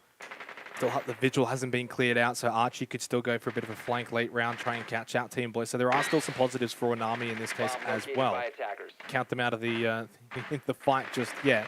They are starting to make their way over towards site though. Yui and Archie now just quickly have both dropped in health significantly in a short span of time. So again, it's seeming like Team Bliss on the verge of pushing on into sight. Nitro Cell falls short of the stairs. Rapix finds the opening pick, and Fisher Guy responds with a quick double up as well. 5 versus 3. Now, just outside of Tea Room and Karaoke, smack over towards Drums with a nice angle, but they're going to need a little bit more. There's the Vigil of Archie. Can he find a pick? Still a couple of those Kona stations up and available as well. Nitro Cell in hand for Smacker, but it's looking dire. Shade, though, does fall to Smacker. The Thunderbird finds a kill. Bliss now, they've done the hard part of the round. They've got through the stairs choke point, and now they can get the bomb down. 23 seconds left of the round. And Onami, they're going to have to play this retake, but now it's a 1 versus 4. Bliss, Oda to win out the map for Team Bliss. That is an incredible comeback. From 6-2 down, Team Bliss walk away with an 8-6 victory, winning the last 6 rounds of this game. 2 points in the back pocket. They'll take it considering the circumstances they were in. And at one stage, a 2 versus 4 deficit. Rapix overturns it with a big flank. They went on to win 6 rounds in a row. What a performance from Team Bliss. And the pink on pink crime had a little reversal because at one point it was all Anami and Team Bliss come out on top. And it's devastating for Anami because they could have, and maybe should have, had all 3 points. At the very least though, Mandy, they are on 1 point and off 0. Yeah, 1 point here for Onami. Finally in the points. Possibility of escaping Relos as well. So I think props to them. This is one of the first games that they've actually looked really competitive as well. So that is the thing that I personally really wanted to see from them today. A lot of the previous play days, they really struggled to even just win some of those like micro or macro battles. So yeah, I'm really happy for Onami. But Team Bliss, my gosh, what a comeback. I don't think we've seen a comeback like that in a very long time. Certainly so. It was a pleasure working with you, Mandy, for the first time. I'm sure many days to come. For now, we'll leave you over to the side. We'll head back to the boys on the desk and see their thoughts of this game. I'll go to you first, Dev, because you're clearly on the bandwagon off the back of that little result. When did you put that on? Was it after round 9? It was when I saw them 6-2 down. I was like, look, mate, never doubt. Never in doubt. I got a fun fact for you, though. How about this? Okay. At the point when Bliss was 6-2 down, Repix had 7 kills and 7 deaths. After that, for the rest of the match, he got 10 more kills and only died once. That is insane. What a comeback from Bliss. A little Dev Xenox fun fact there, courtesy of the Dev Match Tracker. Turtle, what a game. I mean, that was seriously some comeback. It's a little bit heartbreaking for Anami because they were doing so much right. But do you get the sense, I mean, Repic's clutch aside, that as the game went on, Team Bliss were just feeling a little bit more familiar with the map? I think it was partly that, and I think it was also partly Onami just got scared to lose. They started playing, they stopped taking these risks, they started just playing really slow, really passive, they stalled out, and Bliss just capitalized on that. Definitely was a case where I think Turtle's on the money here. Nami probably started to play for that one round, play within themselves a little bit. That ended up costing them, but also there was still some big clutches. Fisher Guy had a couple of big moments with that counter diffuser. After diffuser goes down, they still had to bring that one back. Of course, the Repic's clutch as well. But thinking all the way back, that Anami run to start with 6-2, I don't know how much you caught of it, but they were very clinical. Yeah, absolutely. We saw some massive performances. I know that in the Logic interview, he called out his former teammate Havoc back from the days on Big Dogs. And we hadn't seen a lot of Havoc coming into OCN so far, and we really got to see that today. He was really nuts, up to the point when the team was 6-2 up. He had actually already found double digits, already got 10 kills. From that, he went a bit quiet. I think the whole team of Anami got a bit quiet, but we've seen a lot of really good stuff from them. And it is exciting to see them get their first point on the board, even though they did end up losing the match. Got to be gutting, knowing that they had, 6 opportunities to take the match and still couldn't get it done. But Bliss, you know, they played phenomenally, and to come back from that is something that only really exceptional players can do. Turtle, if you were coaching this Anami team, there's 2 ways you can really go about this, right? It's beat yourselves up or look at the positives. In this instance, is it a bit of both, or do you just take away the positives? I think it's only positives for them. They looked so much better than they have previous weeks. Yeah, they ended up losing, and yes, they did make mistakes, but they looked so much better than last week. Their droning, just everything. Their fundamentals were a lot better. They're playing more as a team this week. Definitely seemed like it, especially off the back of the first 8 rounds. I thought maybe they could find victory, and had they done that, Dev, it really would have shaken things up in terms of top 4. Let's go and shake things up, though, with a chat to our good friend Oda, who had a bit of an average game, let's be honest. It was all the Repic show. Oda, I tried to get Repics on for a chat. What's going on there, man? It's just too good for me now. Right, he thinks he's a big dog. He's not for his interviews. He thinks he's top shit now. Look, take us through that game, right? You're down 6-2. You're playing on Skyscraper. Maybe not that familiar. What's going through the team's mindset? Well, going into the map, we were confident. You know, scrims have been going well on it. You know, we like the map. We enjoy it. It was good.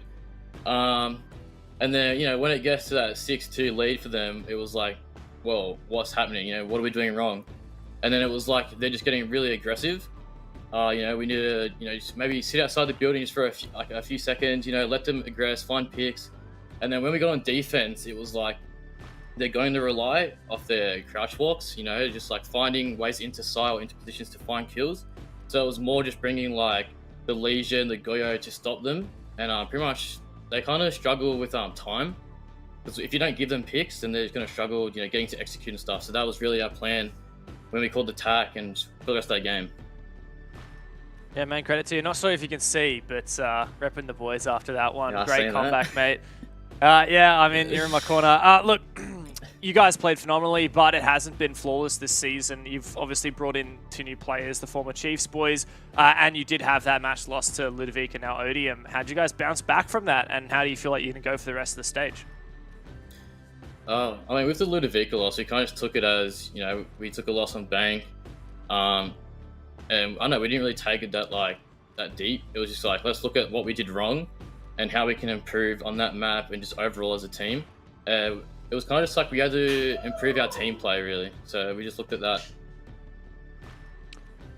Was a bit about a map video. Was letting Sky through intentional? Like, especially since they got to pick sides and start on defense when it's a sort of defender-sided map currently?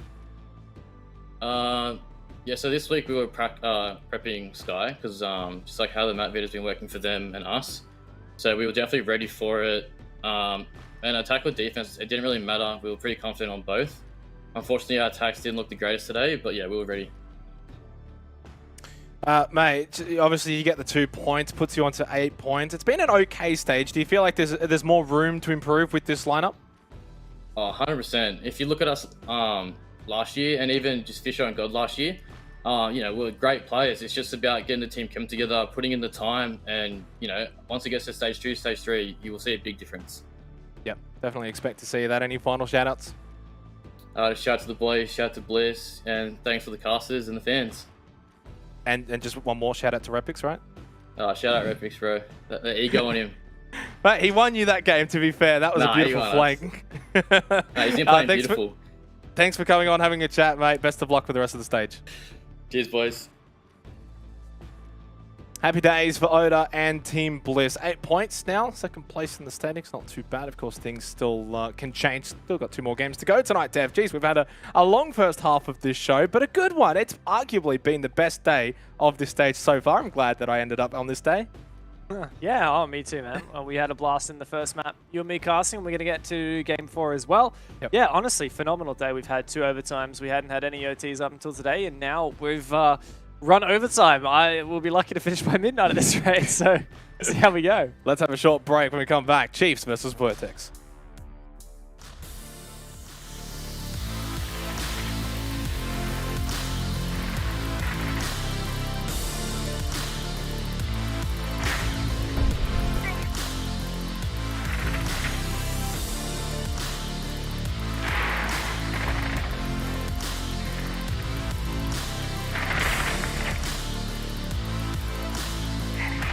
Attacker dropped the diffuser. 15 seconds to go. Attackers have located a bomb. Prep. 10 seconds to go.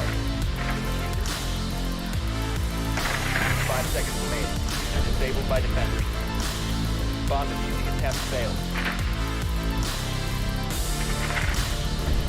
Attackers activating diffuser.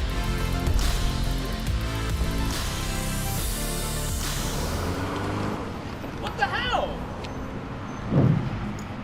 Thanks, OCN.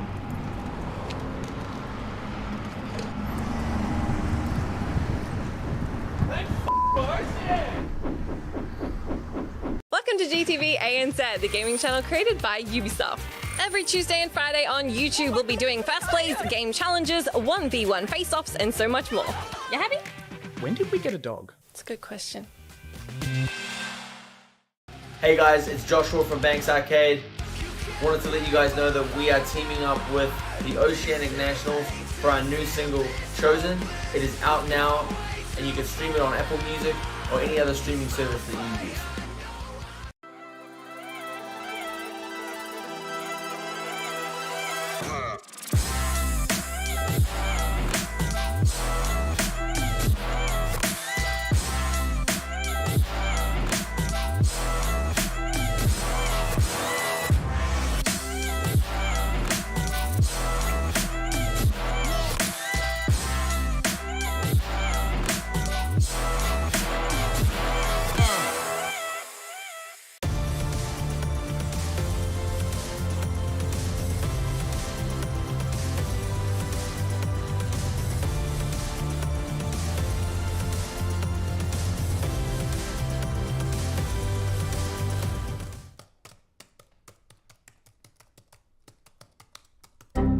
Oh no! My VLOOKUP function!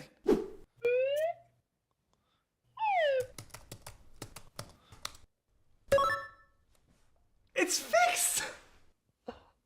Thank for OCN. The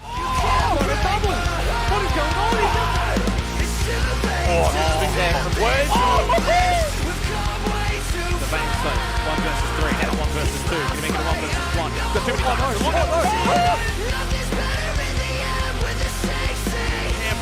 You never count them out. Both players are going to swing it right now. What have they done? They've just given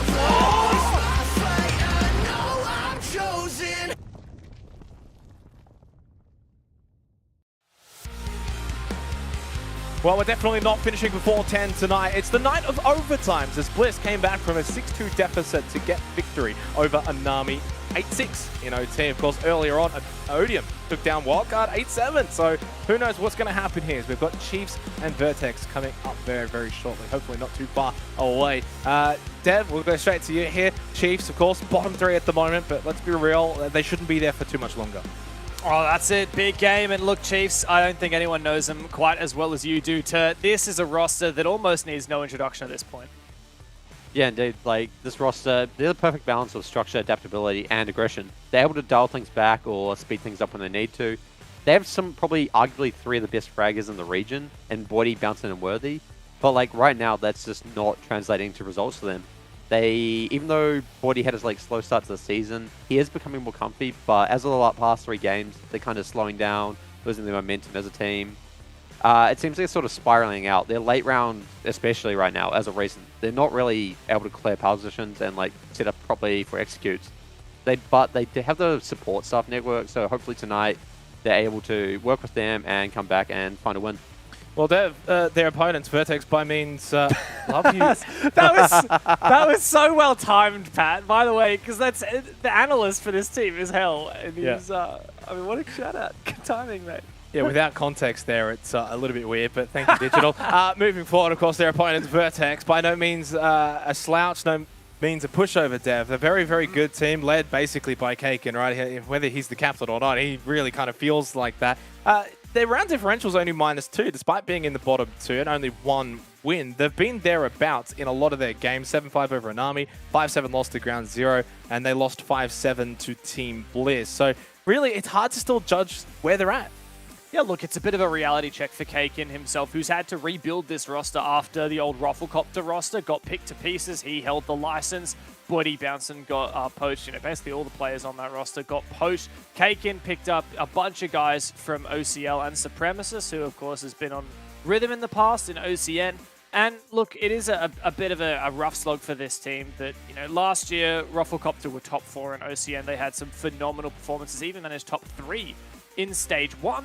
But now it's very much a different case. Kaken, you know, last year he was used to being on a team that had success both in Fury when he was in OCL and then, of course, into Rufflecopter. But the rest of this roster, a lot of guys that are still learning how to play at this OCN level. And while we have seen flashes of greatness, particularly from, you know, Neptune, Zayn, and Jakena, who this is their debut season in OCN, there's a lot that still needs to come from these guys if they're going to make a long run in OCN this year. Speaking of running, let's soon see where they're going to be running around on which particular map here, heading into our 3rd game of the night here for Playday 4. It's Chalet. So unfortunately for Vandy, she got one little trip away from the lovely hut and then straight back to the wintry depths. I'll go to you on this one, Turtle. Thoughts? I've got to say, I'm very surprised Vertex banned out Cafe, especially after Chief's recent performance on that against Elevate the other day. Chalet, kind of an odd pick to leave up as well. One of Chief's better maps, so honestly questioning the map veto here. Dev, would you have to agree with your wonderful co-analyst? Mate, I'm always going to agree with Turt. The man knows what he's talking about. And look, if he says that Chiefs are good on Chalet, then I absolutely trust him. Yeah, you look recently in APAC South, Chiefs had a 7-5 win over Wildcard. Perhaps Vertex is placing a lot of stake in Chiefs' Bliss game, which they managed to lose 7-4 on this map. But that was the debut match in OCN for this team. And of course, with 2 out of 5 players on the roster being different, there needs to be some time to adjust to that. And that goes for both teams. Obviously, Vertex have 4 new players on the roster. I think Chalet is going to be a struggle, but hey, you know, Vertex got some guts to take us there. So we can take us there. Dev, you can go take us there to Chalet. Over to you and Mandy. Thank you. Well, yeah, Mandy, let's get in here. I know you got one little reprieve on Skyscraper, but now back to Chalet. How you doing? Oh my gosh, I can't believe I'm back here. We're back here on Chalet again. And yeah, I think I'm the only one on the desk that's predicted Vertex to win this game. After seeing that veto, oh man, I felt really sad when I saw Chalet. Chiefs, they're definitely very good at Chalet, so I'm starting to feel worried for my predictions here. But you know what, Vertex, they tweeted at me saying thanks for believing in us, so I'm going to keep believing them. I believe in these guys. I love that. Well, they've got hope and they've got you, Vandy, but they are having a huge mountain to climb in front of them on this snowy Chalet. It is a big opponent, the Chiefs, the 4-time OCN champions. And, well, it's going to be a tough match for Vertex as we jump into the operator banter phase. Chiefs first banning out Finker. Pretty staple operator here in the meta now. So, and yeah, also totally target banning Neptune. He went crazy on the Finker in the last Playday. So that is fair enough, I reckon. kind of funny. I respect that, honestly, out of Chiefs. And I mean, Neptune, what are you gonna do with that one? He's having a bit of a laugh. You can see in the top left corner. Digital, I can see that face that Digital's pulling right now. That is a typing face. That is I'm talking some smack in the old chat. What is this? Oh my gosh, what is going on? Vertex with the smoke ban. What are the Chiefs boys gonna think about that one? I mean, it's Ethan gosh. who plays a lot of that, right? Yeah, I think so. For the Chiefs, that's taking away one of the... Oh gosh, I can't believe the banter that's happening in all chat right now. This is much more entertaining than the ban phase. Anyway, yeah, the smoke being banned out means that you lose out one shotgun, and you also lose out some of the plants and all on the sites like kitchen dining as well, so can be a little tough on the defense, but nevertheless, finger going out, poor Neptune. Flores, that's pretty standard, especially for that sort of bar games hold that we often see. So the ban phase, aside from the smoke, not too surprising, I think. I think Digital's also getting a spelling lesson in the old chat right now from Zane, who's correcting his improper use of your. Little less on the English and more on the game. All right, Digital, close down the all chat, disable it, time to get your head in the game. The community vote is overwhelmingly in the Chiefs' favor. Just have a look at that, 78%. And honestly, you can't blame them knowing the pedigree on this roster. But let's not forget, Chiefs currently in 6th place on the standings. Vertex in 7th, right on their heels. And if they win this match, or even if they get, well, it's just if they win overtime or outright, it does not matter. Vertex will jump ahead of Chiefs on the standings. Vertex looking to get a win out here on the Chiefs. They've been fairly consistent, in my opinion, throughout this OCN stage. A lot of close losses as well, particularly to some, really strong teams. So Vertex, I feel like they're on the way. You know, they're sort of like a getting there, but not quite yet team for me, in my opinion. They've got the right groundwork, especially compared to some of the other teams that came up from the Challenger League or came through the Relos as well. It feels like the structure is there, but they can't quite close out the games yet. So I'd like to see Vertex make some progress. Taking Chiefs to Chalet was not the type of progress that I expected them to make, but it's a choice. And you know what? I'm going to support them for it. Let's go Vertex. All right, I love this. We're going to have some enthusiasm from you all game long for Vertex. You can be their advocates because only 20% of the community expected them to win. And already they're feeling the full heat of Worthy, the OCN MVP from last year, and he is hot and ready to take some fights, as is Ethan, the team captain, who thanks to the smoke ban has decided, what other operator has a fantastic 1.5 times scope on their primary and a shield to boot? It's the Warden. Yeah, Ethan having to swap out his operator as well. It does mean that that library hallway stall is going to be a little bit more tricky for the Chiefs, but that's okay. They've wasted a lot of time on the roam already, so Vertex only now just starting to get control into office, and I think that's Ethan down below, possibly looking for a C4, or he's in the basement and I'm getting baited. He's in the basement and I'm getting baited. That's okay. Anyway, the Vertex now starting to clear up the utility with the sledge opening up the wall. They can start burning through their flashbangs and their grenades. Thanks to the Flores ban, this is going to require perfect coordination. Wamai is up, Jaeger is up, both are in play here, and Bouncin feels that pressure and falls back. Takes a bit of damage from Dining as well, but the nade from Neptune doesn't matter if you ban the Finker. He'll just jump straight on over to Yana and find the double kill. A great start for Vertex. Bouncing to bring it back now, finding one onto Supremacist. That was the lone player in Kitchen. He was just holding out on himself, looking for cutoff, so not too detrimental here for Vertex. Now, they're starting to get the top floor control into Library, get those hatches open, and start to figure out what execute they're going to have. 43 seconds now, it's time to get drones in the site. Yeah, but drones are something that Vertex have constantly been running low on. Only 4 left, and Bouncing's on for a flank for Vertex. There's got to be a flank watch drone.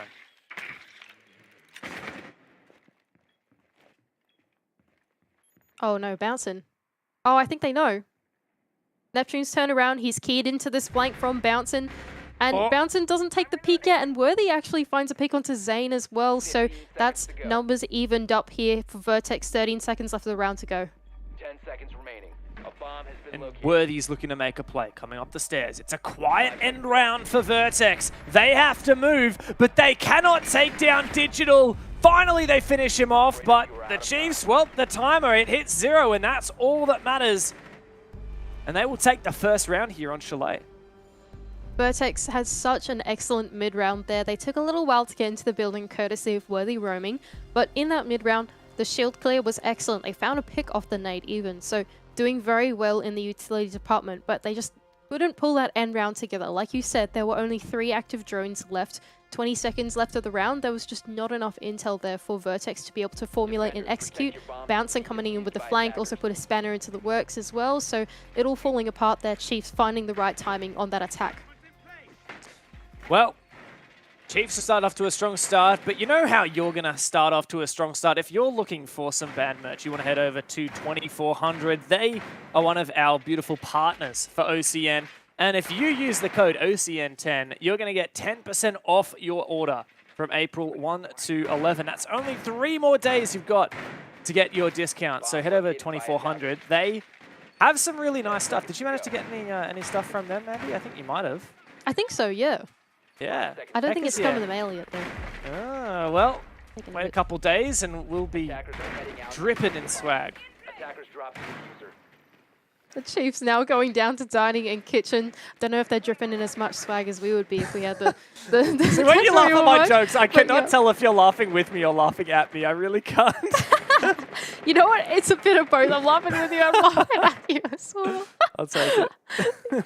The Chiefs now going down to kitchen and dining. Vertex looking to sweep the map, but Worthy again contesting in the early round as well. He's going to have to be droned out. There we go, shooting a drone, but Neptune soon to follow after. Big roam here for Worthy, on for the DM up. Been watching a bit of Onigiri in APAC South. On for a big roam.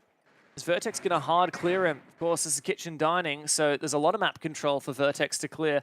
And basement, probably the least of their worries right now as they move into reading, take full control of library. Suprem's droned out all the way down Snowmobile. He may well see that player roaming downstairs.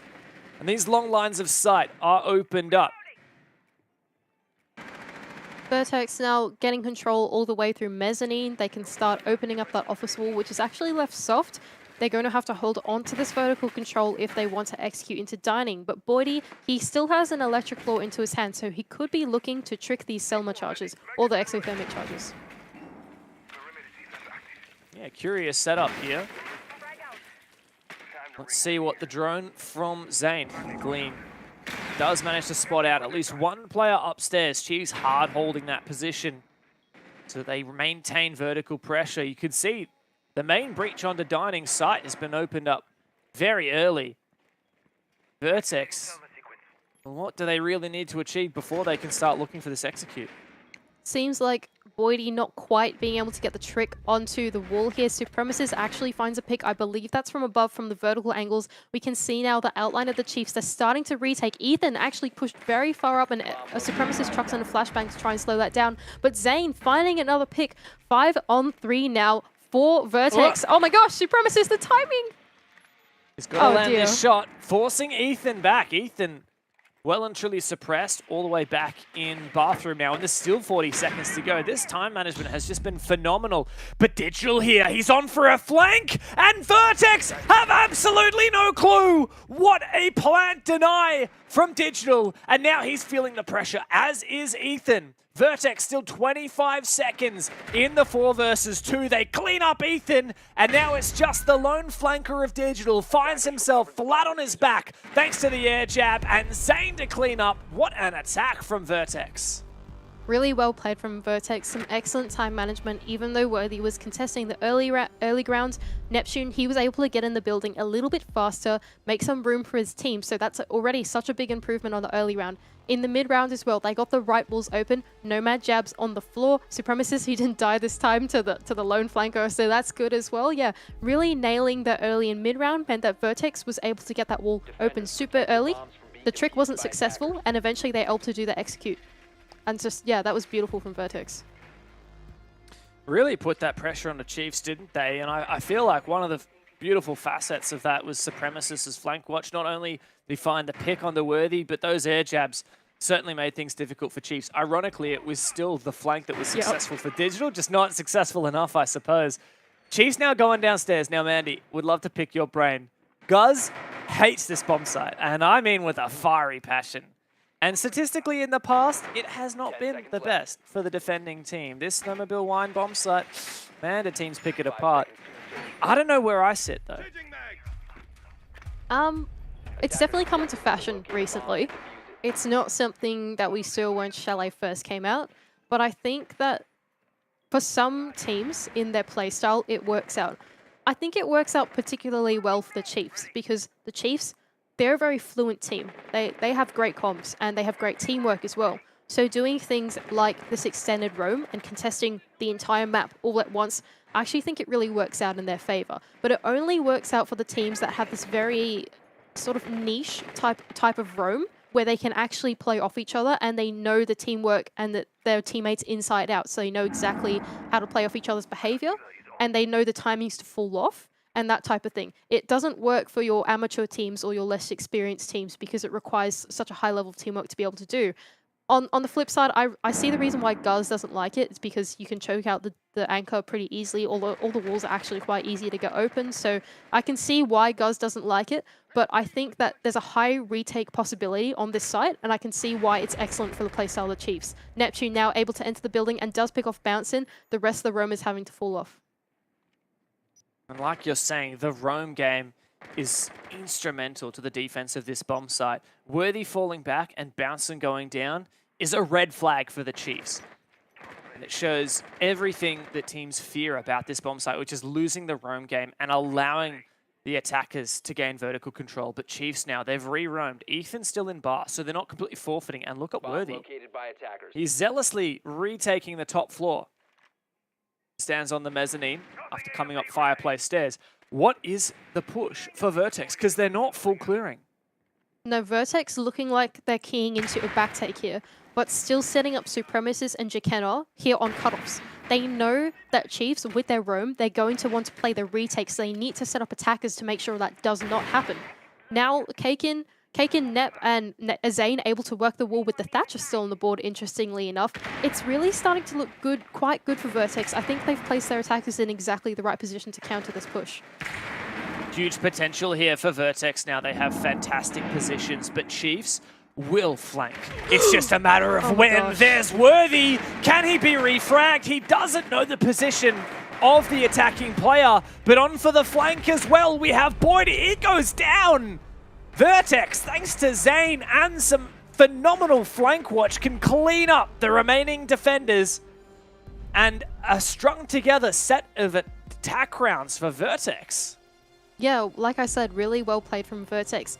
They knew that because there were so many roamers, they're not going to give up the map that quickly. They're going to want to play the retake, especially with the Vigil on the board as well. So it's much more elusive for those flanks and that type of thing. So setting up Jackenna, especially on the Jackal, and the combination of the Nomad to prevent some entryways really works in Vertex's favor. I think they did, again, excellent time management on the early round. They found that first pick as well, so that really works out for them to be able to get their attackers into exactly the right positions to play the cutoff and to be keyed on for that retake. Look, Mandy, I know that Chalet is historically a attacker-sided map, so I don't want to read too much in, but you're looking pretty good with your prediction right now. This is a Oh no, Vertex. don't say that. This is a Vertex Don't ghost me. stepping up. I mean, really, have we seen Vertex play this well so far? I don't know if we have. I can't even rip into Chiefs that much. I think that was a pretty nice strat on for the defense. I think you summarized it really well, the way that they relied on that retake, but Vertex just had their number. Yeah, that was really well read from Vertex. I'm actually quite impressed with just how perfect not only the operator lineup, but even the positioning of those two operators played into that Chiefs roam. It's just, oh, and at the end there, yeah, playing the trades on the retake was a bit unfortunate, but Worthy actually finds the early pick onto Nep. This is something that we haven't seen yet from the Chiefs. Both the previous two rounds, they've been able to get in the building. Now Supremacist finding another one and traded by Bordy. Oh my gosh, what is happening in this round? 30 seconds in and everyone's dying. God. Zane is dead as well. Now it's a 3-on-3 for Vertex, and I don't think anyone's even stepped in the building. Yeah, I mean, 35 seconds in and nearly half the players in the server are dead cold on the ground. I think this is surely an adjustment from the Chiefs. They've decided, look, we're trying to play too smart. Maybe we just need to get in their faces really early. If Vertex only have a couple of components remaining, if they only have a couple of their players left, even if we also only have a few players left, it really forces Vertex to have good mid-round adaptation. You know, what are the comms going to be like if you don't have your hard breach or if you don't have your grenades? And that's now where Vertex is going to get tested. Yeah, Vertex now severely lacking in utility, actually. They've only got, I think, one shock drone left. The wall doesn't have denial on it. I take that back. Never mind. I thought the Kaid would still be up here, and I've completely misread that. But they will be able to get the wall with Kaken's hard breach. So it's still winnable for Vertex. They have just the right amount of utility that they need to be able to amount to some kind of push as well. But Boydie, he's got this power position here in Piano. There's not that much utility on the side of Vertex to clear it, so they'll have to face it head on. Oh, dear. One big weakness, though. Oh, okay. Never mind that thought. Chiefs just have Boydie swing Piano and take down Zane. That's a big pick. Another thing that Vertex is going to have to worry about is the Nomad. Supreme being one of the early picks opens opportunities for Chiefs to flank. 55 seconds now. Looks like Piano may well be free. The Chiefs electing to give up Piano now, sit back. They know they're in a 3-on-2, so they can start playing out these trades, wait for the execute to come through, even play the retake. I think the numbers work in their favor for a couple things here. So, yeah, they're playing it well. They're playing it conservatively, except for Worthy, who's holding a tight angle, and Kaken is just too sharp. Yeah, I mean, I certainly didn't see Kaken from Worthy's POV. And what plant denial are Chiefs going to try and do? No C4s, no smokes. It's going to have to be the swings. And Vertex will try to force this plant down. It's Kaken in position. Chikena to cover from half wall. He spots out the player, finds the double! Oh my god! What is this Vertex we're seeing? They're up 3-1. Vertex are playing some textbook chalet here. They've either voted out Chiefs really well, so you know exactly what to do on this attacking half, or they're reading into these defenses so incredibly well. It feels like they're always bringing the correct utility. They always have the players in the right location. Neptune, he's that fearless entry. He's just jumping into the building. He died that round. That was unfortunate. But yeah, he always makes space with Vertex. I just feel like they're playing textbook Rainbow Six Siege right now. The Chiefs, even though they contested out that early round, they played that so well. They were unable to win out against the likes of Kaken and Chikena. They're just too sharp. Yeah, I mean, it's really refreshing to see Vertex just looking so good, isn't it? And it makes you wonder, like, yeah, Chiefs still have an opportunity to come back here. If Chalet is as attacker side as it has been in the past, Chiefs still have an opportunity to win this half. If they can win the following 2 rounds, now keep in mind they have won this bomb site bar games before, they can repeat that and then go off to one of the other sites and win that, then yeah, they could well win this and close it out pretty handily on their attacking side. But Vertex have already impressed us just so much. I actually agree with you on the Chiefs being able to come back on this. Even though they lost the previous round, I hope that that loss doesn't dent their confidence too much, because the philosophy they brought into it, attacking on the early game and in the mid game, I think really works out for them. Particularly because in the previous attack rounds, we've seen Vertex just be able to do the time management like way too much respect for them. They were able to get way too much done so early on in the game. So I really hope the Chiefs don't give up that kind of philosophy here. Worthy still seems to be doing this same roam. He shot out a drone, so it's good progress from here with the support of bounce in as well. Vertex, they don't seem to be playing the cutoff as well, so they might get a free pick here, honestly.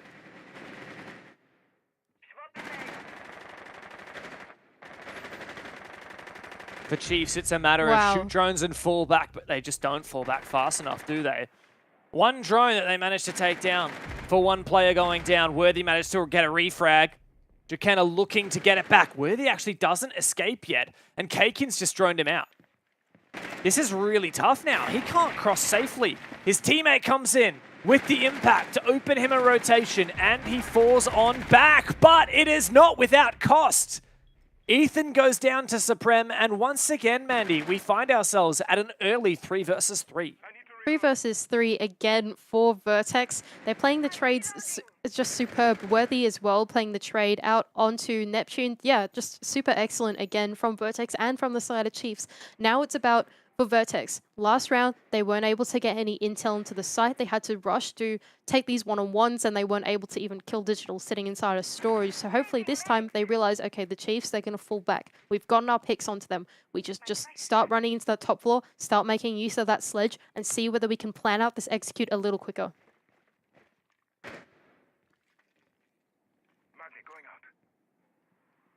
This is where Vertex have to make sure not to get complacent. They've been here before. Numbers of quality with all kinds of map control. Still 7 drones. That is to their advantage. So much info. Supreme coming up for a flank from blue. Needs to be ultra cautious. Worthy has no clue. Worthy, you can't lose this one. He takes a bit of damage and he falls back. And now he's cut off. Oh, Vertex, you are just hitting all of your shots. The Chiefs really feeling that pressure in the 2-on-3. 2-on-1, oh my god! It's just Boydie Mandy. He's literally the only man left. A 1v3 and he just does not last. Vertex, where is this newfound resistance coming from? Vertex is giving right now, I'm telling you. They're absolutely giving to my predictions. I've totally cursed myself. Now I've said it twice because you said it, now I've said it. So it's totally cursed now. And we also just watched the 2-6 comeback, so I'm scared. But Vertex is giving. That was an amazing attack. And yeah, just such great coordination. Supremacists and Jackenna on opposite sides of the map eventually converge in on Worthy to find that pick, and that really opened up the execute for them. That was amazing. Oh wow, this is an incredible game to watch. Vertex saw your prediction and they, what's that meme? It's like, so you're telling me there is a chance? You know, that's what happened. They saw that and they're like, hey, look, not everyone thinks that we're terrible. And they absolutely ran off that. And they are doing phenomenally. This is amazing, especially when you put it into perspective and think Kaken is the only man on Vertex who's actually played in OCN before. And he's only played for 3 months. He only played Stage 3. Before that, he was an OCL, just like the rest of these guys. So what an insane showing from Vertex, who are taking it to the reigning champs. I think the thing about Vertex as well is just they look confident, you know? Like, this Chiefs roster, they are scary. I would hate to play against this team. It's terrifying. But Neptune, he hops in the building every time without fail. Supremacist also setting up the flank watch. He's not afraid to be sitting on the drones and actually takes the gunfights when that flank comes through. So just, yeah, really impressed by the confidence of Vertex. We've seen a lot of the other Challenger Leagues come into it and give way too much respect to the former OCN teams or just to any opponent that they face, but not with this team. This team, they're taking it as if they were just a nobody, really. And that's exactly what we saw from Odium earlier today as well. They said in their interview that we just decided to stop giving wildcards so much respect, and we're seeing that from Vertex here. It's fantastic. And yet they're not letting mistakes slip in. Chiefs have tried to change the pace by getting aggressive early in 2 rounds in a row. Those 3v3s have not fallen their way. Now Vertex have a chance to outright win this half. A 5-1 would be very scary for Chiefs to try and switch onto their attacking side. A 4-2, very much redeemable. The Chiefs now dialing back a little bit, going, okay, this early round isn't working out for us because we're down numbers. We don't feel like we're as good in the late round. So let's just wait for them to come at us instead. So whether he wasn't as aggressive, he wasn't looking for that entry pick this time. So I don't mind this from the Chiefs, but it does give Vertex a lot of free space. A minute 40 into the round, the office wall is already opened up, so that's top floor cutoff. Now Kaken starting to work the main wall as well, and there's no anti-breach on the wall, so that's a free opening for them as well. Vertex, they have a lot of options here for this execute. And Jackenna finding the entry pick with the grenade. I think that was a grenade through the drone hole as well, onto the power position in the corner of living. So well played from Vertex, starting to choke out the defense. The Chiefs, I just think that this is way too much respect to Vertex. I mean, Vertex are just playing so well, aren't they? Looking like an absolute OCN-worthy team and more. And already we've seen 5 out of 6 rounds. It's been Vertex who have found that opening kill. They've done it once again here. And realistically, how long until they can execute? 50 seconds left. They're looking pretty close. Oh, wow. Oh, my gosh. That is so sharp. Supremacist also pushing through the top floor. That is so confident for him. He does not need to push that far, but he thinks he can find the picks here as well. So, oh, that's unfortunate. He does get crossfired in the top floor, but there's still one more attacker to hold out here. 30 seconds now. Vertex looking for the execute, but Bouncin and Ethan able to retake the top floor. That's a critical mistake from Vertex. Yeah, now Chiefs actually have control upstairs. They can do vertical plant denial. Great shot from Neptune, but it's just him left. It's a 3K from Bouncin and eyes on Diffuser as well. This could not be a more difficult position for Neptune. He's got his grenade out. What's he going to be able to do with it? Doesn't net anything. Now he can try and force his plant down. 5 seconds in the 1v2. Ethan's coming for it. Can he deny it? Neptune does not survive. And there's the Chiefs finally back in it with 2 rounds in the half. Neptune.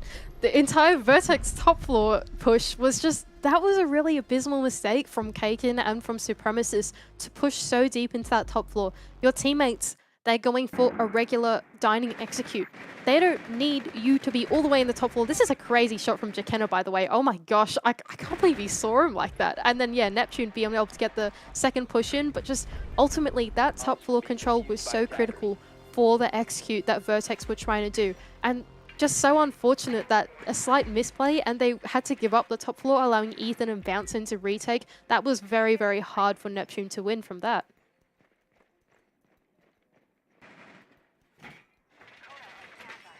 What do we reckon now? Were we hyping it up a little bit too much? Is this just a matter of attacker-sided Chalet? I mean, even if it is a matter of attacker-sided Chalet, Chiefs have still got a real rough job here. They're going to have to win 5 rounds in the half to get this away without heading to OT.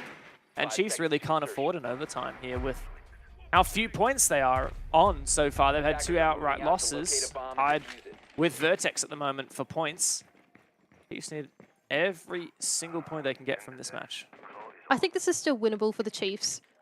They've clearly keyed in to the push that, sorry, the defense that Vertex are trying to do here.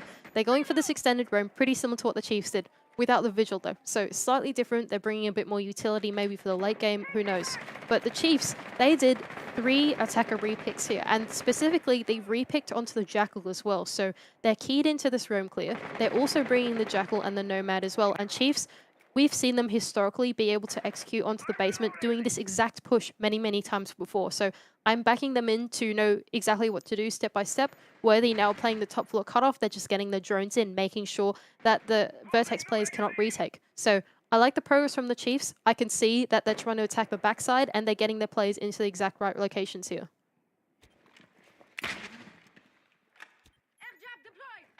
This is really when the Chiefs truly tested. Attack is where they should be flourishing here. Let's see if they can do so. Good map control. Good hard breach ability. Ethan now going up to Snowmobile with the Maverick's torch. Starts to open some holes. Is he just going to make lines of sight, I wonder? Or is he actually going to go for a proper entry breach?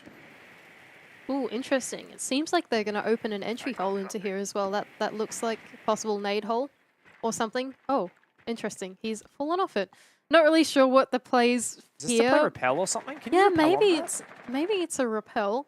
Maybe that's a hole so they can see the camera and shoot it from the outside or something. I'm not sure, to be honest. That's interesting. But either way, Chiefs looking to do a back push. Getting this wall isn't super mission critical, so that's okay. The other side of the map has Digital, who I think has just pulled out an exothermic charges and is going to start working on the wall as well. So good progress from the Chiefs so far. 1 minute left to go. I think they're going to have to clear some electric floor on the wall. Okay, never mind. That's being cleared. Digital now able to get both walls open. I think the Kaken is the only one left on the site with a shield as well. So looking pretty promising for the Chiefs. Vertex, where is your retake? Where are your anchors to support the site? Well, the hatch is open. Bouncing in dining. Vertex really need to start this flank. Wow. Down comes the execute. And Chiefs are looking very strong in the 5v5. The diffuser is planted. 45 seconds now for Vertex to retake, but Bouncing is there to cover. And now Jakenna looking for his own flank, but he's got all kinds of Chiefs players to worry about. Not the least is Worthy upstairs, who jumps on down and finishes him off. It's just a whitewash for the Chiefs, who may well make it flawless. Diffuser down and not a player dropped. The Chiefs, you can't ask for a more convincing round than that. Yeah, that was a great round for the Chiefs. I don't think that was even a very hard round for them. They weren't given that much contestation on the top floor.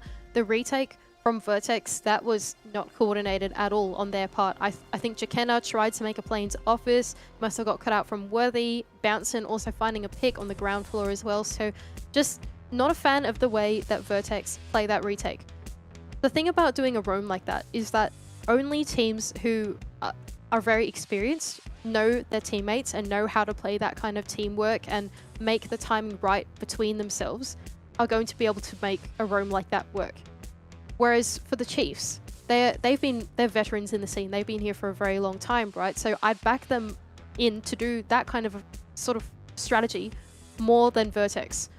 I feel like Vertex, they need to dial it back in. So far, they've played really great textbook Siege. They're doing everything. It's basic, it's simple, but it works. And I hope that they can still translate that onto their defense side. Don't do all these fancy things. Let's start playing regular Siege, play on shields, let's play crossfires. Make sure we hold out that utility because that's something that we all know how to do and we know how to do it together. Well, maybe you should be in the voice comms right now. You're clearly in their corner, having picked them. The Vertex are taking a tactical pause right now, and you can see it's Supreme who's doing a lot of the talking, contributing a lot of his insights into what really Vertex need to be doing. You reckon they need to dumb it down, go back to basics, focus on their fundamentals? Do you think that's what they're saying right now? I don't know if that's what they're saying, but it's definitely what this game has showed us that they're good at. I think it would be my opinion on it. Like, a strategy like what they did just then, that requires a lot of finesse from each player individually. And so far in this game, that has not been their strength. Their strength has been working together. Pinching, sort of playing crossfires, that type of thing. So, whereas for the Chiefs, yeah, I do back them in to be able to pull off, dig deeper into the strat book, let's say, like that. So I think Vertex, yeah, I'm interested what their takeaway is going to be from this tactical timeout. I wonder what they're going to come away with it, and maybe, yeah, maybe they will dial it back, or maybe they'll dig even deeper into the strat book to look for something new.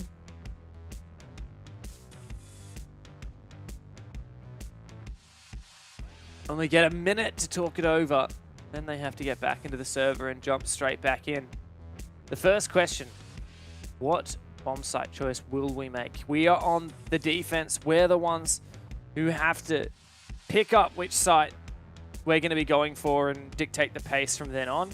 Snowmobile Wine Cellar, not my preference personally, and that was where they took us first up. Second round in, and it looks like this is a Master Office defense for Vertex. A very popular site. We've got some wall denial. We've got the Frost, I gotta say. Frost having a near 100% pick rate this game is not something I expected. I feel like Frost is a big staple in Chalet. You've got the secondary shotgun. That's mission critical to the defense. Frost mats, they're kind of a bonus, but you also get a shield, which is something that we see on pretty much every single bomb site, including kitchen dining, because you normally have to bring 2 or 3 shields for both floors as well. So Frost, it can be a necessary pick for some of these bomb sites. You just need to do so much destruction, and you need that extra shield. So I'm not like super surprised by it, but yeah, I think some players do like it more than other players. Some players really enjoy their little Frost mats. Yeah, now the Chiefs having to attack onto Master and Office. This is a primary site. Surely they know how to do this. Vertex looking to do a pretty basic hold as well, putting a shield onto Piano, but actually extending vertically down into Dining. And I wonder, first step for the Chiefs, are they going to go for a library execute into Office, or are they going to go for a repel execute into Solarium and then eventually Master? Because a lot of high-level teams tend to do the latter. I wouldn't be surprised if that's what Chiefs are going for. Already, Ethan's managed to get his twist thrown into the site, but it does get taken down before it gets anything more than information. The Chiefs very separated right now. It's only Ethan here on the Solarium side, Worthy downstairs. It looks like it may well be a vertical take from bottom up for the Chiefs. The Chiefs actually playing into this solar hold that Vertex have. They got the 2 Rooning Gates with some Jaeger ADS devices on the stairs. Wow, he just turned around as I said that. That was amazing. Yeah, so I think the Chiefs, they haven't really played the counterplay and tried to sweep across the map. They said, okay, the utility's here. We're just going to face it directly because that's where we know our enemies are going to be. So Boydie now holding the vertical angle down from inside garage. Zane is now stuck there. He has to make this particular power position work, and he doesn't quite make it work. Wow. 2 picks now coming out from the Chiefs. Huge flank watch downstairs as well from Worthy to make sure no player can escape back into Trophy, but Supreme finds a long angle onto Bouncer, and that's a good pick to at least redeem something now for Vertex. Neptune as well downstairs, knowing that the Chiefs have taken control of Trophy and already felled one of his teammates from that position. Bordy likely to drone him out shortly. Deactivating once again these Aruna Gates. It is Digital. Ethan very keen to get on in as soon as he possibly can. But time is of the essence. And the impact trick is, believe it or not, going to deny the X-Kairos from that wall. Only 4 X-Kairos left, actually, for Digital as well. So the best he can do here is to make a line of sight onto the hard wall. I think they have still Boydie up, to open up an entry hole into the site if need be, but that's still a little bit of a blunder into the Chiefs' attack because the idea of this direct attack is they want to choke up the defenders, but if Supremacist is pushed up so far like that, Ethan is going to find a freebie. Big pick for Ethan, and now he gets into the site. There's information on him in the form of that bulletproof camera, and no opportunity now for the Chiefs to take it down, so instead they will plant right in front of that camera. That gives Vertex an opportunity, but not one that they'll be able to take. It's just Neptune left. K-Kin's down and out. And this double window possession is just far too much to contend with. SMG 11. And this is by far one of the worst positions we've seen Neptune in this game. Lucky to find even one kill here, and he's got to find 4. The retake is just not going to happen. Shotgun, come on, try and get Digital. Not going to happen. There you go. The Chiefs, all in all, a very, very nice attack. Yeah, well played from the Chiefs. Even though they played into the defense of Vertex, they were able to clear out the utility fairly systematically. They did have to burn a few more X-Kairos for those Aruna gates that reset, but anyway, they were able to get into the building through the mid-round. They realized that Vertex had to fall very far back once Worthy had the cut off on the double window as well, and they were able to get an execute into the site, even though they couldn't get the wall open. So that was really well played from the Chiefs. Vertex, I think, just lacking in getting value out of those power positions. Another thing as well is that I'm going to touch a little bit on the smoke ban here too, because even though they lost the power positions out in Solarium, there was no way that Vertex could have denied the plants later in the round as well. They didn't have Echo. They don't have smoke on the board because it's banned as well. So that's one shield gone first of all, and that's also your plant null. So in order for Vertex to have made that defense work, they would have had to push up much further and try and contest the Chiefs closer into the execute, which was nigh impossible because of Worthy on the cutoff. So only Supremacist tried to go for a hero play and it totally didn't work. Ethan just shut him down. So yeah, that's well played from the Chiefs. And I actually think that the smoke ban is kind of working against them here. Wow, there you go, big call. Vertex tried to just simply ban out the smoke, but despite that, they weren't able to find a 5-1 half on their attack. And now it looks like, Mandy, we may well be looking at a very, very attacker-sided Chalet. And if that's the case, I wouldn't be surprised if Chiefs can come away with 5 rounds here and win it in regulation. So Vertex have absolutely lost the lead that they established in the first half and are really feeling the pressure now. Yeah, this is definitely looking to be a fairly attacker-sided Chalet. The Chiefs looking like they can replicate what Vertex did and more. The strategies that the Chiefs are bringing into this particular map or series, and it's a lot more dynamic than what Vertex have been bringing in as well. You only see teams that are very experienced go for this kind of attack where let's just try and take map control everywhere we can. Let's try get in the basement as well as probe out the top floor. Maybe try and contest these people on the ground floor as well, which seems like has just been droned out too. So this is a fairly dynamic attack. Not that many teams will be able to do this quite fluently. So this is just a testament to see Chiefs, they're experienced. They know how to play Chalet.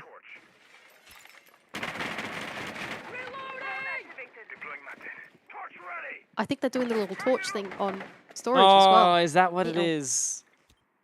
Nice little Maverick pick there from Digital. Does enable Bouncing to get that long line of sight into stock.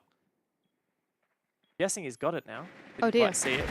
Oh, my God, Digital, you survive wow. with 1 HP, you lucky duck.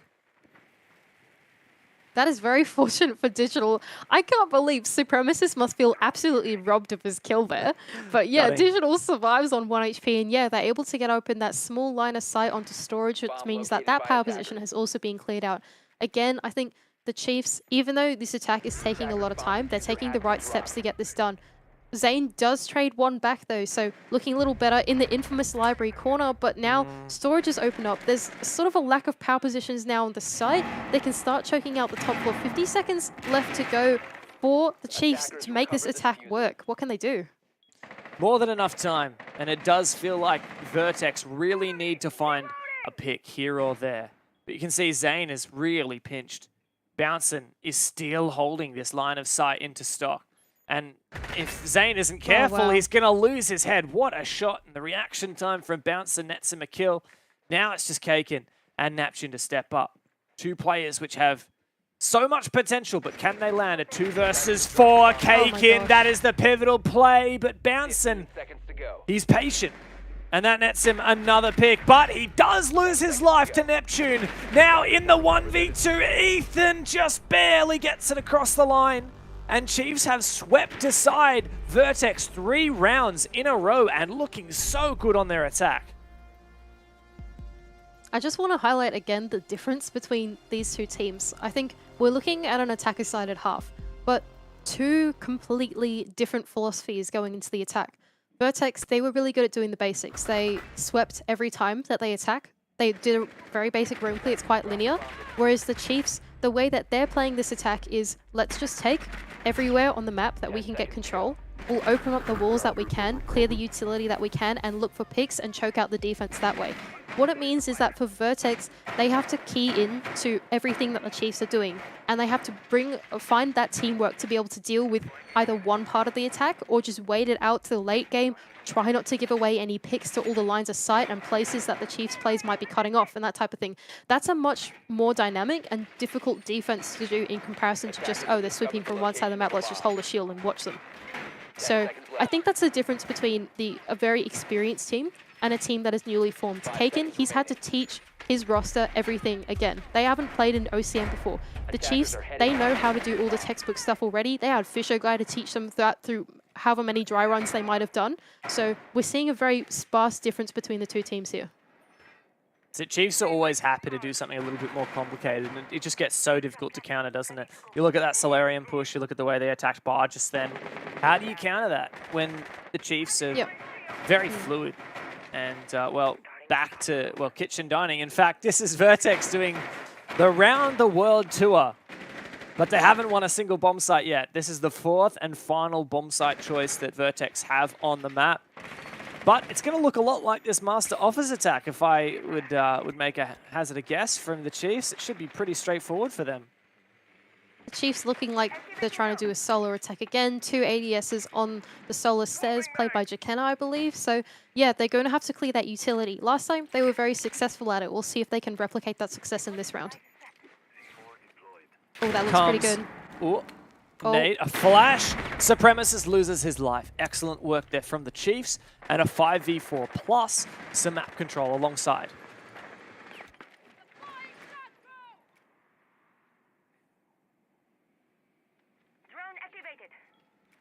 This is interesting from the Chiefs. So they're just going to drone at the top floor, make sure it's safe.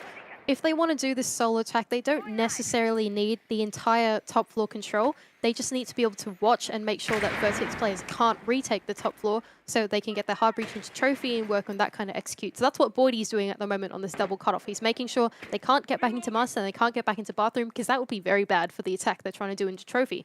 Kaken also watching through that vertical angle in anticipation as well. So both Vertex and Chiefs keyed into the attack that they're doing, with Bouncing on the cutoff as well, protecting him from Jakenna. So it's about time management here, I think, for the Chiefs to try and get their hard breach in, drone out the site. 1 minute left to go, but I think the steps are really good for the Chiefs here. Boydie ever so patient.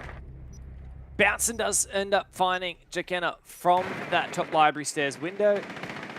And there's no doubt Vertex have absolutely been pushed on back. Kaken now contesting with the hatch, but he's worried about Worthy behind him. Worthy's looking for another one. He gets it. And looking for a 3rd kill now. Worthy. It's just Neptune. He's red pinged, and there's absolutely no chance for him. Forced off the bomb site. Desperately trying to deal with this Twitch drone. He might be able to get the down on Bouncing, but he's at the minute worried about the Twitch drone.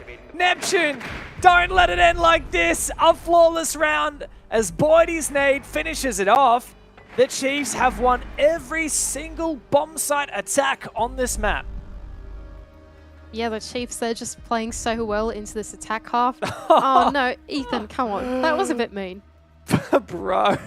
Look, the alibi gun, that thing got a nerf. It's a little more bouncy now, so that's a bit mean from Ethan. But anyway, the Chiefs doing a really great attack onto Solar. We just saw they're just so proficient at doing that utility clear onto the stairs, and Vertex, they just didn't have any place to support Supremacists, got picked off 1 by 1, and Chiefs eventually able to overrun the site. Worthy, a great double kill.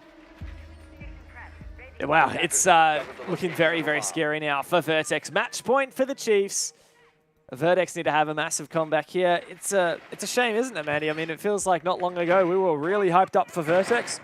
saying that there's potential for a 5-1 half in their favor on their attacking side. And yet, switch over to defense and Chiefs show us just how good they are on Chalet. These attacks have been so perfect.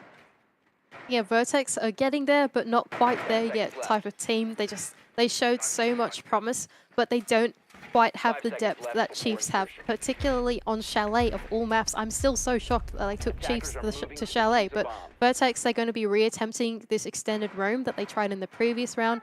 It didn't work out too well for them. The Chiefs actually bringing along the exact same attacking lineup, I believe, as well. So, yeah, the Jackal and the Nomad will be working out in their favor. Vertex, they don't seem to have changed anything up. So, wow. Okay, that being said, 2 trades go out 20 seconds into the round.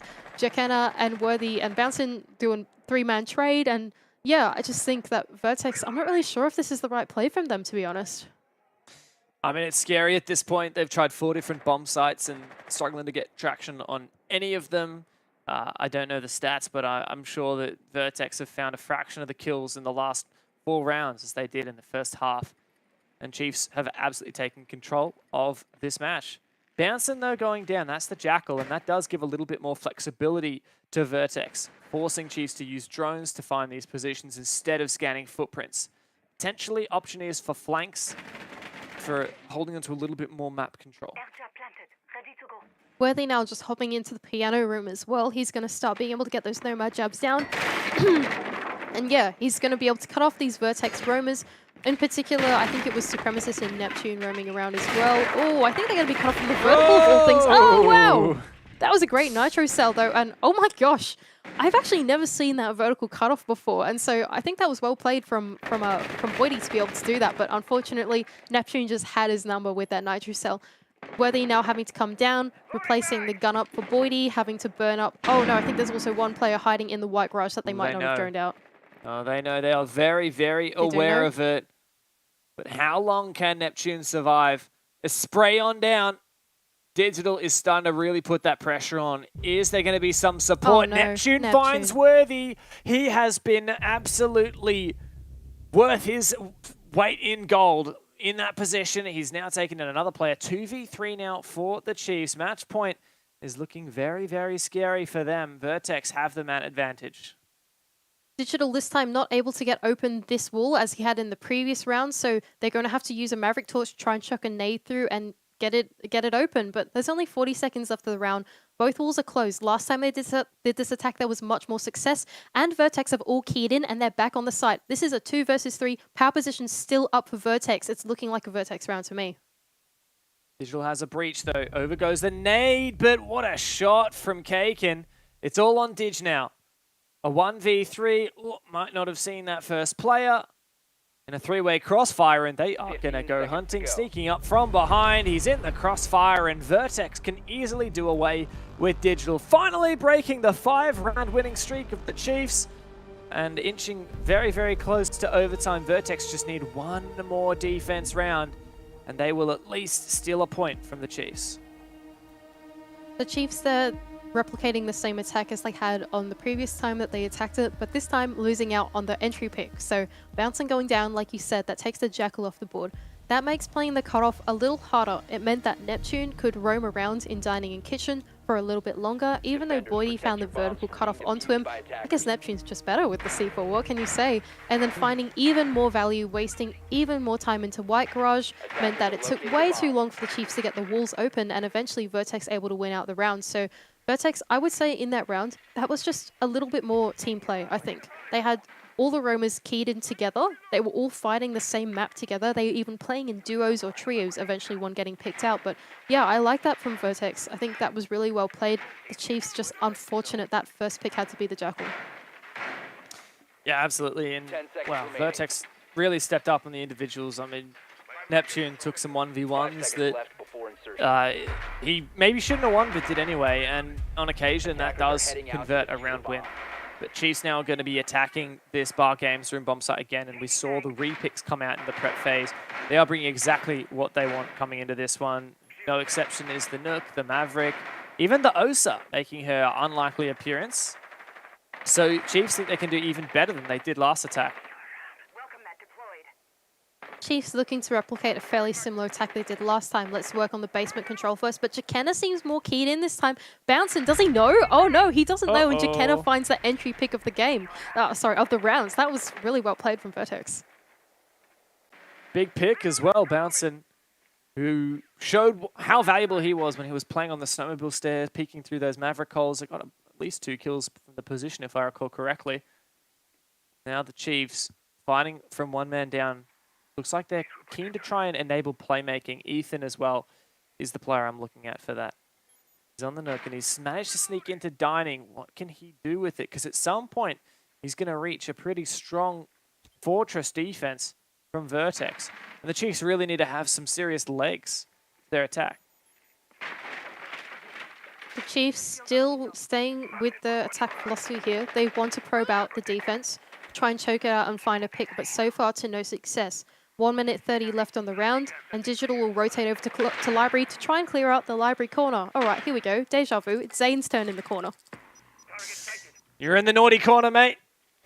That nade is going to send you straight out of it. Great job from Digital, and the Chiefs perfectly clear that power position. Exemplary stuff. And now in a 4v4, numbers even. Still some power positions held by Vertex. Jakenna in box. Neptune at top of Fireplace on the mezzanine. How long can they hold on here? Yeah, 1 minute left to the round, and they're still holding on to this top floor. I don't mind this from Vertex, but if the Chiefs do a classic Chiefs move and decide, all right, let's skip the top floor and try and make a play into the bomb site, that could be pretty bad for them. I hope that anchors are watching for this jump in that Digital looks like he's just about to do. Oh no. Oh, they are! What a shot! The long line of sight. No 1.5 times scope needed for Kaken. Digital goes down, and the diffuser is cold on the ground. Boydie throws out a drone and gets the E1D roaring on through. It's all on Worthy, Ethan, and Boydie now. Ethan's found one. Is the trade going to come through? It's damn close, but Jakenna falls back. Diffuser is still down on the ground. The Chiefs, they have a chance here to lock it in. No overtime if they can get this round, if they can just pull it across the line. Ethan's surely going to drop now. The nade coming through, the second one uncooked, but Boydie's out. Kaken, he goes down. It's only on Supremacist, but the Chiefs, they finally lock it in. Match point and GG. The Chiefs, they were pushed hard, but they manage a victory, 7-5. The Chiefs eventually able to come back into that round. Ethan really an enabling play there, running through the top floor and eventually able to take out both top floor players if I'm correct. So yeah, that was really well played from the Chiefs. They were able to find an in and eventually overwhelm the site. That's just a very classic Chiefs move where even though they're down players, even though they don't have the right utility or the right power positions yet, they're still able to find an in and they're able to enable each other. A great showing from the Chiefs, no doubt about it, but Vertex also have a lot to be proud of. Gutting, though, for them. Another 7-5 loss. That's 3 weeks in a row that they have found themselves with a devastating 7-5 that they're thinking to themselves, man, one more round and we get a point. 2 more rounds and we could have had all 3. A rough game for Vertex, but Chiefs finally managing to get it across the line at the end. Jake, let's have a chat about that one. I have no doubt that you are blown away, but the Chiefs do end up getting across the line. Mandy was wrong after all. Yeah, very, very attacking side, wasn't it? So what was that? I think only 3 defensive round wins for the entire game. Not going to lie, I didn't catch every single round. I was eating, but what I did catch was the very start of the game, Dev, where it was that 4-1 lead for Vertex. I looked over and I'm like, what's going on here? And from that point, I tuned in. And from that point, it was all the Chiefs. Yeah, now you know how I feel when I was watching the Anami Bliss game. Which is, what was that, like a 6-2 or something? Yeah, I mean, absolutely, the Chiefs had a huge comeback, but we really got to see amazing stuff from Vertex here. Turtle, obviously, this was the kind of game where I think Vertex, did they just kind of get a little overwhelmed once the Chiefs started to get going? Yeah, really. Honestly, I think the defenses for Chiefs, they could have been a 4-2 half for them, but Vertex, they just managed to find those kills, get those clutches. Jake on that master hold, he just managed to get all 3 kills there, just closing it out for Vertex. Dev, it's good signs, though, for Vertex, right? Being able to take it up against a team like the Chiefs, get that 4-1 lead. Yes, it ended up being a very attacker-sided half, so and obviously a 4-2 half is kind of par for the course on an attacker-sided Chalet. But it's still highlighting that they're able to mix it and match with these top teams. Yeah, no doubt about it. I think the Vertex have absolutely proven they can do that. They went 5-7 against Ground Zero, then 5-7 against Bliss, now 5-7 against the Chiefs. If anything, I think that they're just sitting there, you know, slamming their desk and thinking, man, how close were we? We could have had some actual points out of these games. Yeah, definitely. I remember a team in the old days that used to go 7-5 all the time. Was it the old Akami roster, I swear? I can't remember. But yeah, either way, big win for the Chiefs, of course, because they get all 3 points. And they needed it, Turtle, right? This was not a case where this going to OT was something that could be okay and be all right. No, they needed all 3 points if they're to get into the top 4, and Vertex really pushed them. Yeah, I think tonight was more of just a mental win for Chiefs. They've had a bit of a slump past few games. Tonight is just this win for them just means a lot, probably. Just like able to come out and actually win, play pretty well. They fixed a lot of their mistakes from the past few nights, and yeah, good win for them. As always, Chiefs win. We have a chat with Digital and see how he's feeling. It was probably not all that easy because Vertex got out to a good start. Hello, Digital. Congrats on the win. I guess take us through, because you're down 4-1 from that point. If you lose that game, you're probably thinking maybe top 4 is going to be very hard to reach. What's the team's mindset at that point?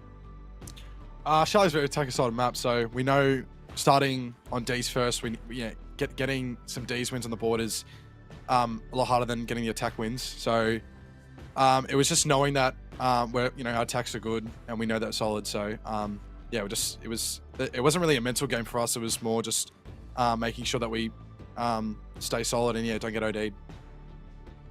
Yeah, look, man, you say that Chalet attack wins are pretty easy. They're not for me. So can you give me some tips? Like how if anyone's watching at home, like how am I meant to attack on Chalet and how do you guys do it so well?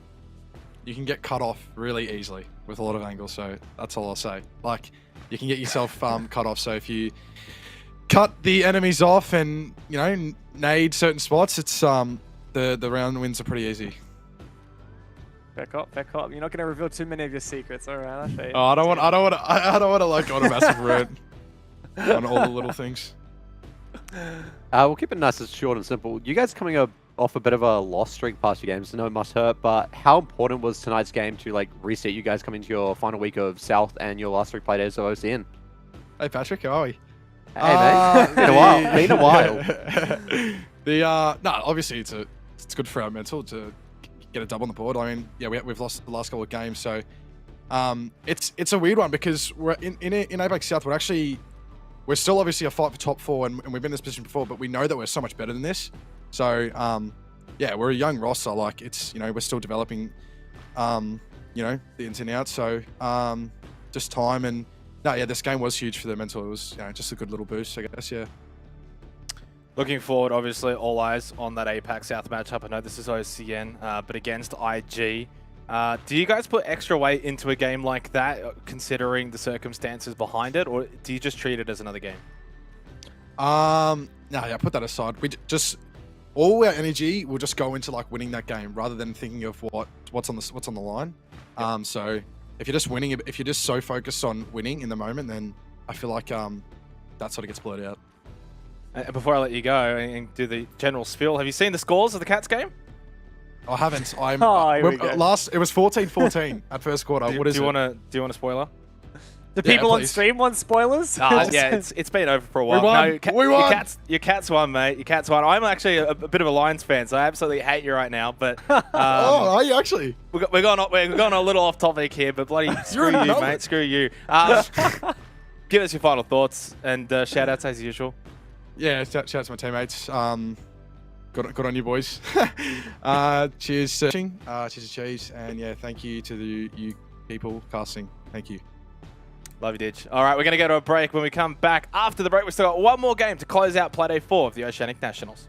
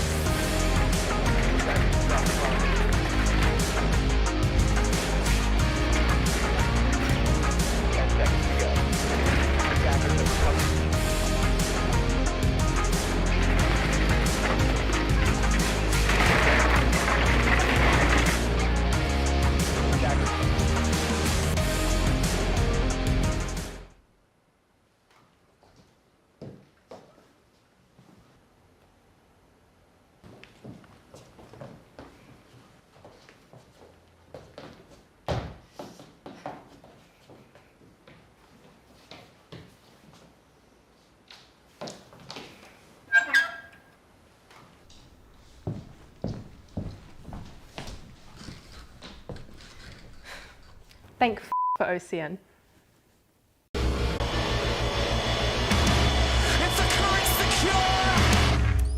Light me up.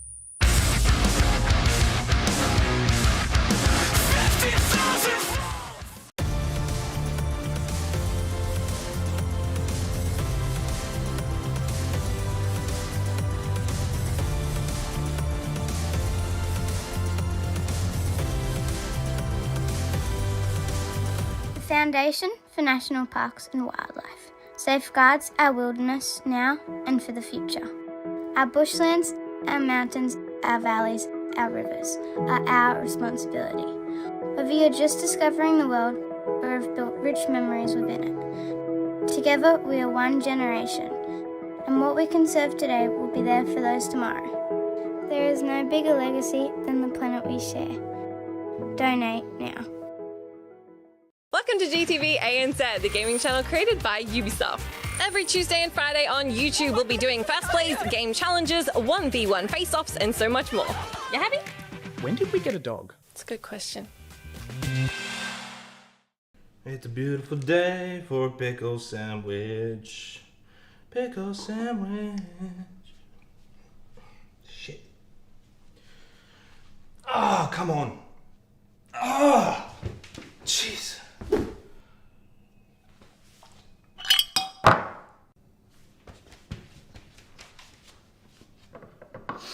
Thank for OCN. The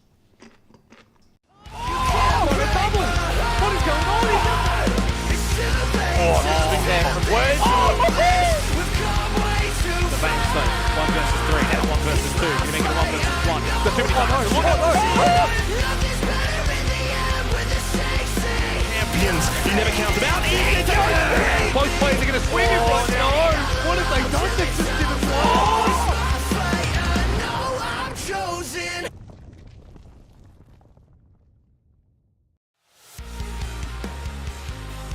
A bit of a long night tonight so far, going the distance for our first 2 games, and then even match 3-7-5 with the Chiefs finding victory over Vertex. But now we've got one final game for Playday 4 of the Oceanic Nationals, Knights versus Ground Zero. And we got Mandy on the desk as well. We kicked out Dev. We got someone in who actually knows what they're talking about. Man, I'll go straight to you here for the Knights, of course, in the top 4 at the moment. If they win here into second place, it's so far being a pretty decent stage for them.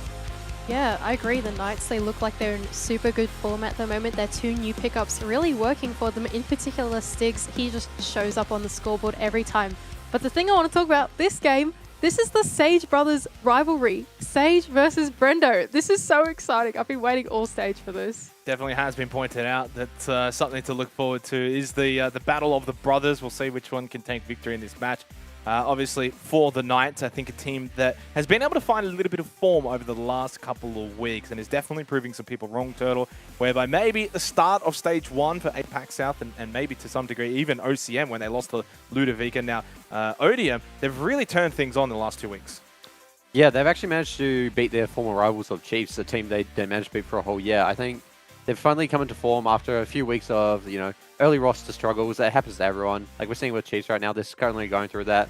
I think right now, give them a few more weeks. If they make it APAC playoffs, they might make the major and they might come back and, we might see another dynasty on our hands. Let's go and have a look at their opponents for this particular game. It is going to be Ground Zero, who have been a little up and down so far in the Oceanic Nationals. They had a very rude awakening in Playday 1 when they lost 7-1 to Wildcard. Then they were able to defeat Vertex, which I think maybe surprised a few teams. Went toe-to-toe with Odium, but couldn't quite get the result, losing 4-7. Now they take on the Knights. This will be a bit of a difficult one, Mandy, though, for this team. Of course, formerly the majority of this roster being a Fury, but a lot of these players have had a lot of time in the OCN spotlight. President, Weatables, etc. The Vaix as well. It's just only Tuhan and Brendo that are really making the OCN stage debut. It's a really solid team, but it's still hard to put a finger on where they match up against some of these other teams. Yeah, I think Ground Zero in the previous 2 Playdays, we see them come into the matches, they look nervous. They don't look super confident against their opponents, but we know that they can do better than this. We know they have, like you said, experienced players. They've been in the roster before. And they're coming from the relegations as well. They're knocking out the now Ludovica roster, bringing in now bringing in Tuhan and Novex. I feel like there's so much promise for this roster, but we just haven't seen it come to fruition. They're just not confident in the server. Well, let's zip through this pre-show and go straight to the map veto so we can dissect the map choice for this final match of the day. It's Villa. Quite fitting, in fact, considering that's where we started the night and now we can end the night on Villa. Turtle, I'll go to you for this one. It was Ground Zero that had the deciding decision, Oregon or Villa. No Oregon tonight at all. Do you take any stock into the decision here for Ground Zero to go to Villa rather than Oregon? I think it was a no-brainer to go to Oregon. To be honest, I think it was a mistake to let Oregon and Villa go through for Knights. These are both very heavily favored maps for Knights in the past. So letting them both through the veto phase is a bit, questionable, but maybe they have a game plan, something up their sleeve that we don't know about. For Ground Zero, it's been a lot of Chalet so far in the Oceanic National, so obviously you would have got to cast those games, Bandy, but heading over to Villa now for this one, are they going to be prepared to take on the Knights on a sophisticated map like Villa? I don't think so. I think I agree with Pat here. It's just, I feel like both Oregon and Villa, like you said, they're just the Knights' territory, I think. Ground Zero, I suppose maybe they do know something that we don't. Maybe they've watched VODs because there are so many VODs of Knights playing on Villa and they have a brilliant plan going into it or something like that. But again, I really feel like the veto's been lost here for Ground Zero.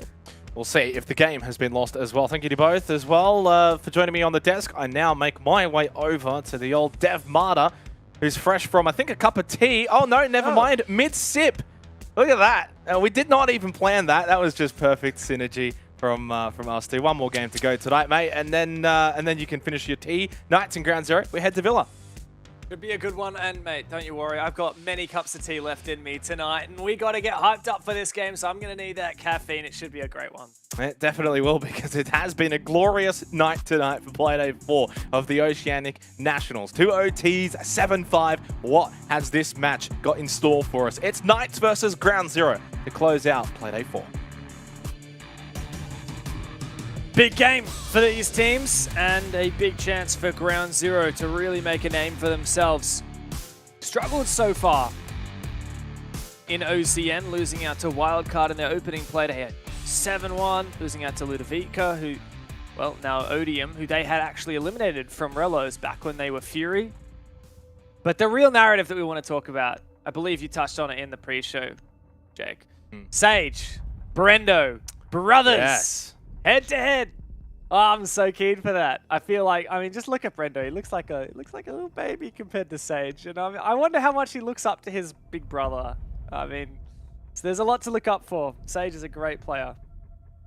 Well, playing against each other, he's going to need to look down on him, though, I think, in this game. So, yeah, Mandy, of course, bringing that one up. And it was something that I think when we got into this game, it was going to be discussed and spoken about. But at the same time, as much as you want to talk about the little brother v brother rivalry and the head-to-head of that, it's still a team game, and it's still so much more that matters. I don't think you're going to be seeing either of Brendo or Sage really putting much stock into it at all. It's just business as usual. Knights on the defense, Ground Zero on the attack.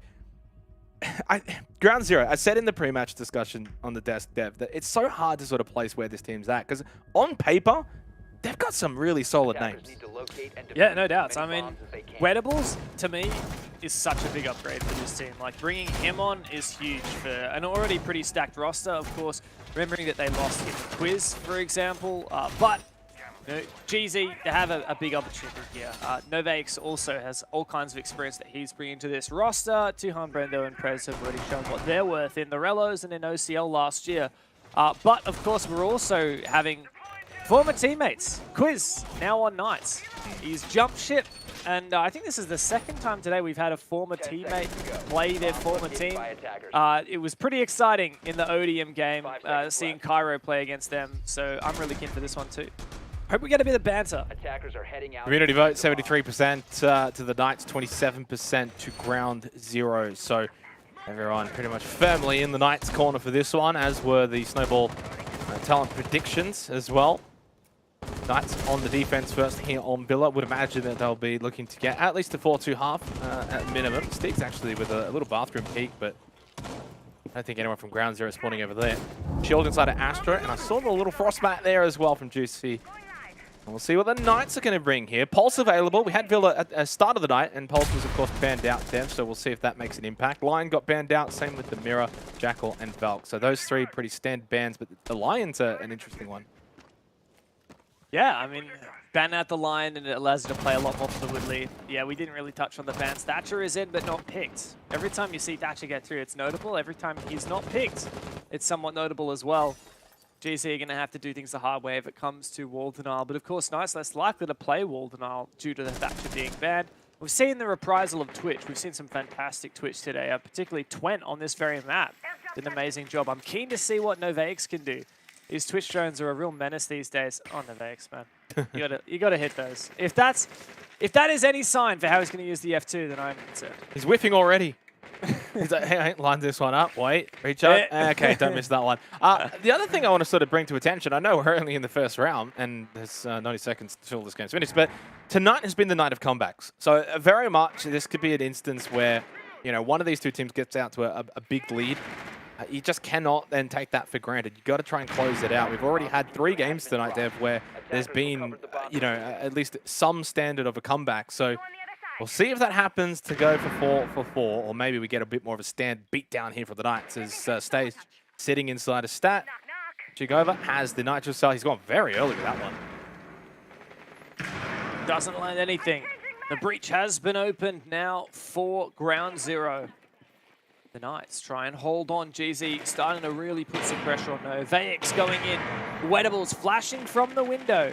Novaix peeing out the shield. Needs to be destroyed by one of his teammates. Sage still in a very aggressive position.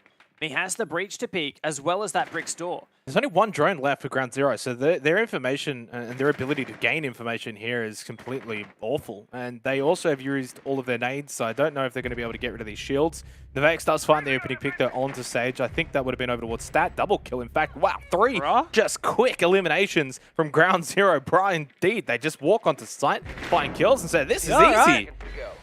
It seems to be honest. Josh has the pulse cardiac sensor, but he does not have enough time. Or he forces Novaix off the plant. If he gets back on the sensor again, he could get it, but GZ flood below and take him out. I don't know why, but for like a brief second, I thought he'd like shot him through the floor or something, just the way that it ended. But no, he was shot down below, and ground zero do take the opening round. Very abrupt little start to this game because it didn't really seem like that was in the works. Ground Zero actually felt like had a bit of work to do, hadn't quite cleared out everything, and yet despite that, they are able to just walk in, find kills, and win out.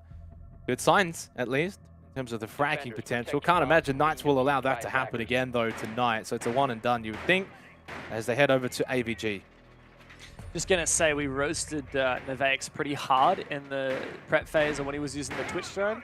And then as soon as he gets off the drone, he's got the F2 in his hands and he finds an opening double kill. Like, all right, mate. We heard you. All right, you no need to show off. For the final time tonight, just want to bring attention to 2400 and bringing attention to the fact you've only got 3 days to use the OCN 10 discount code at the checkout for any of your favorite band merchandise. 10% off. Use that OCN 10. And you've only got 3 days until the 11th of April. So get going there. Thank you very much to 2400 for being a bit of a helping hand here at the Oceanic Nationals. We love them dearly. We do. We absolutely do. Just as GZ love that they are 1-0 up right now. Surprising on their attacking side as well, and no doubt on the unfavored team in this fixture. Knights have really impressed, especially in APAC South. They currently sit, I believe, second on the standings in APAC South, and they're well into the top 4 here in OCN as well. Been very, very strong. Only dropped a single OCN match thus far. Not looking to make that 2 here.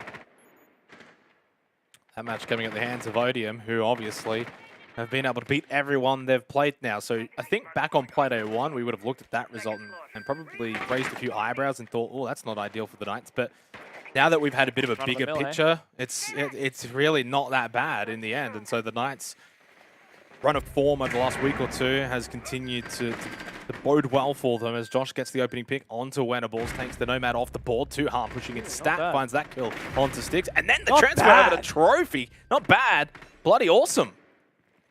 Very, very nice on the entry here from the Finker player, Tuhan. Juicy now going to rotate his shield, but man, there's a lot of util from Ground Zero that could clear that. I like this a late rotate from the Knights, but they are on the back foot now, losing both of their roamers. Stiggs has been phenomenal in the past couple weeks. Really, really, especially on the entry, just so on point. He hasn't shown that yet this match. Perhaps needing a moment to warm up. Ground Zero say, hey, mate, we're not going to give you any time.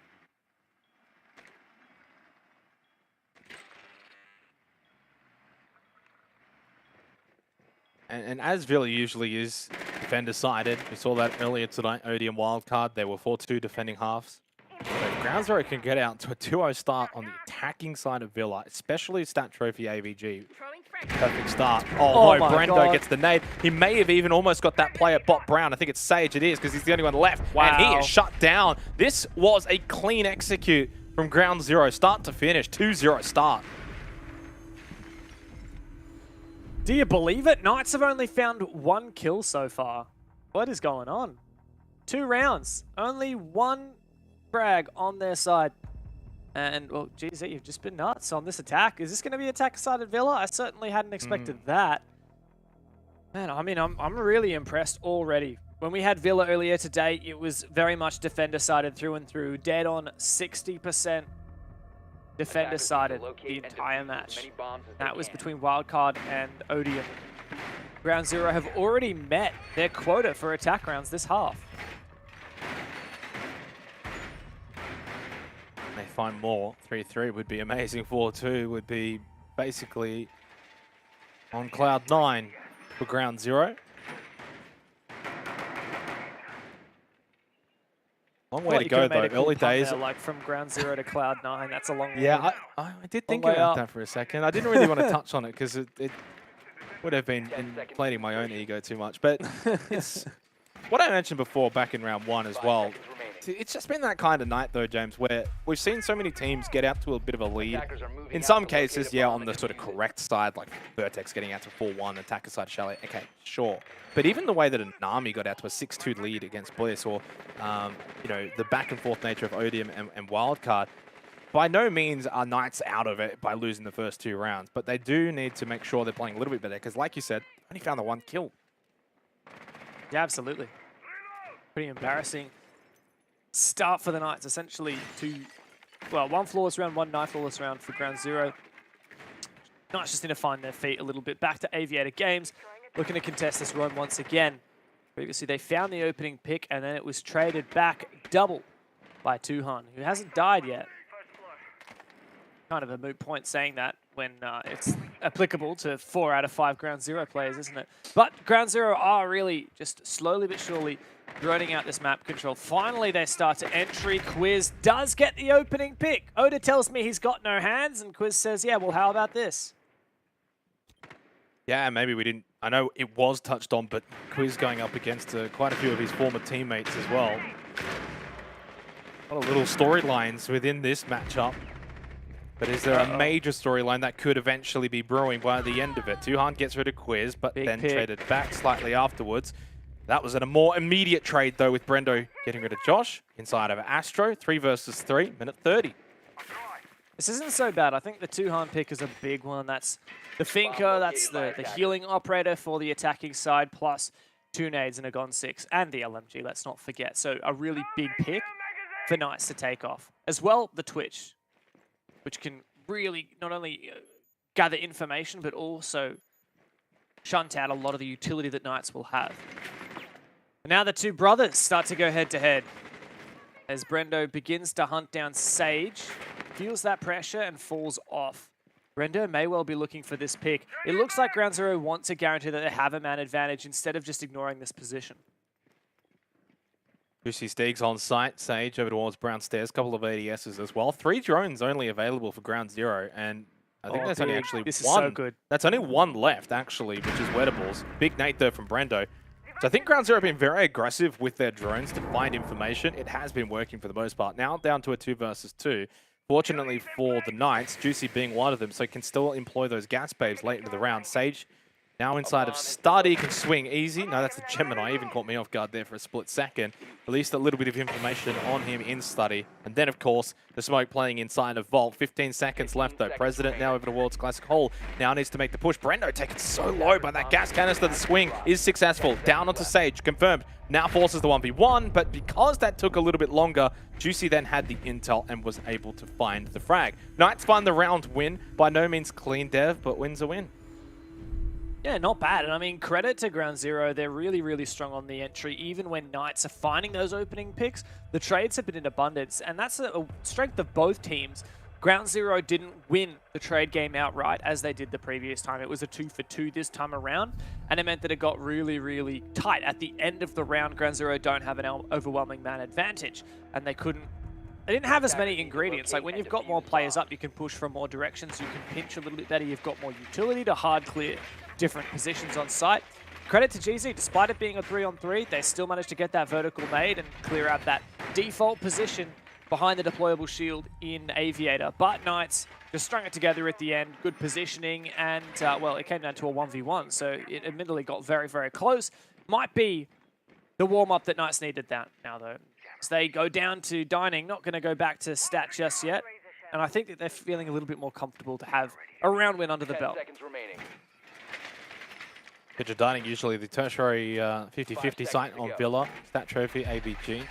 Tends to lean into the favour of the defenders. Knights, though, as you said, not feeling ready to go back to Stat Trophy just yet. But if they do win this round here in the fourth, we'll have to go back there for the fifth round. Still an opportunity for Ground Zero over the next 3 rounds, this included, to establish at least 3 rounds, which would be a big win for them here in the first half and could set them up for a win in the second half or an OT at minimum. Diggs trying to see if we can find anything again from his bathroom window, but has been unsuccessful thus far. Onto the Thorn.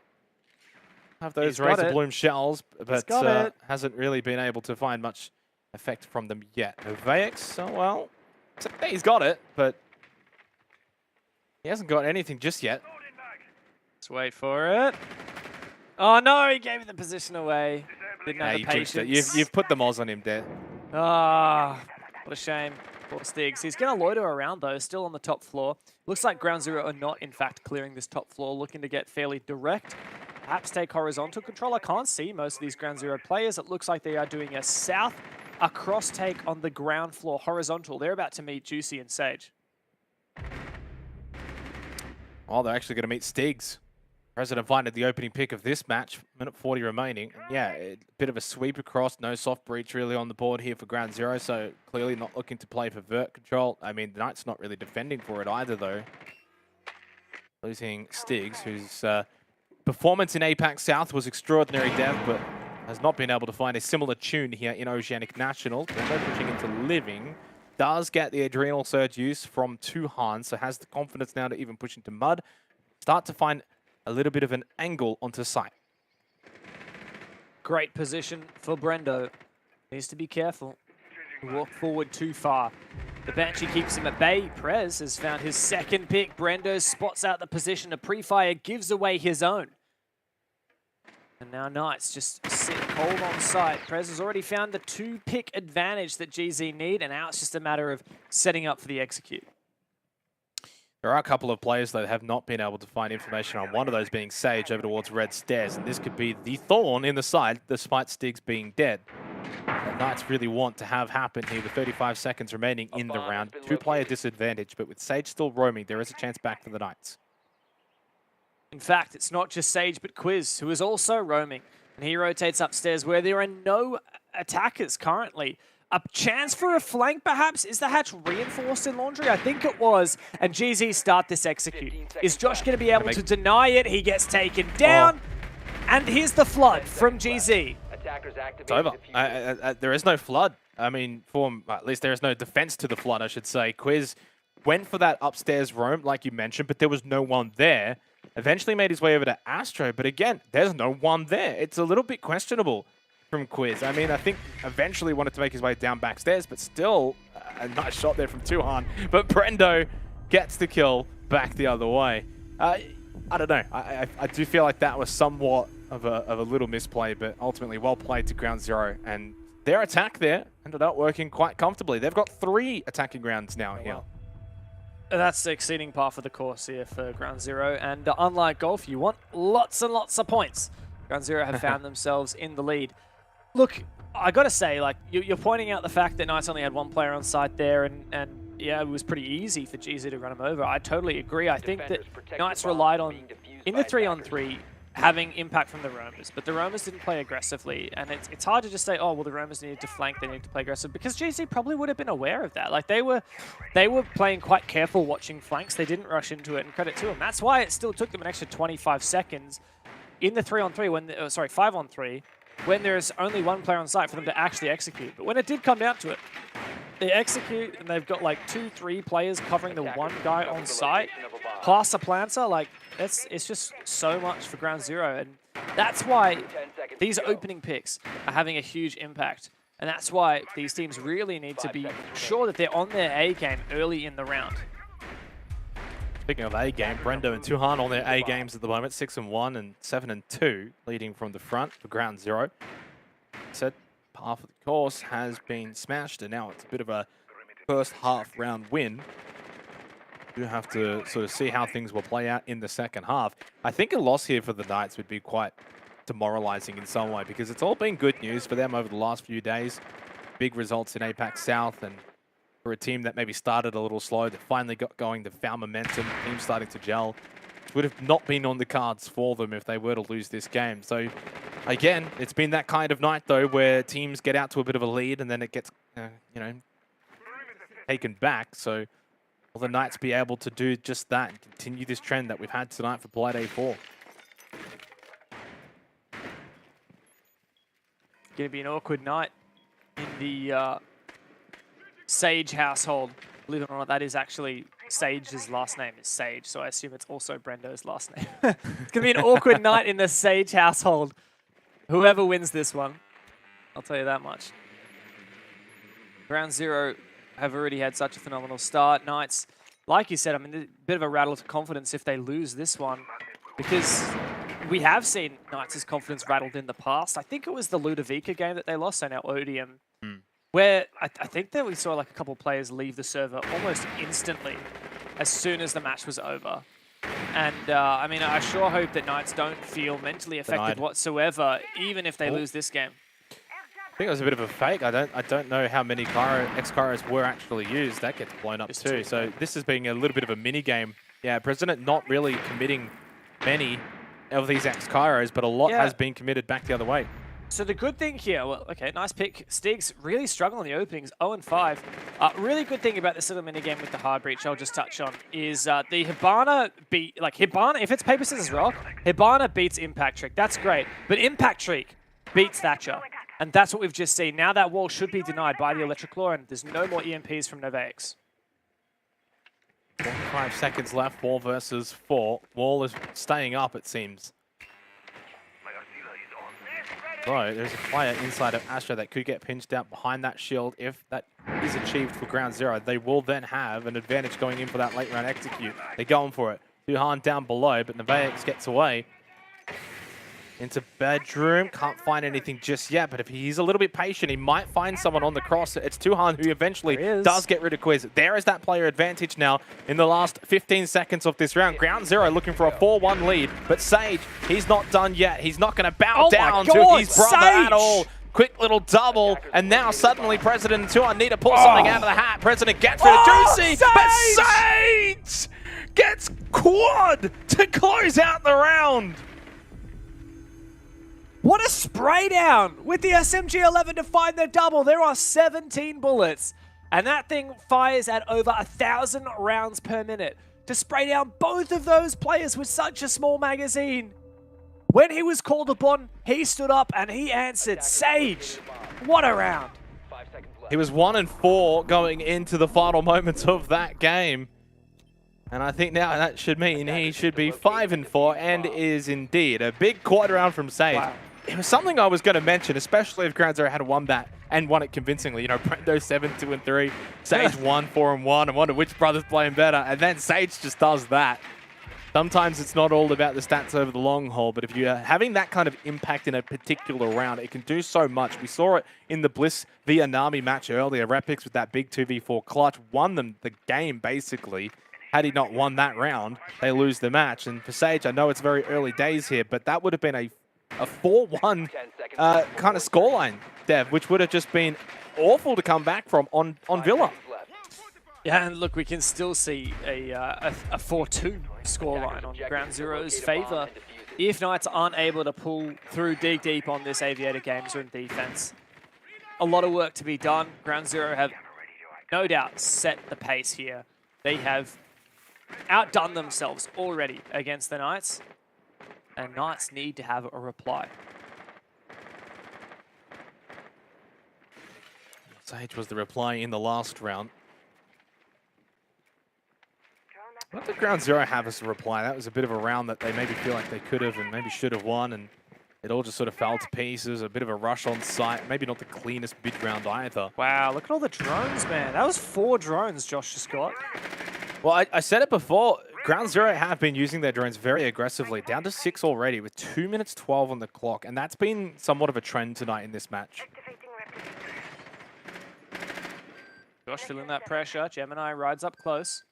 Here's the player. This is the most annoying angle. I die to that all the time, and goddamn, it is the most annoying thing ever. Josh has found one, and he rotates down the split. Knights fall off. They can take that prize and be happy with it. Well, don't peek it then. If you die into it all the time, don't peek it then. Come on, mate. Be better than that. Learn from your mistakes. Bro. You're not wrong. I'll give you that. Ground Zero down a player now. That's Brendo. And off the board. Of course, a player that's been having a big impact in this game. Doesn't have those impacts either now. In a 30, so still a bit of time. It's not the end of the world, but I mean, got to be pushing over closer. Not sure if they're going to be able to open up that vault wall either. Study, control, probably not going to happen. Don't know about top Brown, so it's going to be, what, control over towards 90, push through landing into Aviator. That might not be enough for Ground Zero against the Knights. Good air jab, though, from Wettables is going to prevent any retake on 90. Knights are playing this really well, though. They took that advantage, and they're playing passive. They don't want to give Ground Zero an opportunity to get that man advantage. Don't want to peak players like Tuhan, and I mean, Brendo's already gone down, but Tuhan in particular has been phenomenal on these entries. Prez now droned out the site. He knows exactly what is clear and what is not. That drone sits in vault. Now Ground Zero, I mean, they have so much info, but they don't have a man advantage. Only 3 drones left as Quiz gets rid of Novax, make it a 2-man disadvantage now. Tuhan inside a stat knows there's a player lingering over towards Astro, but I don't think you have the time to worry too much about that. And Josh wins out anyway. 5 versus 1. Where the Bullets is the one. Does at least deny the flawless, but that's all he can do in the round as the Knights bite back to close out the first half. It's 3-3, and still, for the most part, Dev, it's a good half for Ground Zero, but it just feels like they could have got a little bit more. I think you summarized it perfectly there, mate. Great round from Ground Zero. Great, rather, half from Ground Zero, particularly starting off so strong. A flawless and then a nigh flawless with 4 players still remaining. 2 rounds in, Knights only had 1 kill. So credit to Knights for bouncing back from that. Ground Zero have set themselves up for a really strong map, though. They just need to buckle down on their defenses. They've outdone themselves on their attack. They've exceeded the expectation, and that means that all they really need to do here on their defense is just do half of the course. A 4-2 split. That just means defending Aviator 2 out of 2 times and Stat 2 out of 2 times. That's all you need to do. It sounds like a lot, and it is. But, I mean, if the 2 teams are evenly matched, it's probably what you'd expect. A bit of back and forth. Ground Zero have the advantageous side. They just need to pull through. Easier said than done, and we know the Knights as a team, a veteran kind of team, by no means would be feeling as if this task is insurmountable. Definitely doable. And tonight's that kind of night where teams start off a little slow and then really get going. And once they get going, they don't stop. We've seen it in just about every game. Bliss down 6-2. Yeah, they won the next 6. Chiefs down 4-1. They won the, what, how many did they win in the end after that? I think it was like 6-1 or something after that kind of start. So And now this one as well, Knights down 3-1. So not even as dramatic, really, as the other games. Now, of course, the only difference being now is that they're playing attack on Villa. So Ground Zero, as you said, definitely in the better side. Easier said than done. We'll see how they go. Knights, do they look to play aggressive here? Do they look to try and go for a bit of a fast take on AVG? With that Finger, Dockerby, Ash, does kind of seem like a bit of a frag-heavy lineup. Yeah, I mean, the big thing here is there's just no hard breach from Knights, so that usually dictates a study push, potentially, a top main push, and then that's exactly what they're going for. It's Sage. Prone, didn't check. Luckily had an extra player, but it's trades over towards Brown. 3 versus 3. Who is now inside a study at least in terms of control for the Knights, and they do get the advantage. Werdables, it's been a quiet night for him. You pumped his praises earlier in the night, and it's a 2-6 start. Diffuser picked up by Juicy over towards Brown stairs. Quiz though is kind of stuck inside a study here. It's not a freebie. Oh, and almost for a split second, I thought the player in Vault was going to swing and find that kill onto Quiz. Now both over towards Brown, pushing over towards Games. And Novax has a great angle. Gets the Dino. It's Tuhan who got the down. But the damage was done courtesy of Novax. Juicy's got to clutch it up. 1v2. He's got the DMR for it. Novax is so low. Stun grenade to go out. No logic bombs. A minute 12 to play with. But Ground Zero just have to play the crossfire. Yeah, and this is a pretty easy win for Ground Zero here if he funnels in from landing into Aviator. He gave away his position, of course, to open up the Sawyer gate. So they've both of them have just now posted up looking, but he goes for a little flank because you know what, James? There's still 50 seconds. So Juicy can afford to do this and try and play off the fact that now they don't have the information. Now they're going to hold multiple angles. Now they find the information, but Juicy can maybe force the 2-1v1, and he does it. What a bait. He's so smart. The veteran. There was no reason for Tuhan to swing that, James. He didn't need to swing. Juicy baited it perfectly. Juicy doesn't have any flashes left, but he can walk through the gate. That's a lot of damage, and the impact from Novax is almost enough. Juicy has Diffuser. 20 seconds! He saw his head, and now he's going to bait it. He's going to get this down because Novax doesn't have a whole lot of health, and he's not quite sure. He doesn't have the information. He goes for the random spray. Juicy can now play off of this. The Don very evidently showing just why you do not count out the veterans, because they understand the game way higher than I ever would. Knew he had the time. Now he has the angle. Novax is low on health. It won't take much from Juicy. He can play for time. He can force Novax to have to try and stick this or fake this. He fakes for now. 18 seconds left. He is really just playing this to the end. Juicy didn't even peek it. Novax going for the kill. He may actually get this. No, he does not. The Don is good. Man, Dawn is great. Juicy is just nuts, bro. Like, people do not appreciate how good this man is at this bloody video game. He really knows what he's talking about. He does. Look at the way he baited that plant and played it in the post plant. Just phenomenal stuff. Look at the way he baited the sprint and got quizzed. Who was it? From Tuhan. He got Tuhan to pick this. Baits the sprint and then immediately scopes in. Credit to whoever we've got on replays. I think it's Isaac tonight. Absolutely nailed that one. Honestly, Juicy's brain. Giga brain. I don't know how he fits it in his head. A beautiful round of just talent, just pure talent on display, and just understanding is probably the best way to phrase it. The understanding of sort of what he needs to do and how he needs to do it, and then actually executing it, not panicking. Probably looks up and he's like, boys, I got a minute. I don't have to rush into Aviator. There's no reason to. I give them a little information, deny that Sawyer gate, and then rotate back over to 90. They got no idea. Is he pushing in or is he not pushing in? Where is he? Now we got to split. Now we got to hold 2 different angles. We're no longer watching the same angle, and being able to trade forces the 2. Oh, it's just beautiful. It is honestly beautiful. He's just so smart. From the Don. That's all you got to say. He's just so damn smart, and you could break that down. That is like a round of 1v2 clutch that you could probably have like a 30-minute video breaking down. There's just so much went into that. Like, the man was using a DMR and he had no flashes left, and he played it so well. I gotta say, I'm a big simp for Juicy. I absolutely love him. I'm not gonna keep harping his praises, but let's remember where we were, right? Ground Zero, well ahead. That said, Knights have immediately surprised by winning an attack round, especially one that they weren't meant to win. And it was in such a way where we got to see Knights' maturity as players. And if anything, exposed a little bit, particularly from Tuhan, not going to try and, don't want to rip into him, but like he peaked when he didn't need to there. He got baited by the sprint. And he's an OCN now. He's going to learn that lesson the hard way. A lesson to be learned from the Don. The Master is teaching. We are just watching and learning. Quiz making a little crouch walk over towards Brown's stairs. Of course, it's a repeat. Haven't quite touched on it. Ground Zero going for AVG once again. See if they've learnt their lessons. And it's a rather aggressive approach, actually, over towards the north side. So you got to play over towards 90. One over towards landing side, one over towards that trophy. I mean, this is very aggressive, but it means they have kind of left open Brown stairs and study. Much quieter round now from the Knights. They are bringing the hard breach, and, well, there you go. Sage takes down his little brother in the opening pick. Brando has Bomb located by attackers. gone from about 7-1 to 7-5.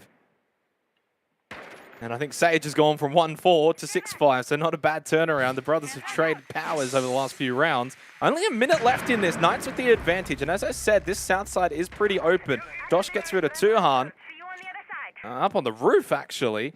Stig's over towards bathroom, so he's actually coming in from the north side, despite there being a lot of presence of the Knights study and Brown stairs side. That was questionable from Wettables.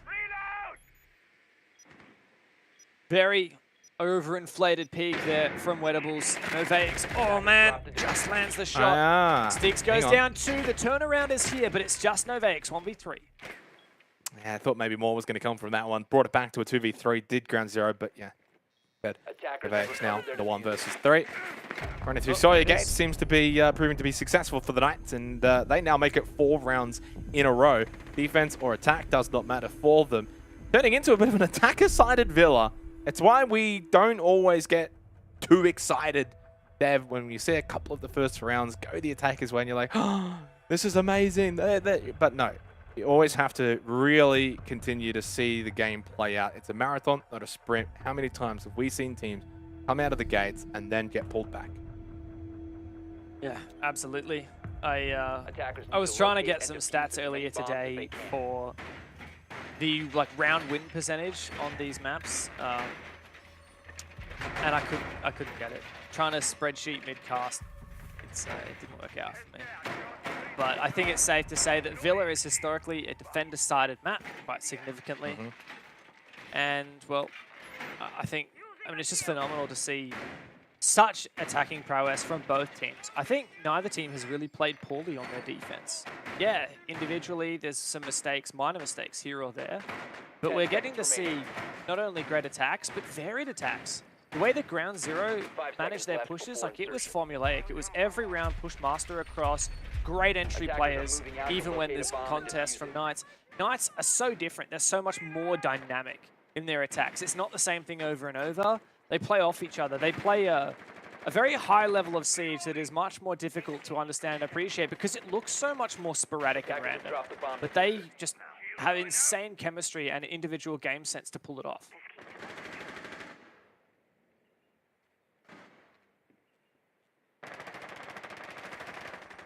Well, this is where Ground Zero are to be tested, though. 4 rounds in a row to the Knights. Now the Knights actually 1 round away from match point, and this one's actually felt really quick, maybe because all the other games tonight have felt really long in comparison. But the Knights have just seemingly flicked a switch, Dev. They've gone and they've switched up a gear, basically. They were kind of chilling in the first couple of rounds. Ground Zero, to their credit, were playing very, very well. On the front foot, proactive. And the Knights have just said, all right, let's shut this down. Let's win this game. And at the flick of a switch, they suddenly won 4 rounds in a row. Looking to make it 5, looking to get that match point. Tuhan, oh no, just misses. Yes, his former teammate. And, well, dropping like flies at Ground Zero. Oh! And another one once again, traded back. The trades are incessant. Still, Knights have the advantage. A 3-on-2. It's just President and Tuhan left. Attackers have recovered their diffuser. Up wire in the way over towards Astro's stairs. Still 90 seconds left, so a lot of time for the Knights. And Well, the Don likes to play well with time. We'll see if Quiz, Josh, and Sage can muster some of the Don's power here and really not rush this. They've got a lot of time, considering the one-player advantage. Tuhan does have the Nitrocell available. Playing inside of Astro at the moment. President on site. But Knights really playing this well. Now rotating over to play off of each other, especially Quiz and Josh. In comes the entry. Sage has been so good on the entry. A trade. Quiz gets his former teammate back again. Prez so low. Quiz and Sage now at diffuser. Not planted yet, but Quiz is doing his best to get it down. It's on Sage to cover. Sage doesn't have to cover anything. Quiz gets that down for free. Prez so low on health. I think so long is probably going to be the call here very shortly, and indeed is the case. Match point now for the Knights, and yeah, this has turned into a bit of a training drill over the last 5 rounds. Ground Zero out of the gates with a perfect start, and then the Knights have put an end to that. Tactical timeout has been called. Maybe not a timely one, but a necessary one. Yeah, absolutely necessary. Ground Zero had some phenomenal attack rounds, but now they switch on to the defense. They have struggled to find anything at all. 0 and 3. They've tried Aviator twice, tried Stat once, and constantly lost their wits. Knights have been phenomenal these past 2 rounds. Sage has found the opening kill untraded, and even when Sage was the opening death in Knights' first attack round, it was immediately traded back by another Knights player. Not to mention that was also when Juicy managed to pull off a clutch, and I think that really uplifted the momentum for Knights. They were down 3-3, which, you know, considering they had been defending the first half, is down. And that immediately rejuvenated them. Ground Zero now need this tactical timeout to rejuvenate their side to come back from the match point. Yeah, but you do wonder, is it too little too late when a team goes to match point? There are certain teams that maybe drop their heads. I'm not saying that's going to happen for Ground Zero. And we have actually seen a couple of cases tonight where teams have got to match point and the other team has then been able to sort of stand up and bring it back. But it is hard to envision it, considering what we've seen from the Knights in the last 5 rounds. Utterly dominant here on the attack of Villa, for what has ended up becoming an attacker side of Villa. It's definitely going to skew with the statistics in the future. Going to look at that and say, what's going on in the Oceanic Nationals with Villa because of this kind of match. 9 rounds played, 6 attacking round wins, 3 defending round wins, those being from the Knights. And that's the other part of it, like, I don't want to be disappointed in Ground Zero because they started so well. The Knights are a very, very good team. But defense Villa, you probably should be getting a couple of rounds. Yeah, I mean, it is a bit strange to see 0 defense round wins. And I think Ground Zero would have won that first defense if it had gone according to plan. But that's the thing. If you got Juicy to step up and clutch it, then that's all she wrote. And even if you're slated to win a round, it can be pulled out from under you. And sometimes it's not just about the raw numbers and statistically, or how good is this bomb site, how likely are you to win it. Sometimes it's about momentum, and Knights have whisked that away from Ground Zero. They're just playing out of their minds right now. These entries have been so good. The operator flexibility from Knights has been pretty astonishing. You're seeing Juicy now pick a 3rd different operator in this half. He's now on, in fact, a 4th different operator this half. He's played Dokkaebi, Hibana, Zafir, and now the Osa. Knights just really showing their depth. Weatables takes a beating and goes down. One to forget tonight for Weatables. I know that I'm a big fan of his. I know pretty much all of us on the desk are big fans of Weatables, but a rough one tonight, 2 and 9. One to forget. Brendo, yeah, just maybe overswings that one, and Quiz shuts him down. The Knights have that player advantage again. Really great to see Quiz popping off. Let's be real, like, Knights haven't really given Quiz the opportunity, for better or for worse, for whatever reason. Quiz hasn't popped off since he's joined Knights. And, okay, no thanks, nice one. Oh, Juicy, almost this is life. What I'm getting at here, trying to say it as nice as possible, Quiz hasn't really shown, hasn't proven himself yet on the Knights, and this game is changing that. So perhaps playing against his former team is giving him some extra thing to fight for. Ground Zero still fighting in this one, not going to give up on it. Tuhan aggressive towards 90. Of course, we saw Juicy lose a bit of health, and most of that being his toes being shot off by Noveix. Did throw out all of his nades. 200 does still have a couple more left in the holster. Minute left in the round. Match point round, that is, here in the 10th. Yeah, you win this one, ground zero. By no means are they then out of it. 6-4, very, very doable. So, big round, big opportunity. 45 seconds now, and the Knights mounting for a study push. But President, he's in a great position, aggressive on the smoke. Needs to be traded now. Sage, he's not likely to be picked on up. President can save this round. He's got to land these shots. I think they're going to be starting to finally save this round. Sage was down, but has now been confirmed. So it was always a 2 versus 3. Knights still have the advantage, now significant advantage. Only Nevaix left inside of study after President loses to Josh over towards top round. Needed to win that fight if they were to survive. Wasn't to be. The Knights with a clean sweep of 6 rounds in a row to close this one out. No stress at all in the end, despite the 3-1 start for ground zero. The Knights close out the night with an impressive win. A great comeback, and you said it, every match tonight has been a comeback. The Knights are no exception. One thing I know for certain, it's going to be an awkward breakfast tomorrow morning at the Sage household. Sageon is the better of the two brothers, and the Knights are the better team. 7-3, a fairly dominating victory after that attack half. Yeah, a little disappointing in the end, Dev, because ground zero just shot out of the blocks, and I thought, and especially on attack, Villa. I thought we're in for a bit of a treat to close the night out, but they ended the night early. After the 4th round, it was all the Knights. We finished before midnight. It's one of those ones where this kind of result, you wouldn't have really batted much of an eyelid. It's just unfortunate because ground zero started so strong. Yeah, absolutely. I mean, if this had been the other way around, if ground zero had went like 3-3 on their defenses and then moved on to attack and really struggled, then it would have perhaps been a lot more in line with our expectations. But yeah, I guess a bit of a role reversal. Perhaps we're seeing a bit of a shift. The meta has changed so much this season. All these rosters have changed. And so it is very difficult to predict side swaps on a map like Villa. But I mean, great showing from both teams, to be honest. I got to say I was pretty impressed from ground zero. But Knights, the better team. Down and out. Well, I think that team might still be quite warm. That was a bit of a quick one, so I'll let you go and finish that one off. And we'll head back to the desk with Mandy and Turtle to break down our final game of the night. Ladies, gentlemen, how are we? Of course, that was a bit of a quick one, so hopefully you didn't go too far. Mandy, a great start for ground zero, but ultimately they did kind of drop the ball a little bit after that 4th round. I was actually really impressed by ground zero. I think in the last 2 Playdays, we really saw them fall out of confidence. They didn't look that competitive, but in this game, they really took it to Knights, especially in that first half. So good promise from ground zero. They're showing signs of greatness, but not quite there yet and not matching, honestly, just the sheer experience of these veteran Knight players. Turtle, being completely honest here, the first 3-4 rounds, was it really ground zero playing that well, or were the Knights just a little asleep and then eventually woke up? I think it was a mix of both. I 100% think ground zero this week looked tons better than they have previously. As Mandy said, they've got a bit more confidence this week. They're coming into their own. But Knights were a bit lacking, a bit sleepy. And we saw it later on, the players like Seijun and Juicy, they started to wake up. Seijun got that nuts 4K, and then Juicy got that 1v2, and then it all sort of fell apart there for ground zero.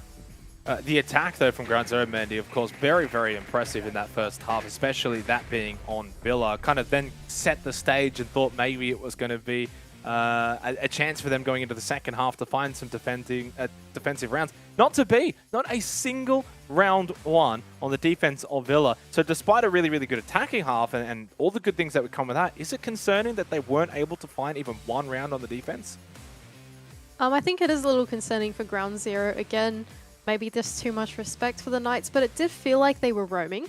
It did feel like they were sort of trying to get more in the face of the Knights. So honestly, I feel like there are signs of better things from ground zero. The last 2 Playdays, they weren't able to contest out that early or mid-game. So I think progress is being made. They're just not quite there yet. Really, really good point. And the other thing as well, Turtle, is the Knights are a very, very good team in form at the moment. And for the better half of the first half, ground zero were obviously going kind of toe-to-toe with them. As Mandy pointed it out, they were rather aggressive on their defense. They were actively trying to get things done. Just, I think maybe some inexperience and just also the experience of the Knights counteracting that even more. It was just like the Knights decided we're going to go 6th gear, and ground zero just couldn't match them. 100%. Once they got to those defenses, ground zero just really didn't have an answer for Knights aggression and Knights players. They just kind of stalled out. Didn't really have an answer.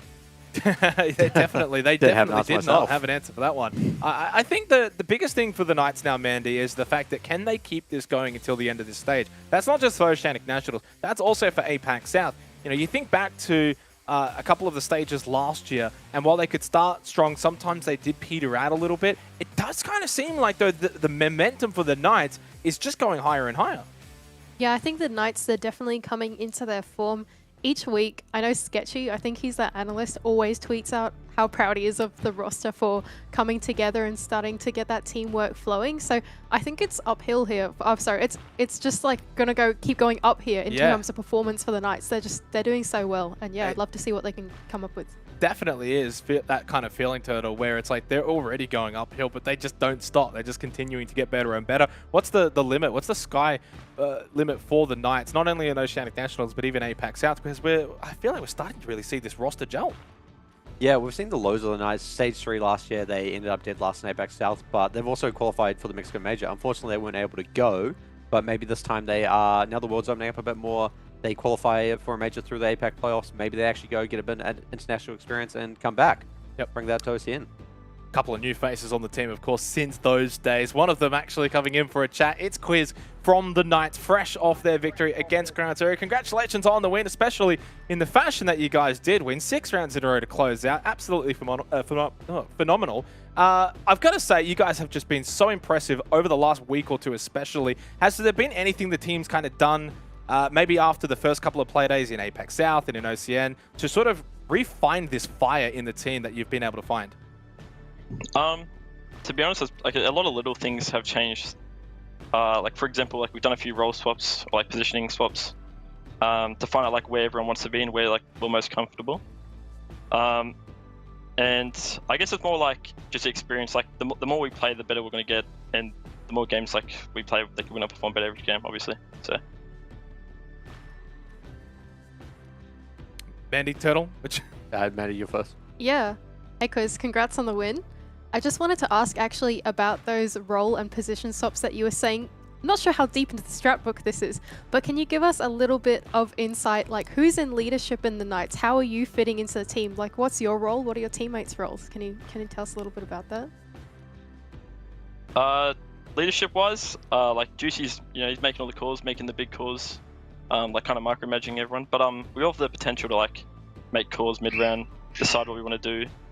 And like for the roles, pretty much like we were a little skeptical of. I shouldn't have said role. I should have more meant positioning because, like for example, I've swapped off a lot of spots where I wasn't comfortable. I feel like I couldn't play that spot as well as another person in the team. And, yeah. Oh, what's it like? So, like, this question specifically for you, opposed to a team question. What's it like jumping from OCL to South and OCN right away after a year in OCL? Yeah, it's very different. Really a lot harder, and I guess a lot more nerve-wracking for me to begin with. I'm starting to like get a little bit more comfortable. I feel like stepping out of my shell a bit in the league, but yeah, it's really awesome. I get a lot of experience. I ran an amazing team. I love my teammates. Yeah, it's really good. I really enjoy it. Looking ahead as well, this one a bit more as well for APAC South, looking pretty good over there. Playoffs, I'm not saying it's locked in yet, still a little bit to go for Playday 7, but fingers crossed. What's the sort of goals then for Stage 1? If you do get to the playoffs for this team, is it just sort of being able to see where the team's at with those APAC North teams, of course, and the rest of APAC South? Goals for us right now, obviously we want to make playoffs. We have really high expectations of ourselves, and we know we can be like one of the best teams in the region. It's more just, I feel like for now it's just proving ourselves to everyone, or to ourselves and to everyone, I mean, and making sure that like we're consistently getting better every time. And yeah, like for now it's just focusing on playoffs and guaranteeing that we're gonna do well in that. And just quickly, last one, was it nice to get a win over a few of your old teammates? Yeah, look, that was definitely on my mind the whole game. Had to perform against those boys. I think, but at 3-1 down, you're probably thinking that this is not how it's meant to go. Nah, we're chilling. I'm never stressed. Nice camp. Quiz. A good win. Before I let you go, any final shout-outs that you want to give? Obviously, shout out to my team. Shout out to the org, helping me out heaps. Like, giving me a lot of experience in this scene. And shout out to the Fury boys, or the ex-Fury boys, now Ground Zero. And shout out to Odo and Repix as well. Have to keep them in the scene. So. Always good to keep them in the scene. Thank you very much for coming on, mate. Thank you, I guys. would say best of luck for the future, but you guys don't need any luck. You're absolutely playing tremendous at the moment. So I will say, though, good luck for APAC South, and hopefully we'll see you in the playoffs. Thank you, man. Thank you, guys. Who's coming on for a chat? Usually it's the Don, but the Don is too good for us anymore. He was sensational tonight. I guess this is the part of the night where we start to wind things down. What a night it was overall. Moving a little bit away from just the Knights Ground Zero match, let's sort of dissect things, Mandy, because it's been such a tremendous night. It started with Odium, 8-7 over Wildcard. Then we had the 8-6 Bliss Anami, 7-5, 7-3. We'll go back to the top of it. What a way to start the night, Mandy. Yeah, I can't believe how long this night has been. I don't think anyone could have anticipated these games to be as close as they are, but every single team today has been competitive, and that's something that we really love to see here in OCN. Turtle, I mean, seriously, in the end, no real upsets, but there were some upsets mid-round, like the 6-2 Anami and then the Bliss comeback.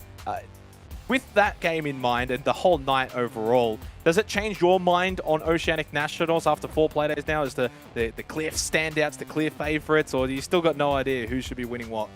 I think it's showing that the team's upcoming a lot more competitive as the game goes on. I think Bliss is probably the biggest question mark for me right now. We all thought at the start of the season they're going to be this team that is going to be winning everything. They brought in 2 players from Chiefs, Fisher and God, but right now they're kind of underperforming for like most people's expectations. Meanwhile, Anami are starting to become more consistent, starting to take more rounds off teams, and yeah. Well, we'll go and have a look and see in terms of the predictions, how everyone went. I know there was a couple of interesting ones, especially for the start of the night, Wildcard and Odium. While those that went for Odium, obviously very happy. Everyone else got everything right, except Mandy, you went for Vertex. That's cost you the lead, and you've given it over to the guy's not even here in Vast. Oh no, I'm so disappointed in myself for that one. I thought there's any week for Vertex to upset the Chiefs, this is the week. I wanted to get my 1-up over Vast, and I've completely blundered. I can't believe what I've done. Can't believe it. Turtle, you've got the whole night right, like a couple of others actually. In fact, quite a few getting the night right because of that Odium wildcard match. But realistically, the game itself, right, went to 8-7. It was a difficult one to predict, and I think this kind of highlights that. Yeah, I think that game was anyone's game, and then honestly, the rest of the night, it could have gone either way for the Bliss game, even the Chiefs game. I think the only real determined one was the Knights game. Well, something else that was determined back in match number 2 was our MVP for the night. There was no one else that even got close to Repix, who, of course, not only had a massive night when it comes to the KDAs, the entries, the cost, the kill per round, but Mandy, it was that round when they were down, I believe it was 6, was it 6-2, 6-3, 6-4? I don't remember exactly what it was, but they were down 2-4 in the round, and he wins and clutches out big, basically single-handedly, and from then onwards, Bliss didn't lose a round after that. Yeah, I'm just so impressed by Repix today. I think he really kept this game alive for Bliss. I'm willing to go out on a whim and say, without him, I don't think that we'd be seeing Bliss get a victory today. That was just a game-changing flank that he was able to pull for you here. Like, literally, this flank here in the replays. Wow, this is just an amazing game-changing play from Repix. Yeah, it was down 6-2 at that point, of course, and then that round got them the winning streak from then onwards. And Turtle, it wasn't just that one round, but he continued on for the rest of the match. Yeah, he started out a bit slow, so did the rest of Bliss, but like as the night went on, after that 2v4, he just kept going off, and he just saved the match for Bliss. A really, really big result for Repix. I think when maybe, I don't want to say criticisms, but one of the thoughts on this Bliss roster was, do they have the fragging power, Mandy? And Repix definitely fragged out tonight. Yeah, Repix was amazing today. I actually think the Bliss roster has got a lot of fragging power now. A lot of them, we've seen them show up, even the likes of Shade, especially God Legion, the chess piece entry of that team now as well. So Bliss, I feel like the roster's got so much promise. I'm really excited for the future. Let's go and have a look at the standings now at the back end of Playday 4. We are past the halfway mark now for Oceanic National Stage 1. Only 3 more Playdays to go. It's Odium on top after 4 Playdays, 11 points, the only team on double digits. Knights, Bliss, Wildcard, then in 2, 3, and 4. Chiefs still on the outside after 4 Playdays, Turtle. Is there a concern there? Maybe. I think you would expect them to be up at the top 2 spot, maybe around there with Bliss, but like this sort of whole season's been flipped on its head. Bliss weren't doing too hot. Knights doing pretty well now, but Wildcard as well. They're also at the same area as Chiefs. They're not performing as expected. Mandy, question for you, but do you put Knights, Bliss, Wildcard, and Chiefs kind of on the same level as of just right now? Like, we're talking just like on a week-to-week basis rather than long-term or previous weeks gone by on that same level? I'm actually going to say no to that, I think. I personally think that Knights are a step ahead of Bliss, Wildcard, and Chiefs. I feel that Bliss, Wildcard, and Chiefs, they sort of have similar problems of the roster hasn't quite gotten there together, that they're not quite as fluent, whereas the Knights, they're starting to solve those more niche problems, like exactly what positions people are going to play, and just like what Quiz said, it feels like they have a bit more method going on than the rest of the teams. Turtle, would you agree with that? 100%. I think she's hit it right on the ball. Nothing more really to say on it. Well, what about Odium though, Turtle? Right? Like, have they surprised you? Did you expect this? Sort of. I think their team, we saw last year in Stage 3, the core of this roster, they were doing this. They were doing the exact same thing. They were winning most games against these APAC South teams, these big names. And they were, but this season they've sort of figured out their smaller things and they're just doing it more consistently. They look a lot better as a team. They're not relying on aggression. They're relying more on actual team play now. Mandy, you've been wonderful on the desk, making your little desk debut today. Congratulations. Any final thoughts? Yeah, I guess that was an amazing Playday. I think this is the most exciting Playday that we've had in all of OCN. I'm just very lucky to be on the desk and happy to analyze this last segment here. But yeah, looking forward to the future. We're getting to the business end of OCN now. I can't wait to see what these teams can bring for us. Turtle, fantastic as always to have you on. Thank you for not showing up like last time. So you did show up this time, but then Vast didn't show up. I don't know what you two are doing, but we'll figure it out. Any final thoughts from you? Yeah, no, I won't see you next week, so don't worry about that. But yeah, I think, honestly, we just need to see Bliss showing up next week, fixing their issues, Chiefs looking a bit better, and hopefully somebody can stop Odium. We'll see if that's going to be able to happen, of course, here for the Oceanic Nationals. Now, it's next week, but it's on Monday, so it's only like 3 days from now, of course, when we're going to come back for Playday 5. Thank you, everyone, for tuning in, of course, for Playday 4 of the Oceanic Nationals. We'll see you in a couple of days. Rotate over to Red Stairs if he's going to make his way up. No, he got taken down anyway by it. Shaq gets the kill no! at the back. Shaq got the double! Maloska in stun is the only one that's left in a 1 versus 2. Successfully, maybe can play into it. OJ looking to swing. He The doesn't do it base! at the right time, though. Sawyer's able to get that elimination, but now has to restick it. Vinny, you know where he is. You have to go for this swing. He might be too late to it, though. Sawyer's going to get it down. Does he turn around and get the shot? No! Vincia saves the game and sends us to overtime. Definitely didn't expect Smacka to be playing in that small little cubby entry there as well. Hapex has got some excellent control upstairs. Bliss, they know where he is. I think this one's going to OT. Does he have a different angle to deny this? He can't get there in time. God Legion got on it straight away. And the pros don't fake. The Chiefs now going down to dining and kitchen. Don't know if they're dripping in as much swag as we would be if we had the So when you laugh at my work, jokes, I but cannot yeah. tell if you're laughing with me or laughing at me. I really can't.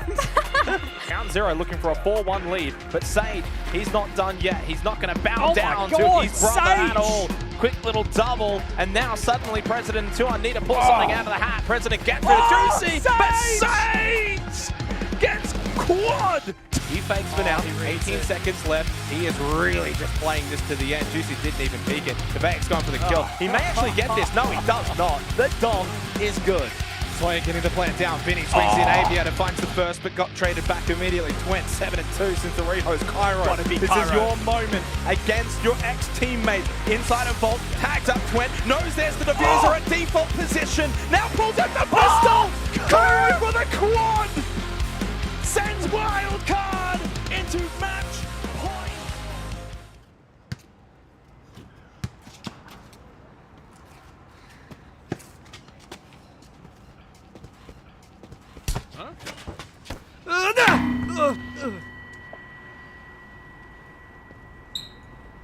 Thank OCN.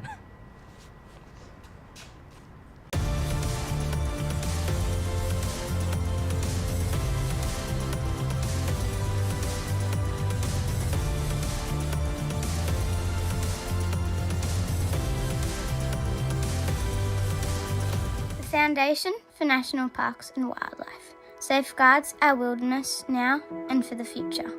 Our bushlands, our mountains, our valleys, our rivers are our responsibility.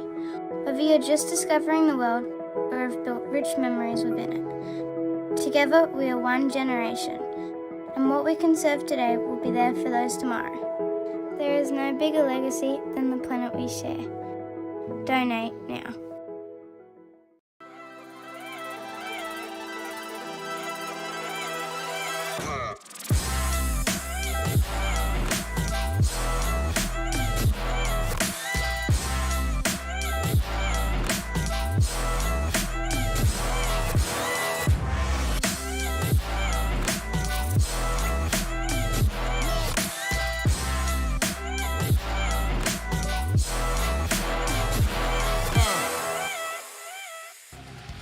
Hey guys, it's Joshua from Banks Arcade. Wanted to let you know that we are teaming up with OCN International for our new song, Chosen. It is out now, and you can stream it on Spotify or any other streaming platform that you use.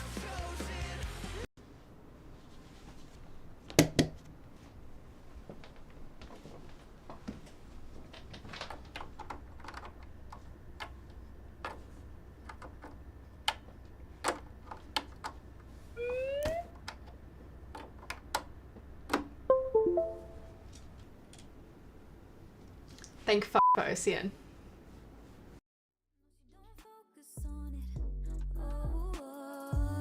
There's so much unpromised. You best believe her if you get and keep her. No, these jeans are red, should rethink what you knew before. She